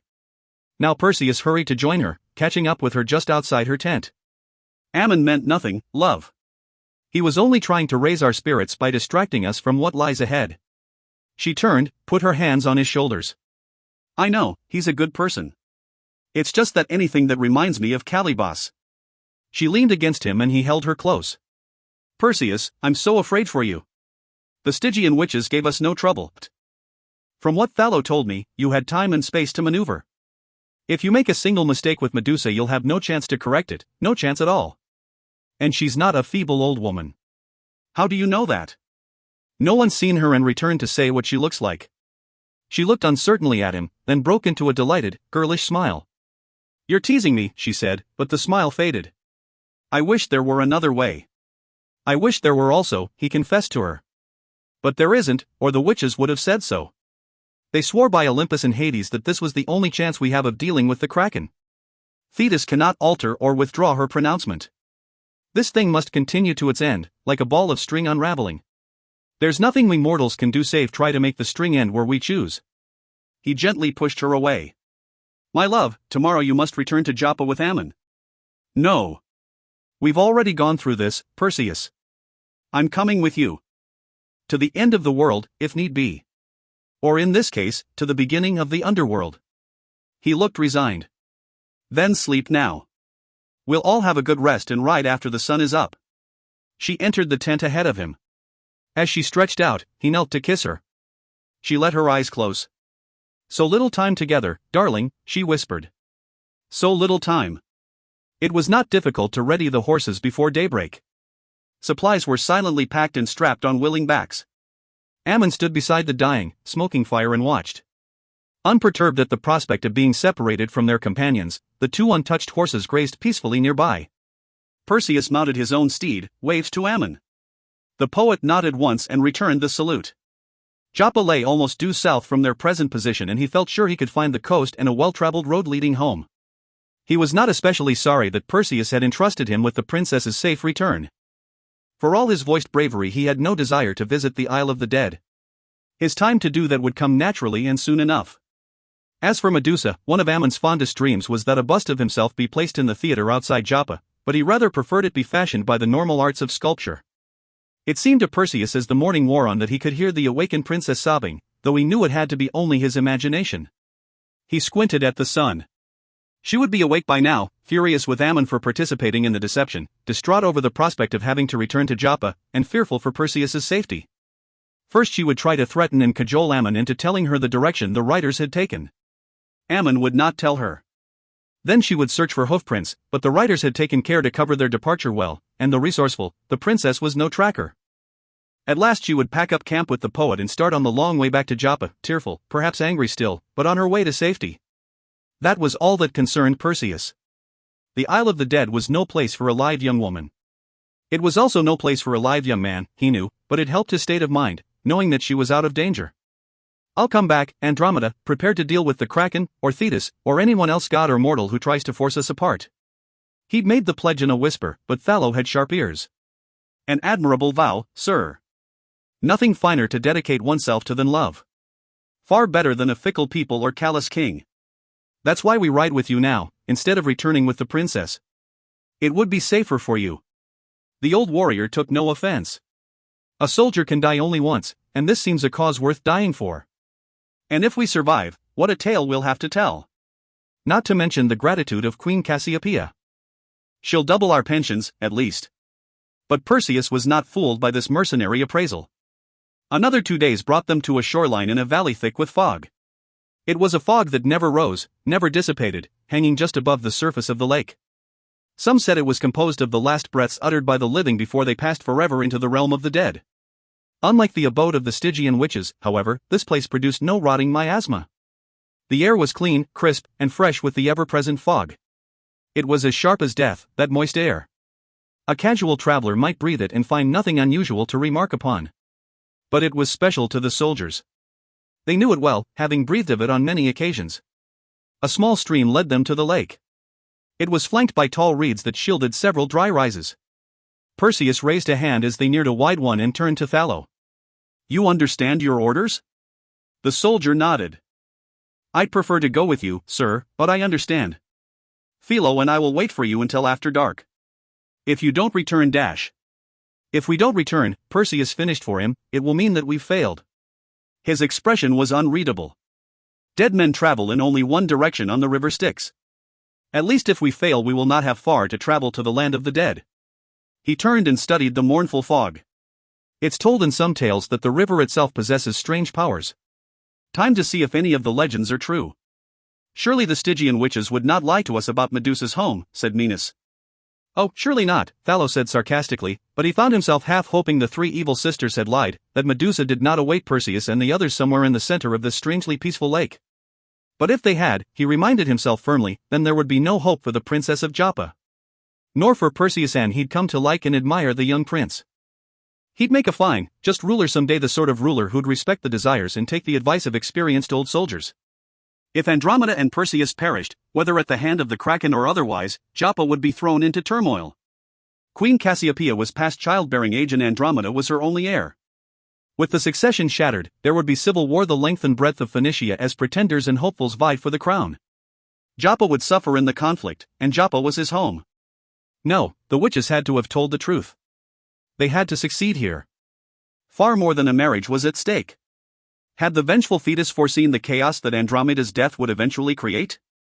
If so, she was subtly having her revenge on the entire city while seeming to threaten only one member of its royal family. Well, the gods might be immortal, but they're not all-seeing, he thought. Perseus had outwitted the Stygian witches. There was a chance he might do the same with the Gorgon. The riders had dismounted and unpacked their gear. Philo took charge of the mounts, led them to the nearby vegetation where they cropped contentedly at the lush foliage, unaware of the troubles vexing their masters. Bubo sat on Thallo's pommel, ticking away smoothly. The little owl was far more than a simple device for providing advice and instruction, Thallo knew. Its presence was a sign that not all the gods wished the destruction of Perseus, Andromeda, and Joppa. He wished he'd been given Perseus's gift of making sense of its jumble of clicks, whistles, and hoots. It was speaking to Perseus now. Thallo watched in wonder until the grim-faced prince rejoined them. Bubo says he cannot come with me. He is restrained from accompanying anyone to the isle. Why? Asked Minos. He says that if he visits the Isle of the Dead his own life will stop. I do not completely understand, but apparently his life force is not as flexible as our own. That which drives him would stop if he were to go that close to the underworld. He will have to stay here and wait with you, Thallo. He can't go along. From its resting place, the owl buzzed sadly. Well, I know something that does have to go along. He fumbled at his purse. Here. You'll need this. Perseus accepted the 4 silver coins, jingled them in his hand. Thanks, my friend. Money's the last thing I thought we'd use on this quest. For Charon, the ferryman, Thallo explained. If he'll carry you. You won't outwit him, but his price is well known. Unless you'd rather swim, that is. I've no desire to travel with him, was Perseus's reply, but the river Styx is no place for a swimmer to lose his way, and we don't know in which direction the Isle of the Dead lies. We'll offer him his due, and hope our unusual state doesn't put him off, but. Turning, he started off through the reeds, accompanied by Castor, Minos, and Solon. Thallo and Philo watched them depart. May the gods go with them, Philo muttered sadly, securing the last of the horses to a dead stump selected for that purpose. Nay. Thallo shook his head and gazed unrepentingly skyward. The heavens remained dull gray. Let the gods stay out of this. I'm of the same mind as that babbling old poet. They've caused us enough trouble as it is. Why can't they be content with their own squabbles without always poking into the affairs of mortals? Philo looked nervous. Hush, Thallo. One may overhear you. Let them hear me, then. Sooner or later we all travel down the river Styx, and soldiers sooner than most. What good's a man's life if he can't guide his own destiny? Who says he can't? Philo gestured toward the nearby lake. Perseus is doing just that. A good point, my friend. Which is why I wish the gods would stay out of it. I have much confidence in Perseus. In the goodwill of the gods I have none. It seemed more like the sea than a river to the 4 marchers when they eventually reached its shore. But the river of the dead has no hard and fast dimensions. It can appear broad as an ocean one time, narrow as a creek the next. At the moment, it chose to look like an endless expanse of mist and water. Save for that sense of endlessness and the perpetual fog that clung to it, there was nothing extraordinary about the place. The surface of the water was calm, peaceful. Yet despite the profusion of growth inland, no reed protruded above the surface. No water striders skated in its shallows, no frog called gruffly, no fish cracked the broad expanse of gray. It was quite appropriately, Perseus thought as he surveyed the serene waterscape, dead calm. To left and right high cliffs emerged from the shore. Somewhere ahead of them across the water rose the barren crags of the Isle of the Dead. Somewhere in the center of the lake river/state of mind, a narrow beach of dark sand formed a line between shrubbery and water. It was along this that the four marchers made their cautious way. Legend told Perseus what to search for. Even so, though the instrument looked like an ordinary hunting horn, he hesitated to unhook it from its tree limb. The antler it had been carved from was unfamiliar to any of them. His companions divided their attention between their young leader and the surface of the lake. Calm it was and calm it remained, but they had no way of knowing what loathsomeness lurking in those depths might soon choose to satisfy its curiosity about the unnaturally animate shape stalking the shore. Finally Perseus took down the horn. A single length of black chain fastened it to the branch. The branch had grown round in a spiral so that the chain could not be slipped off. He touched the mouthpiece to his lips. Nothing happened, he was not struck dead. The mouthpiece was nothing more than a mouthpiece, though extraordinarily cold to the touch. He took a breath and tried to blow a single clear, unwavering note. The sound that issued from the horn was clear, but broken and discordant, the wail of something rising out of nightmare. It faded into the fog, lingering eerily. To make certain their call was heard, Perseus forced himself to blow the horn a second time. Evidence that it had indeed been noted soon materialized out of the mists. The boat was long and narrow, occupied by a single figure clad in black cloak and hood. "Charon," said Minos softly. "For once I could do with a surprise," Solon said, and his hand tightened on his sword. Noticing the reflexive movement, Perseus said urgently, "Hands away from weapons, Solon. We confront no mortal here. You cannot slay the dead." The boat was as black as its master and boasted a massive figurehead at the prow consisting of the antlers of an elk that had not trod the earth for thousands of years. Castor remarked on their 8-foot spread as they moved toward the slowing craft. It touched gently against the land. The hooded steersman waited patiently in the stern as the four boarded. No words were spoken. Perseus exchanged looks with his companions, then steeled himself and walked to the stern. He held out the silver. The hand that accepted the coins was bare of flesh, as was the skull that grinned out at him from beneath the black hood. Keeping his attention on the spectral figure, Perseus moved backward, almost tripping over one of the many benches. The wind whistled through the brush on shore, or it might have been a laugh. Charon turned and leaned on his pole. Effortlessly, he pushed free of the soft mud enfolding the keel. The boat turned about and started out into the lake. 11. The fog nestled close around the boat and particularly its passengers, but never seemed to touch the ferryman. It would curl around a man's body and then pull sharply away, as though it found the living form unworthy of additional caressing. Perseus took up a position in the bow, tense and fearful, but at the same time shaking with anticipation. They were entering a realm unknown to the living and visited only briefly by the dead on their way to the underworld. Eventually a rocky beach emerged from the fog. Perseus had tried to mark their course. It seemed as though they traveled in a straight line, but with the fog concealing everything it was impossible to be certain. Several large openings blotched the cliffs that rose from the beach. The boat grounded on the submerged bottom. Perseus looked back, saw the ferryman pointing with a skeletal hand toward the cave directly in front of them. "Can it know where we wish to go?" Minos whispered. "Maybe. Maybe all the living who come this way want to go that way," Castor suggested. Perseus stepped out of the boat. The water was cool on his sandaled feet.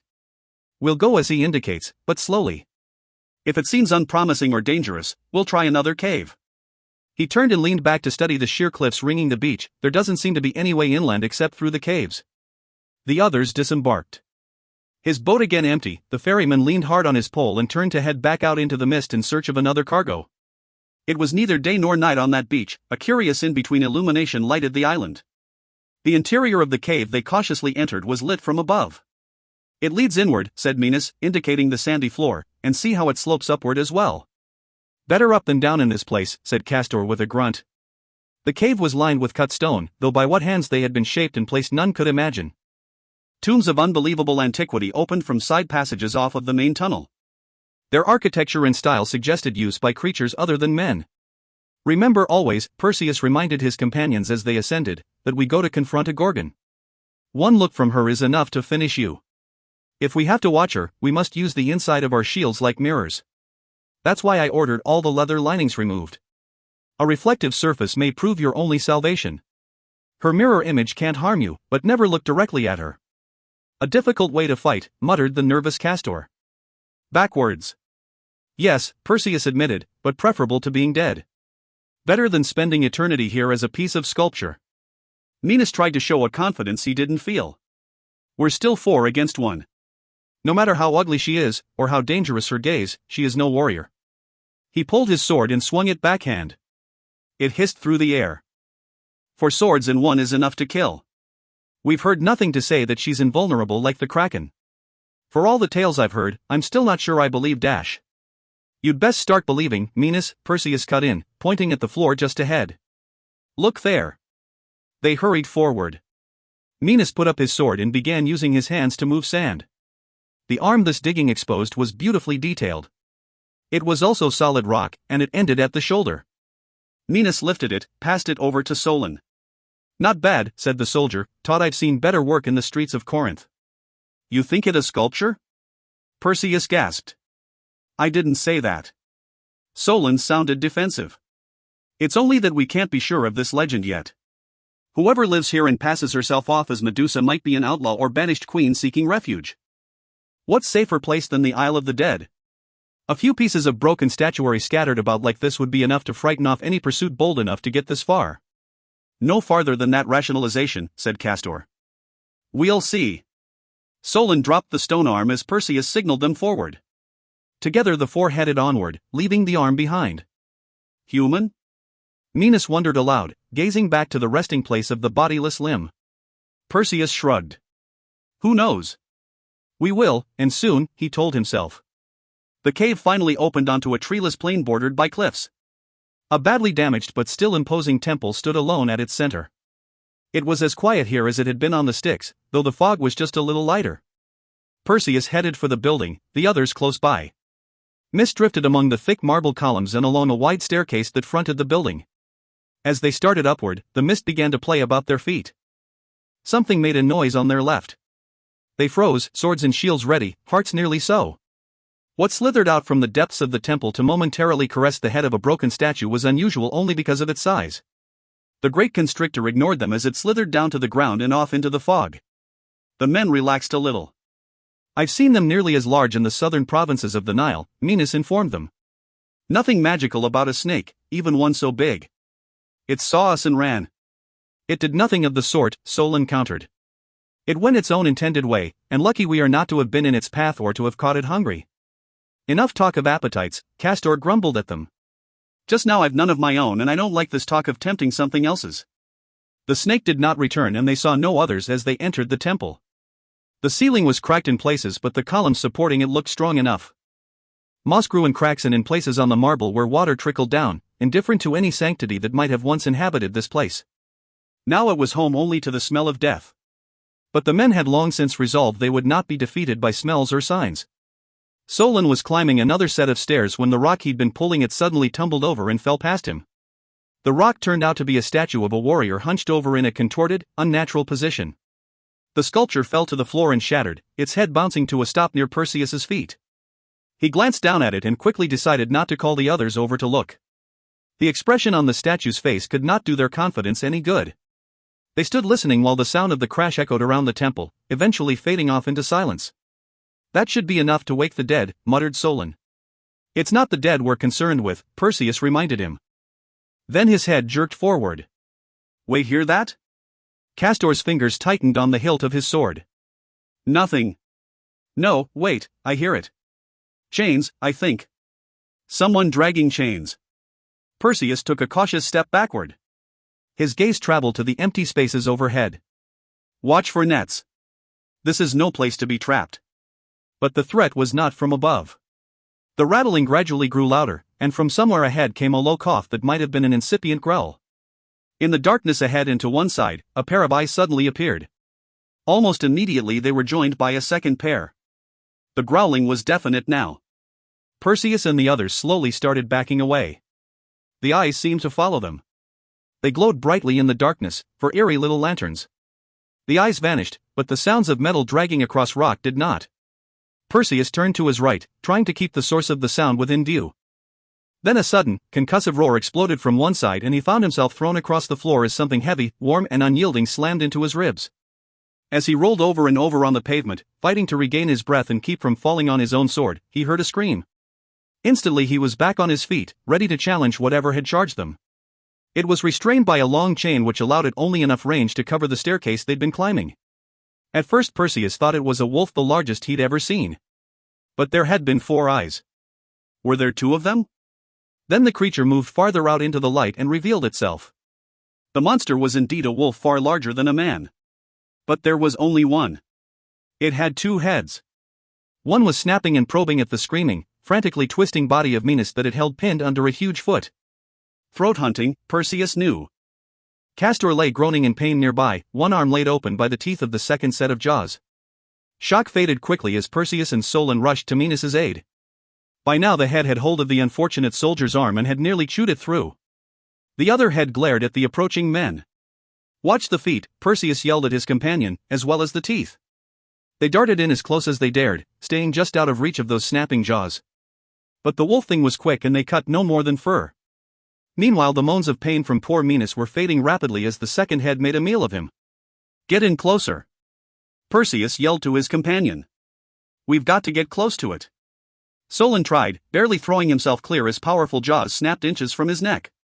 The wolf was unexpectedly agile for its great size, and Solon could not distract it long enough for Perseus to strike a solid blow or pull Minos free. For Minos it no longer mattered. His wounds were massive. But Perseus and Solon had troubled the monster to the point where it was now angry enough to devote its full attention to them. One head dug deeply into Minos' body. The soldier was unconscious and did not scream. The powerful neck twisted up and over, and the man was thrown high over the wolf's back. There was a distinct crack as the limp form struck the marble floor. Now the wolf started forward. It was still chained, but they couldn't be sure of the chain's exact length, and a wrong estimate could be fatal. Perseus tried to move to his left. The wolf cut him off. Both men found themselves being backed steadily up a spiral stone staircase. "Minos, crawl away now, while it's intent on us," Solon shouted, dividing his attention between the stalking wolf and his friend below. "Save your wind, Solon." Perseus swung the sword in a broad arc. The wolf flinched, growling from 2 throats. "His neck's broken and likely his back too. I heard him hit. Suddenly it seemed that both heads were momentarily focused on his companion. There was no more time for words, or for thought. He might not get another opening. He sprang forward, staying low and leading with the sword. It cut completely through the monster's flank. It let out a horrible yelp and fell backward, taking the sword in Perseus with it. Together they tumbled over the side of the staircase. Perseus fell on something warm and soft. The creature had landed beneath him. Hurriedly he climbed clear and pulled the sword free. "You've killed it, sir." Solon was hurrying down the stairs to rejoin him. But the wolf was far from dead. It had 2 heads. Now it seemed it might also have 2 lives. Rolling quickly to its feet, it started backing Perseus toward the near wall. For the first time, Perseus felt real fear. "I ran it clear through and it's not even swaying," he thought in panic. Can it be an immortal thing, immune to a sword stroke? The wall was very close. Soon he would have nowhere to run and one of those 2 slavering heads would nip in while he was busy fending off its mate. He thought furiously, swearing steadily and silently. "If I can't kill the thing, at least maybe I can reduce the odds."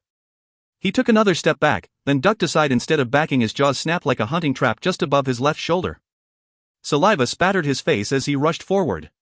The sword swing was half wild, but the half that remained true cut cleanly. One of the 2 heads spun free of its neck.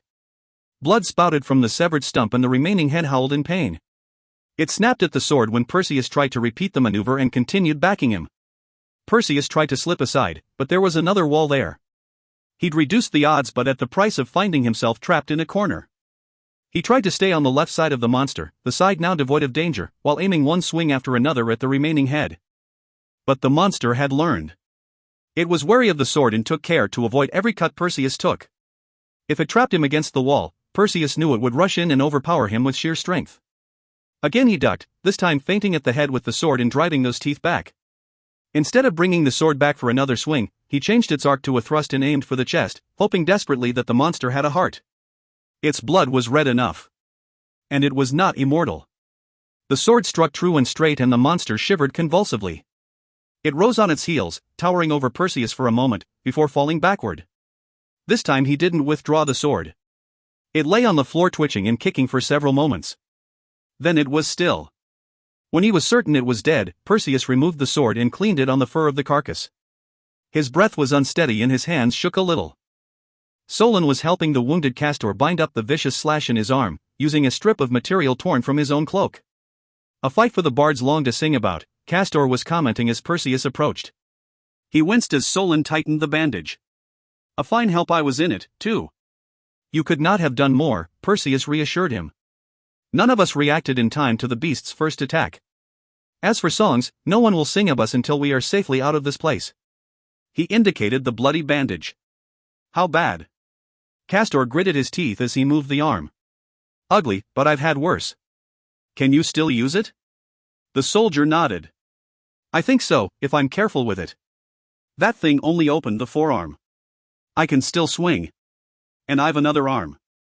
What of Minos? As you thought, Solon told him. Dead. It's as well that the monster broke his neck. He could not have survived his wounds. The thing had been eating on him before it threw him away, but... Perseus turned to gaze into the depths of the temple. Then it's 3-1 now. He helped Castor to his feet and they resumed their inspection of the interior. A half hour of searching revealed nothing save a great quantity of statuary and a maze of empty corridors that invariably dead-ended against the inner temple walls. Nothing else materialized out of the darkness to challenge them. Only the still bleeding corpse of the wolf monster remained as a token of the dangers of this place. There's nothing here, unless it's too well concealed for our eyes to find, Perseus finally decided. We've checked the upper balcony and the level we entered on. Perhaps there's another below, suggested Solon. There are so many columns and passages we might easily have overlooked the entrance in this poor light. Possible, Castor agreed, still favoring his bandaged arm. So they resumed the hunt, their attention now directed downward. It was Perseus who eventually found the hoped for staircase leading into the depths. A good guess, Solon, he told his companion. Castor eyed the hole doubtfully. Hades lies that way. Remember where we are. Somehow Solon managed to smile. Then we'll have to take care not to descend too many steps. They started down. Castor's worries were soon alleviated. The staircase ended in an underground grotto forested with marble columns. Whether it comprised the cellar of the temple above or the long-forgotten hallways of a still earlier sanctuary none could say. One thing was instantly apparent, however. The place was occupied. Dozens of torches illuminated the subterranean chamber. Something living required light here. Whose lair they had entered was also obvious. Everywhere they found the petrified bodies of animals and men. Not even Solon could doubt any longer that it was no sculptor who had fashioned these forms. They were far too detailed, too lifelike for even a master carver to have wrested from bare rock. Their presence was disconcerting enough, but the variety of contorted expressions on those frozen faces was more horrible still. A vile sense of humor had been at work among them. One figure would hold out a flickering torch in a frozen hand, while another would brace a damaged column with stone shoulders. They threw distorted shadows on the damp walls. Even Perseus could not keep from throwing an occasional nervous glance over a shoulder to see if the figure just past might not have moved a trifle. He kept his shield high and his senses alert. The most difficult thing would be to avoid looking for the source of any sudden sound, especially after the near-fatal encounter with the wolf thing. They would have to battle their natural inclination to use their eyes, and fight with only their ears for guidance. The grotto narrowed, then opened into a spacious chamber. It ended in an ancient altar backed by mosaic work and a stairway leading upward. A sickly pool of water curved before the altar, the stains bordering the water hinting at unknown rituals and uses. They started for the stairs, then quickly halted. The faint whisper and crackle of the torches was replaced by a thick, sibilant hiss. It comes, Perseus murmured. Shields. The three men raised their shields over their eyes, huddling together for protection against whatever was approaching. The hissing was directly ahead of them and close by. Back away, Perseus ordered his companions, and don't look. Find a column to hide behind. They kept their shields before them, fighting down the maddening impulse to look at whatever was near. Each took a turn looking backward to check their path, seeking several columns close together. Perseus slipped behind one of red marble, now faded and chipped. He hesitated as long as he dared. The hissing was loud in his ears. Then he stepped out from behind the column, his shield held high on his back to the threatening sound. Despite the horror revealed in the highly polished surface, he managed not to drop the shield. At the head of the stairway was an enormous snake, cousin in form and body to the great constrictor they'd encountered outside the temple. It was an ichorous green and as thick around as a cedar. At one end it changed into a scaly sort of degenerated flesh. A human waist began there, a mockery of the beautiful skin that had once been. It varied in places, some smooth, some rough and scaled. The upper torso was clad in a brief wrap of opaque cloth and showed the silhouette of a woman. Instead of hair, the head was a knot of writhing, tieless snakes. Perseus had expected that, from the tales he'd heard. What he did not anticipate was the sheer demonic energy in that face. The teeth were not squared off, but pointed, like the canines of the wolf. Reptilian scales covered the entire face. The eyes he struggled not to turn and look directly at them. The eyes were a violent emerald green, shockingly bright and piercing. If any humanity had once looked out from them, it had long since vanished. In her hands Medusa held a heavy war bow. A quiver of hunting arrows were strapped to the leathery back. As he watched, she selected one of the arrows. Instead of notching it in the bowstring, she deliberately touched the point to one forearm and dragged it across the skin. The scales parted as if at the touch of a razor. The blood that appeared in the wound was almost black. Smoke rose from the incision and the blood bubbled as it contacted the air. Showing no sign of pain from the self-inflicted wound, the Gorgon wiped the tip of the arrow in the smoking blood, then set it to bowstring. Her gaze is protection enough, he thought frantically, yet she takes no chances. He would have to turn toward her again. He spun, making certain the shield was well up in front of his face. He raised and lowered it without pattern, taking care to keep his eyes on the floor whenever lowering it below his line of vision. Bow and arrow, he shouted to his companions. Keep your shields in front of you and vary the height, so she can't set on a target, and get back. She's ready to fire. How can we fight her? Asked Solon from one side. If she's using arrows, she'll never let us in close. Back off for now. We'll find a way. They obeyed, starting backward. Perseus edged round to his left, trying to use the concealing columns to get behind the Gorgon. Solon followed his instructions carefully, but Castor was still troubled by his wound. With his mind divided between his pain and the Gorgon, he lost his footing as he stumbled through the ritual pool. His thoughts on keeping his eyes averted from the figure ahead, he turned away. But in so doing, he exposed his back. The Gorgon let loose the arrow. It struck the retreating soldier squarely in the back. Castor let out a shocked scream of a timbre rarely heard even on the battlefield. He staggered forward, dropping sword and shield as he groped wildly for the burning arrow. It was hissing as the venom burned away the cloth and skin.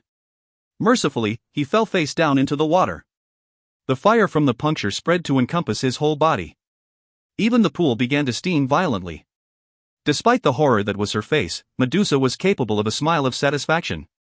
She notched another poison missile and prepared to select her next target. Perseus kept darting in and out from behind the columns, but that did not trouble her. The man was quick, but she could easily cut him off and dispose of him at her leisure. She was more concerned about the other, who was already safely past the pool and backing toward the exit. He might escape. She hesitated only a moment before raising the bow. The arrow shot across the chamber. Unlike the unlucky Castor, Solon held on to both his balance and his wits. The arrow struck the base of the shield and flew off to splinter harmlessly against the ceiling. The impact, however, knocked the shield out of Solon's hands and sent him tumbling backward. The shield landed on its edge and rolled out of reach, prompting a rasping shriek of delight from the Gorgon. At that point Solon committed the fatal mistake of looking back to see how close his enemy was. Those burning green eyes locked onto his own, and he was lost. They held him motionless.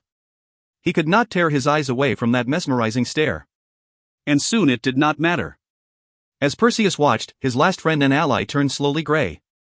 Flesh stiffened as a process normally requiring millions of years of heat and pressure occurred in a few seconds. When it was over, Solon had joined the army of forlorn souls inhabiting the temple, a dead piece of rock empty of life, a caricature of humanity. Perseus regained his senses barely in time. The next arrow grazed the rim of his shield. Solon's fate had provided Medusa with only momentary pleasure. As with his lost friend, the force of the arrow sent him tumbling. But unlike the unfortunate Solon, Perseus managed to keep control of his shield. One thing he'd already resolved: he might die pierced and smoking like poor Castor, but he would perish as a creature of flesh and blood, not as a toy forever subject to Medusa's mocking laughter. He would die a man. Keeping his gaze averted from the monstrosity on the steps, he scrambled for better cover behind one of the larger statues.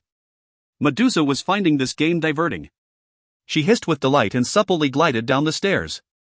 With only one opponent remaining, she could afford to relax and toy with him a while. It was rare that she had the pleasure of live company. From behind the statue, Perseus watched her approach in the mirrored surface of his shield. Mightn't it be used another way? He slipped it off his arm and leaned it carefully against a second statue. The plethora of torches must mean that Medusa had the vision of a normal creature and could not see in the dark. The flaming brands were in place for her benefit, to expose her enemies to her. If they must fight, then let her suffer under a handicap too, he thought. Making a quick dash for yet another of the statues, he swung his sword in a wide arc. It cut cleanly through the torch he'd aimed for. The burning wood tumbled into the ritual pool and sputtered out. A louder hiss came from his stalker, but he didn't turn to see where she was. A moment's pause, then another dash and another torch out. A third, a fourth. The light in the chamber lessened and the shadows grew deeper as darkness began to steal through the grotto. Medusa started to hunt more seriously among the columns, bow at the ready. The last of her quarry was proving unusually elusive. In the increasing darkness it was hard to tell shadow from man. There she fired and the arrow just missed the streaking, dodging Perseus, shattering on the wall just behind him. This was no good. The man must have exceptional hearing. He must be avoiding her by listening for the sounds of stone grinding beneath her body.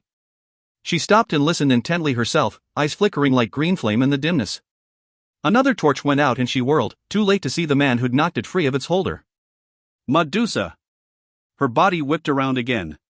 The man's boldness was astonishing. There he was, gesticulating at her from the base of the staircase, hopping in and out from behind a column. A fine game, this, she thought. But time to put an end to it. He was taunting her by matching his agility against her own. Well, he was quick, that she wouldn't deny. But not so quick as an arrow. She permitted herself a toothy grin. Soon he would be something less than quick and she could study him at length. She let the bow and arrow hang loosely, as though she were indifferent now, but all the while she was sliding to one side to obtain a slightly better angle. Once more he jumped out, making faces at her. The shield he held before him was broken along the rim, whether from the force of her arrows or from being sent flying against the rock she couldn't tell. In her excitement at finally having a clear shot, she failed to notice that the shield Perseus held was different from the one he'd entered with. The arrow was sent flying straight and true toward its intended target. There was a metallic whang as it hit the man in the chest, instead of the soft thud it usually made when piercing flesh. The image of the man went flying through the air, a distorted, flattened shape. For a second the Gorgon was overcome with confusion. It was followed by a hot flash of outrage. The image!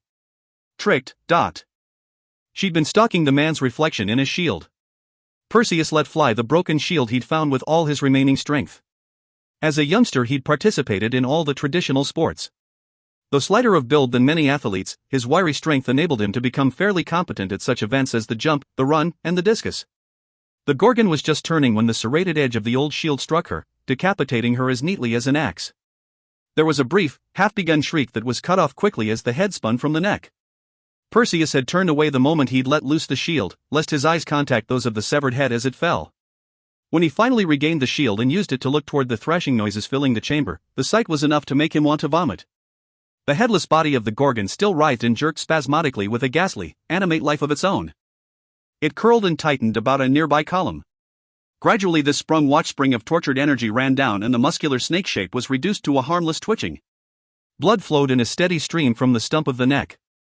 He would have to hurry. Using the mirrored inner surface of Castor's shield, he worked his way toward the place where the severed head lay. Removing his cloak, he bent over it and, still keeping his eyes averted, managed to wrap the head in the material. He had to be careful to avoid the dripping blood. Where it touched the floor it ate away the marble. But it did not seep through the cloth of crimson protected by the power of the crystal I borrowed from the Stygian witches.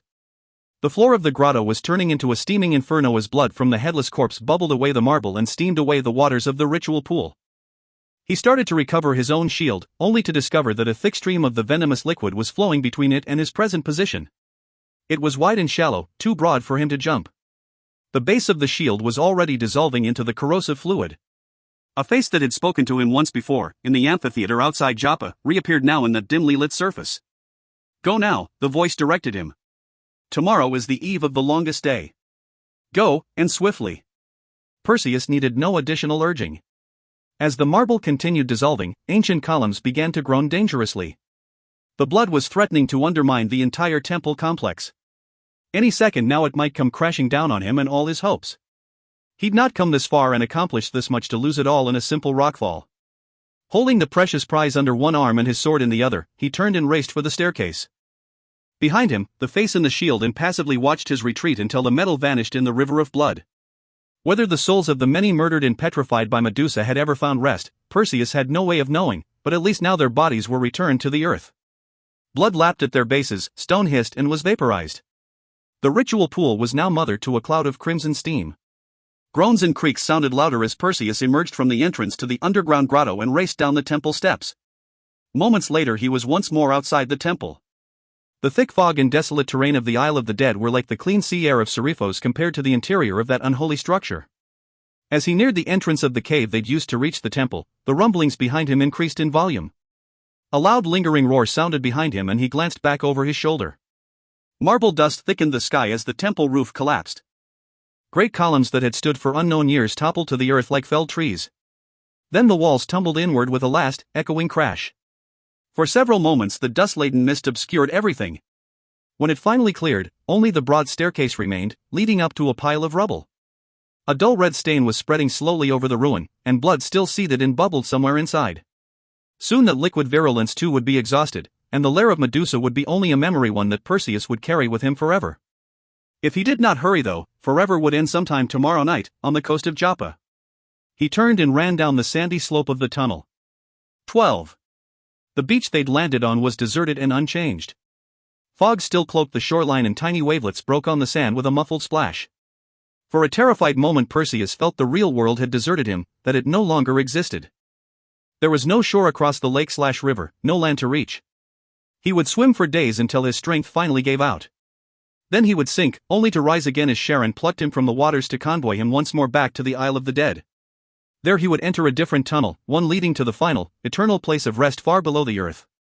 He would never know the fate of his beloved. Nonsense! He shook the groundless fear from his thoughts.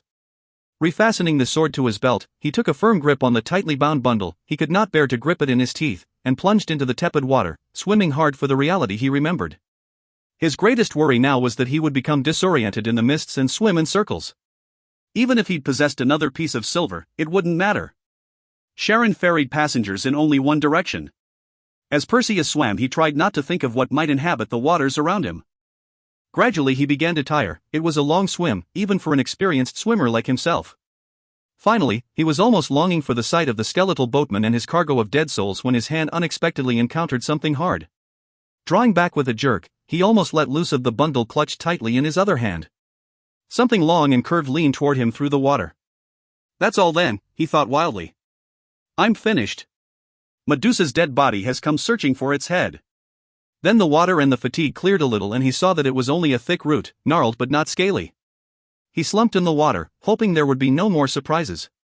One hand grasped the familiar shape and he pulled himself under the arch of the great root. There were others to be negotiated, but they grew steadily smaller. His feet touched bottom. There was no describing the feeling of relief that went through him at that first muddy contact. Soon he was again on dry land. He lay sprawled on naked rock, his eyes drinking in the sight of bulrushes and waterweeds around him. Tantalus's shoulders could not have throbbed worse and his arms were lengths of chain hanging limply down. He rested for a while, gathering strength. Then he rose and called briskly. No reply. Not even echoes could live on that shore. Left or right, he mused. It seemed he must have drifted south, but no, he thought to check the water. The current did indeed push southward. Therefore he should go to his right. He started off in that direction, still dripping wet since there was no sunshine to dry him, shivering from more than just cold. There was no dramatic reunion when he finally stumbled back into the camp. Thallo and Philo were seated by a fire, wondering about the possibility of a storm, and Perseus simply stepped through the reeds into the clearing. Thallo rose immediately and walked over to greet him. The two men stared at each other for a long moment. Then Thallo looked past the exhausted Perseus, hesitated, finally looked back into the younger man's face. Perseus shook his head slowly. All of them? Philo looked up from beside the fire. Medusa. Perseus walked over to the old tree which overhung the clearing and searched through the supplies stacked there. Finding the length of rope he wanted, he used it to secure the damp bundle to a branch. It swung gently in the rising breeze. Then he returned and collapsed next to the fire, drying himself and gnawing on a piece of dried meat as he spoke. She won't kill any more good people, he said tightly. Her temple's destroyed. I thought I'd never make sure, and the temple's guardian with it. A monster wolf dog with 2 heads that we had to kill before we found her. It killed Minos. Dioscolos, murmured Thallo. I've heard legends of such. And you slew it as well as the Gorgon? Perseus nodded. Almost lost Castor to it as well. His voice dropped. As it turned out, it didn't matter. 3 good soldiers. Thallo turned back, looked out across the reeds. 3 good men. Good friends, added the disconsolate Philo. He nodded toward the bundle tied to the tree. You gained what you came for? Yes. It still bleeds. Don't touch it.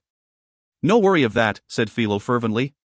A rumble of thunder reached down from above and lightning made the fog glow like a lamp. Thallo put hands on hips and gazed skyward. Curse these mists. I cannot tell if it will rain or not. Zeus is angry, said Philo, about something. He was setting up the small bronze pot in which they would cook their supper. Zeus is always angry about something. Thallo spat to one side and moved to check on the horses. They stood quietly nearby. Prince, perhaps we should try to make some distance toward home before nightfall. Perseus shook his head and tried to smile. You would have to tie me to the horse, my friend. I have no more strength. Something whirred at him from the top of a rock bordering the nearby stream. Yes, my mechanical friend, I know that flesh is weak and metal strong, but I still wouldn't trade with you. Bubo hooted once, eyes flashing, and settled back to study the landscape. You'll feel better after a night's sleep and some real food, Thallo assured the younger man. If we leave before daybreak we can still make Joppa in the time left to us. Even Hercules had to rest from his labors. He couldn't have been more tired than I am. Perseus found a blanket and wrapped it around his still damp body. In minutes, he was sound asleep. Philo stirred the contents of the bronze pot. Should we wake him for supper? Nay, Thallo said, studying the silent figure in the blanket. He needs rest now more than food. Well, feed him in the morning. Thunder sometimes disturbed the peace of the night, but it didn't wake the men. By first light they still slept on, oblivious to Zeus's complaints. Bubo rested on his rock, ticking away somnolently. The red bundle swayed gently in the wind. Nearby the water reeds rustled uncomfortably in the rising breeze. Or perhaps they moved because of the muscular figure that walked cautiously among them. Calibos had seen Perseus's return to camp. He'd spent this night waiting patiently, as he had for several days. There had been no need to interfere. He was confident Medusa would finish his work for him. Now it was clear she had not, and he would have to finish himself what the Gorgon ought to have done. His repeated entreaties to Mother Thetis had been met with silence as he'd followed the expedition out from Joppa. When they'd separated back by the lair of the Stygian witches, he'd been sorely tempted to kill the old man riding with the princess and carry her back to his lair. But that would only have angered Thetis, who had pronounced final judgment. In his thirst for revenge he'd inadvertently goaded the goddess into demanding the death of the one love he could not command. Now that the princess's death was ordered, all he could do was ensure that her lover did not survive her. Perseus lay huddled by the ashes of the dying fire.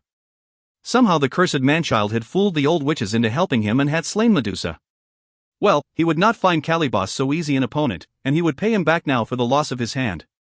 Moving as quietly as possible, Calibos made his way behind the tree holding the scarlet bundle. Once, the braided whip coiled over his shoulder caught on a projecting branch and he almost cursed aloud before freeing it. As he leaned around the trunk of the tree, he used the trident fastened to the stump of his left forearm to brace himself. It was a poor substitute for a hand, but the best he could contrive. With a sharp knife he cut a small gash across the bottom of the bundle. The stink that wafted from within assured him that the Gorgon's head had not yet dried out completely.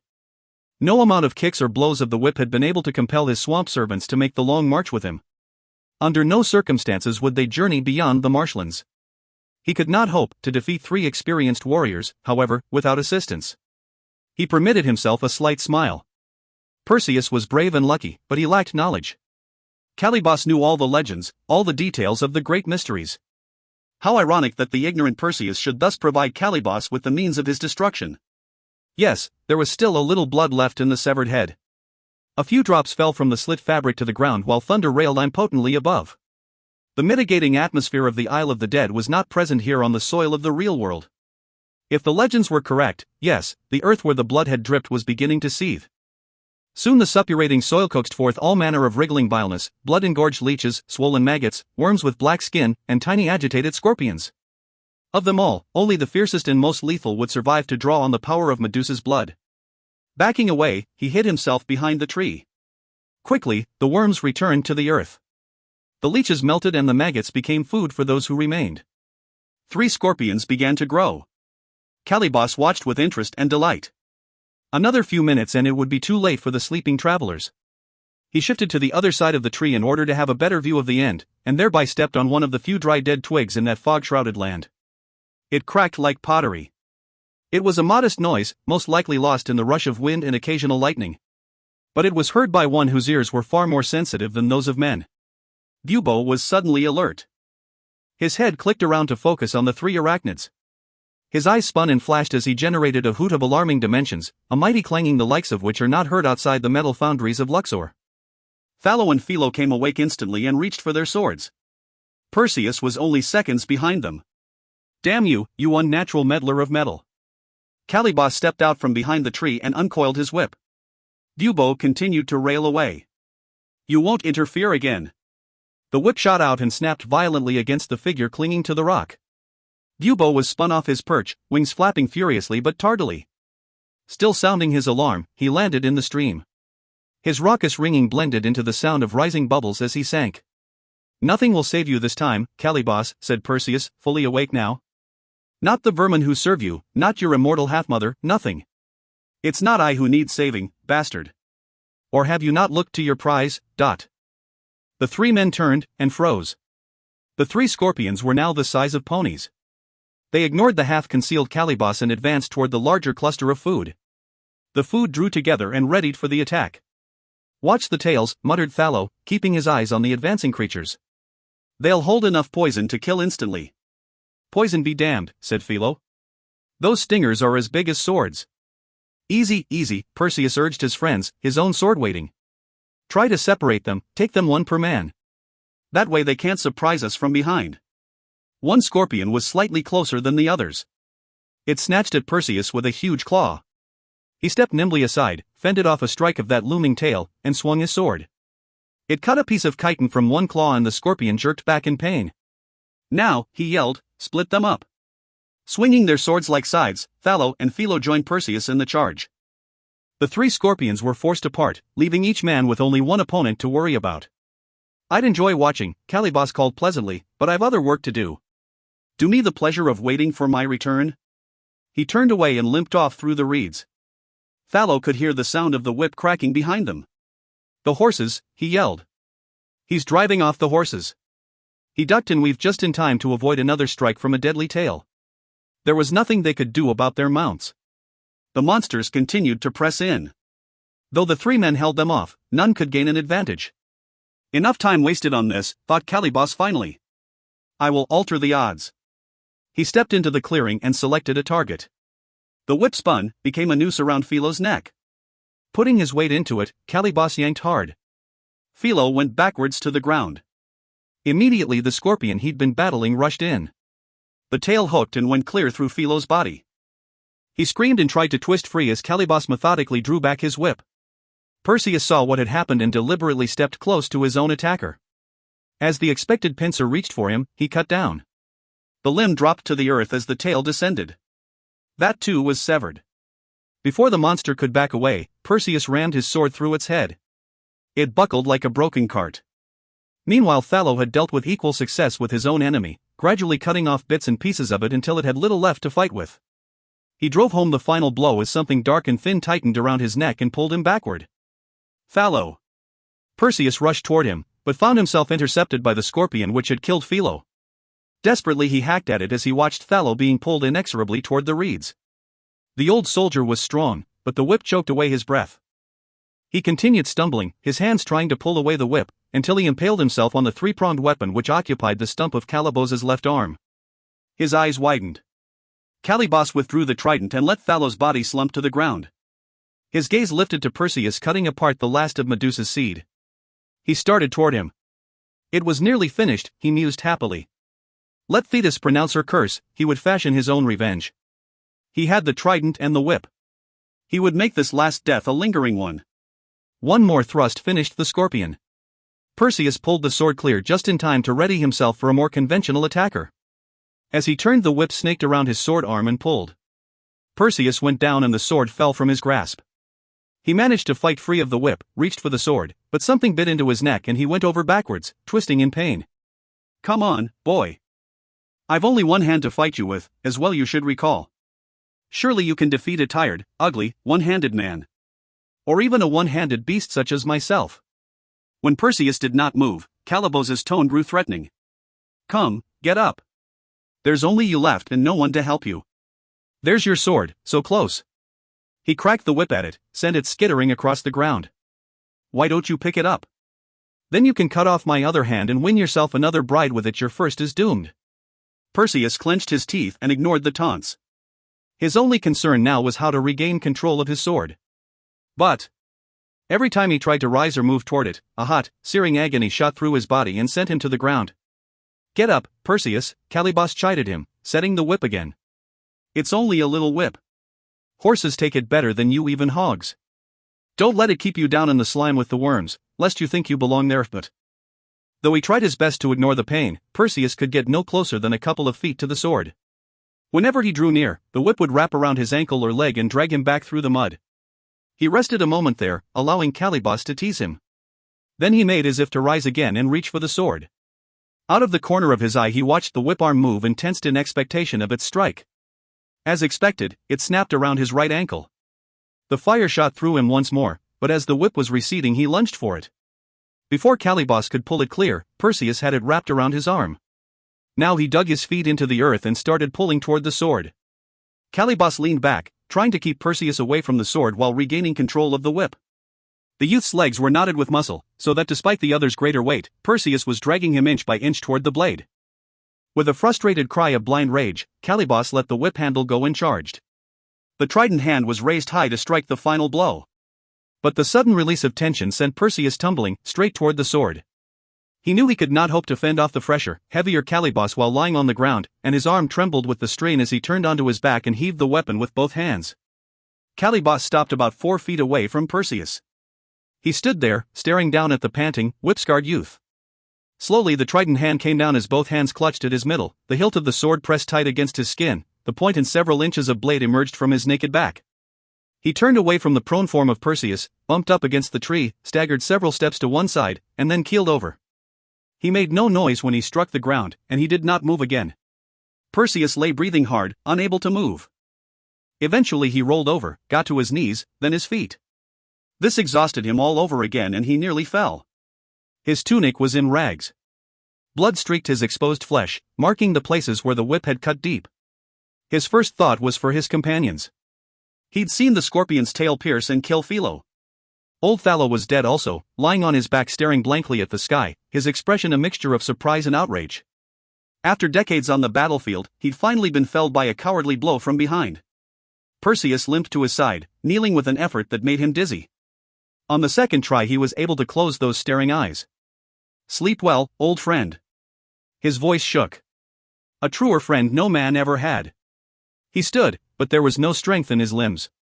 He crossed to the tree and took down the cloaked head of Medusa. The slit in the bottom was dry now. There was no more blood in the head to work further mischief with the innocent earth. Turning, he started across the stream. One foot caught and sent him tumbling into the shallow water. Joppa, have to return to Joppa, he thought desperately. Horse or no horse. He let himself drift across the gentle stream, crawled out on the far sandy bank. He still held the bundled head of the Gorgon. It was as far as he could go, and not nearly far enough to save the princess. 13.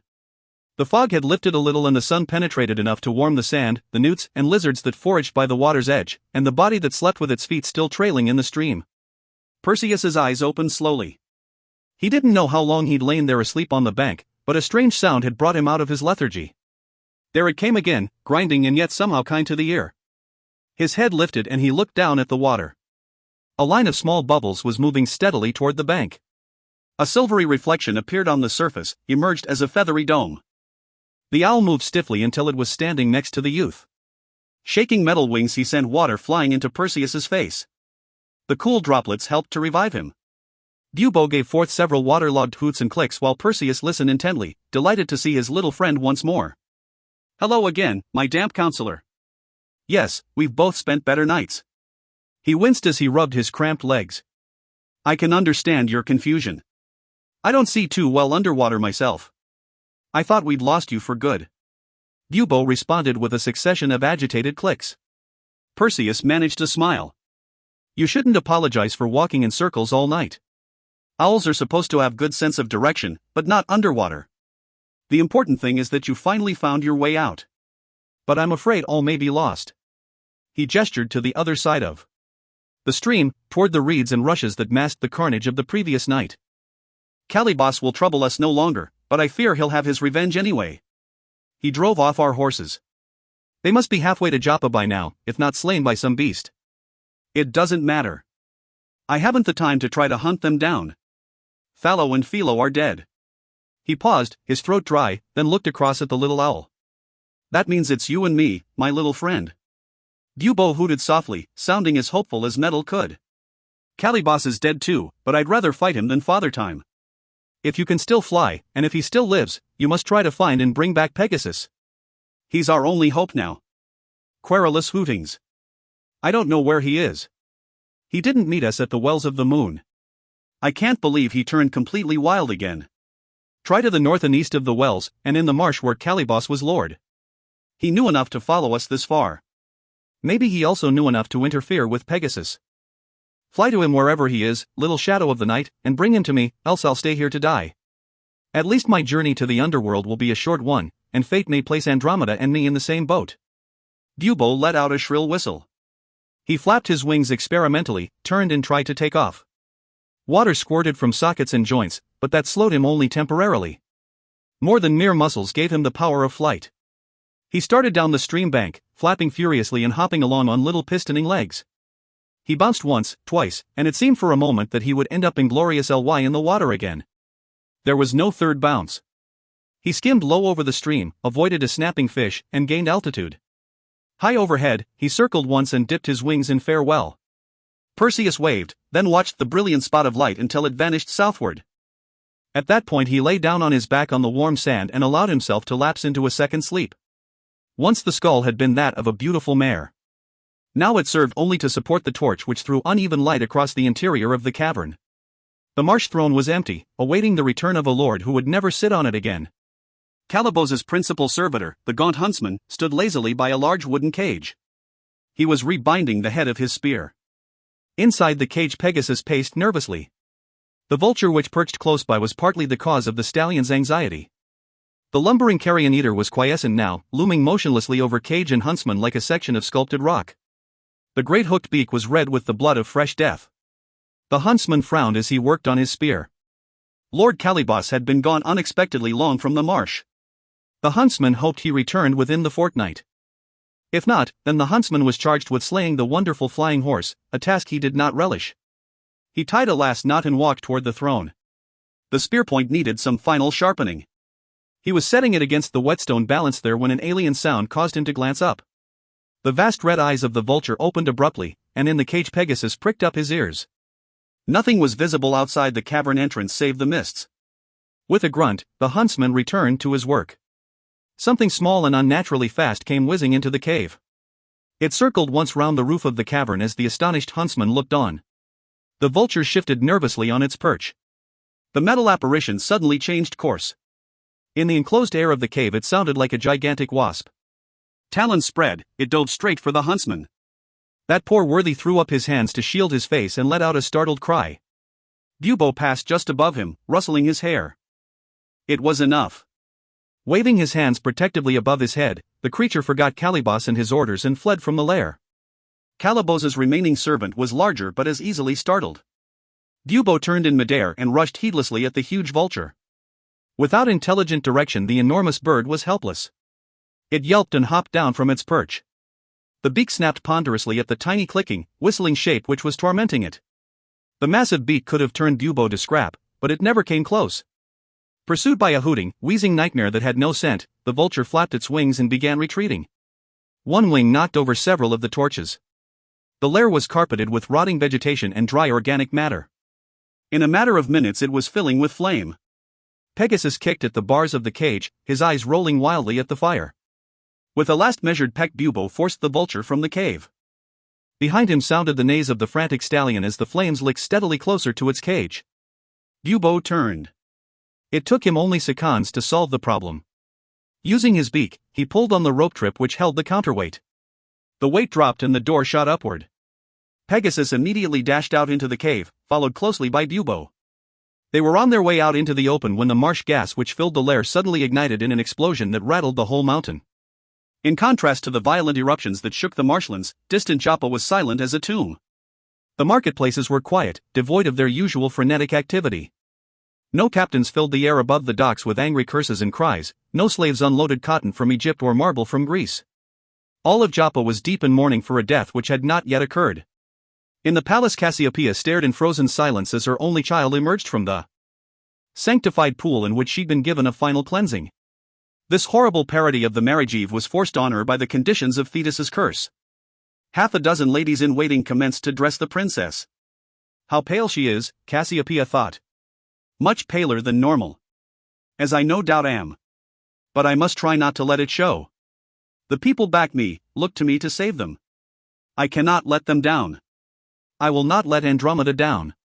See how bravely she bears up under the terrible strain. It would not do for her own mother to break down while she maintains such dignity and calm. Characteristics she takes from me, along with her physical beauty and quick mind. Characteristics she will never be able to enjoy or use in the service of her people. Characteristics doomed to uselessness by the capricious whim of an outraged goddess. Thetis, she cried silently, why could you not punish me instead? But she knew the goddess was doing precisely that. There was nothing to do but finish it. A solemn crowd had assembled in the square outside the palace. Today there was no division between soldier and priest, merchant and citizen. All were joined together in common despair.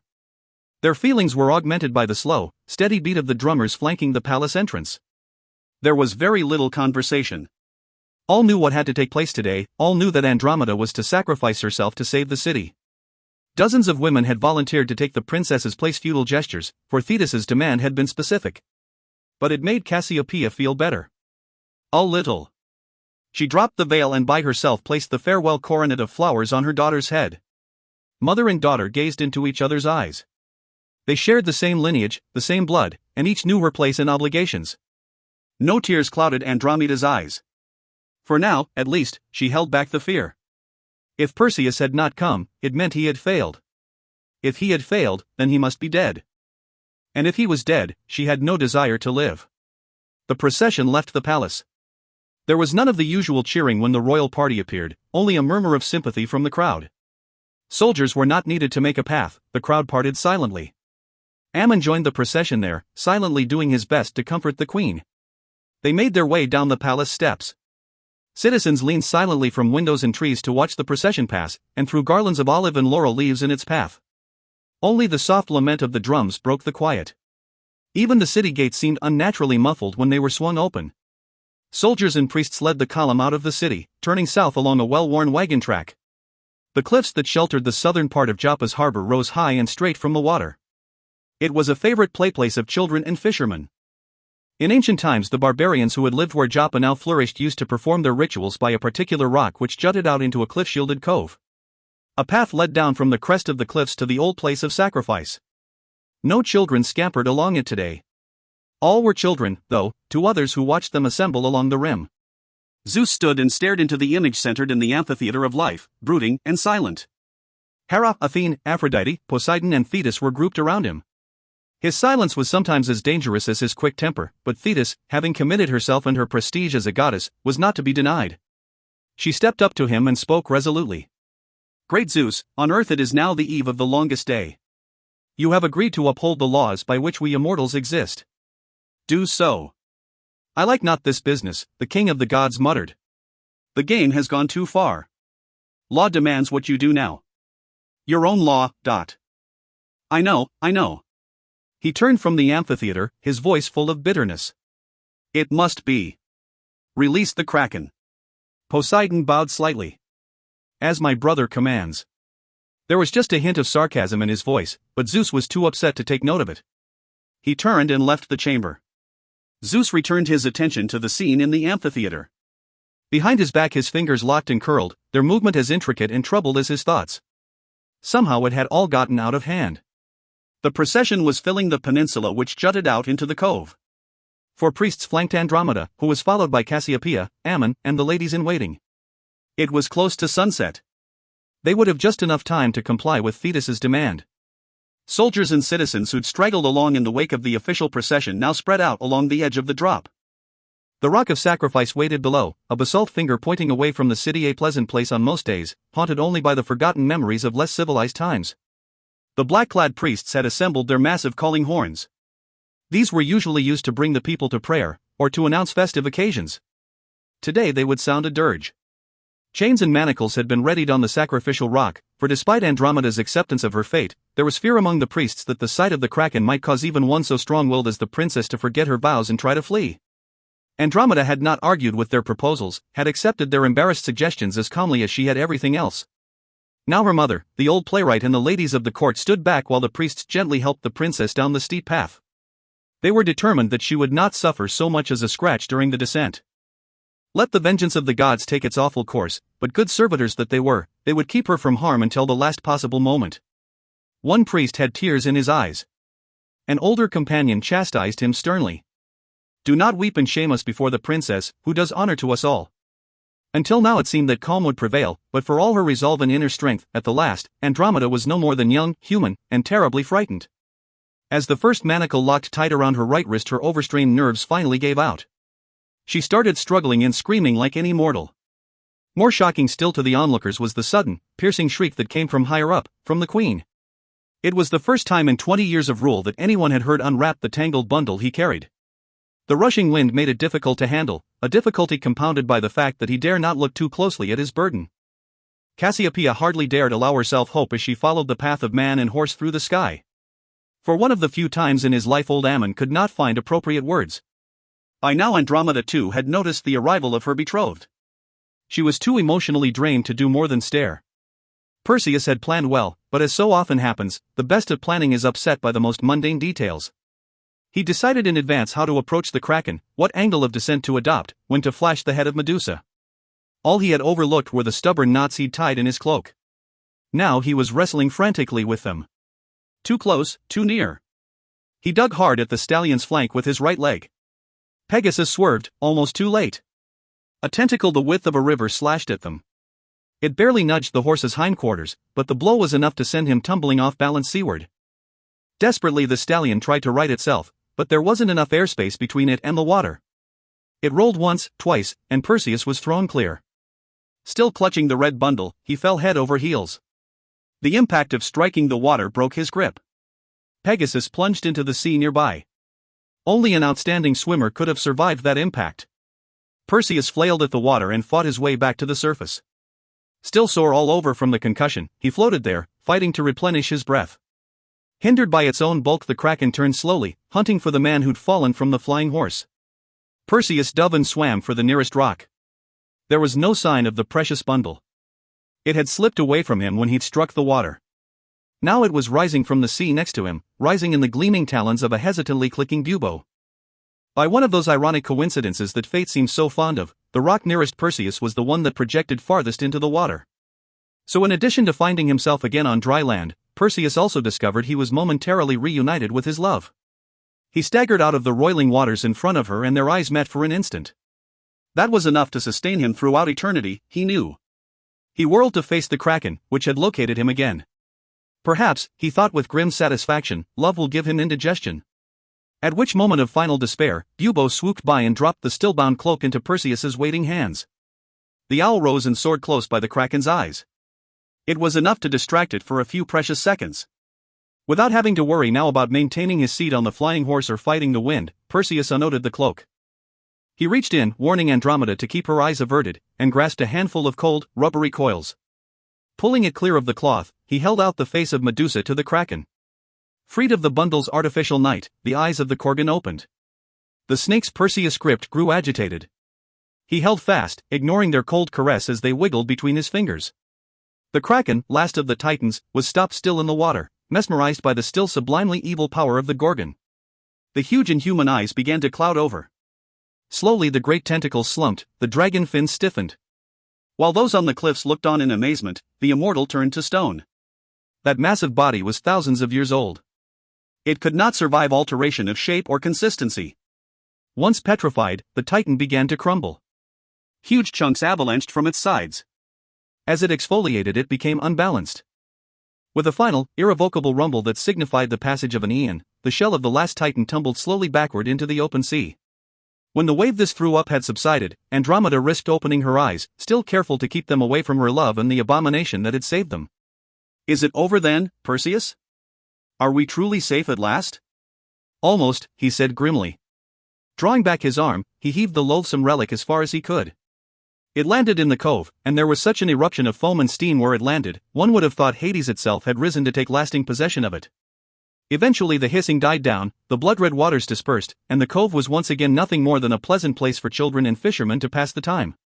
The manacles and chains were impossible for the imprisoned to reach, but simple enough for a free person to unlatch, especially if he was as determined and eager as Perseus.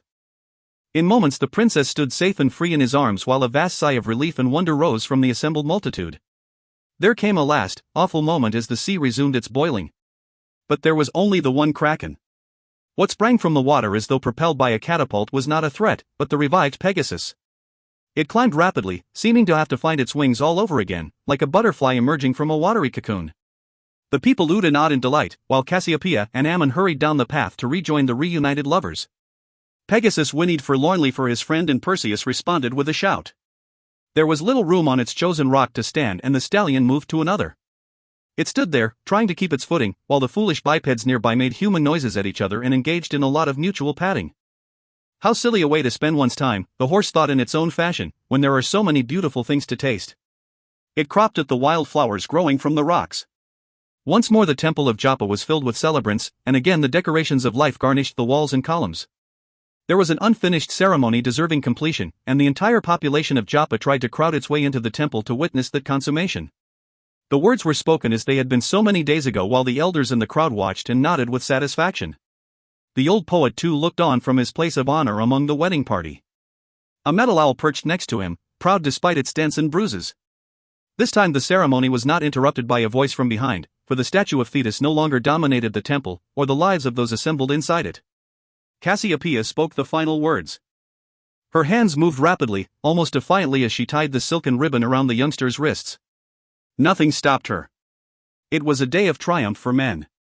Perseus and Andromeda turned and embraced while the people shook the temple to its foundations with their cheers. Among them were a few equally happy but less demonstrative. You know, my badly dented little friend, Ammon said confidentially to Bubo, this would make a fine heroic poem. Or perhaps even a play.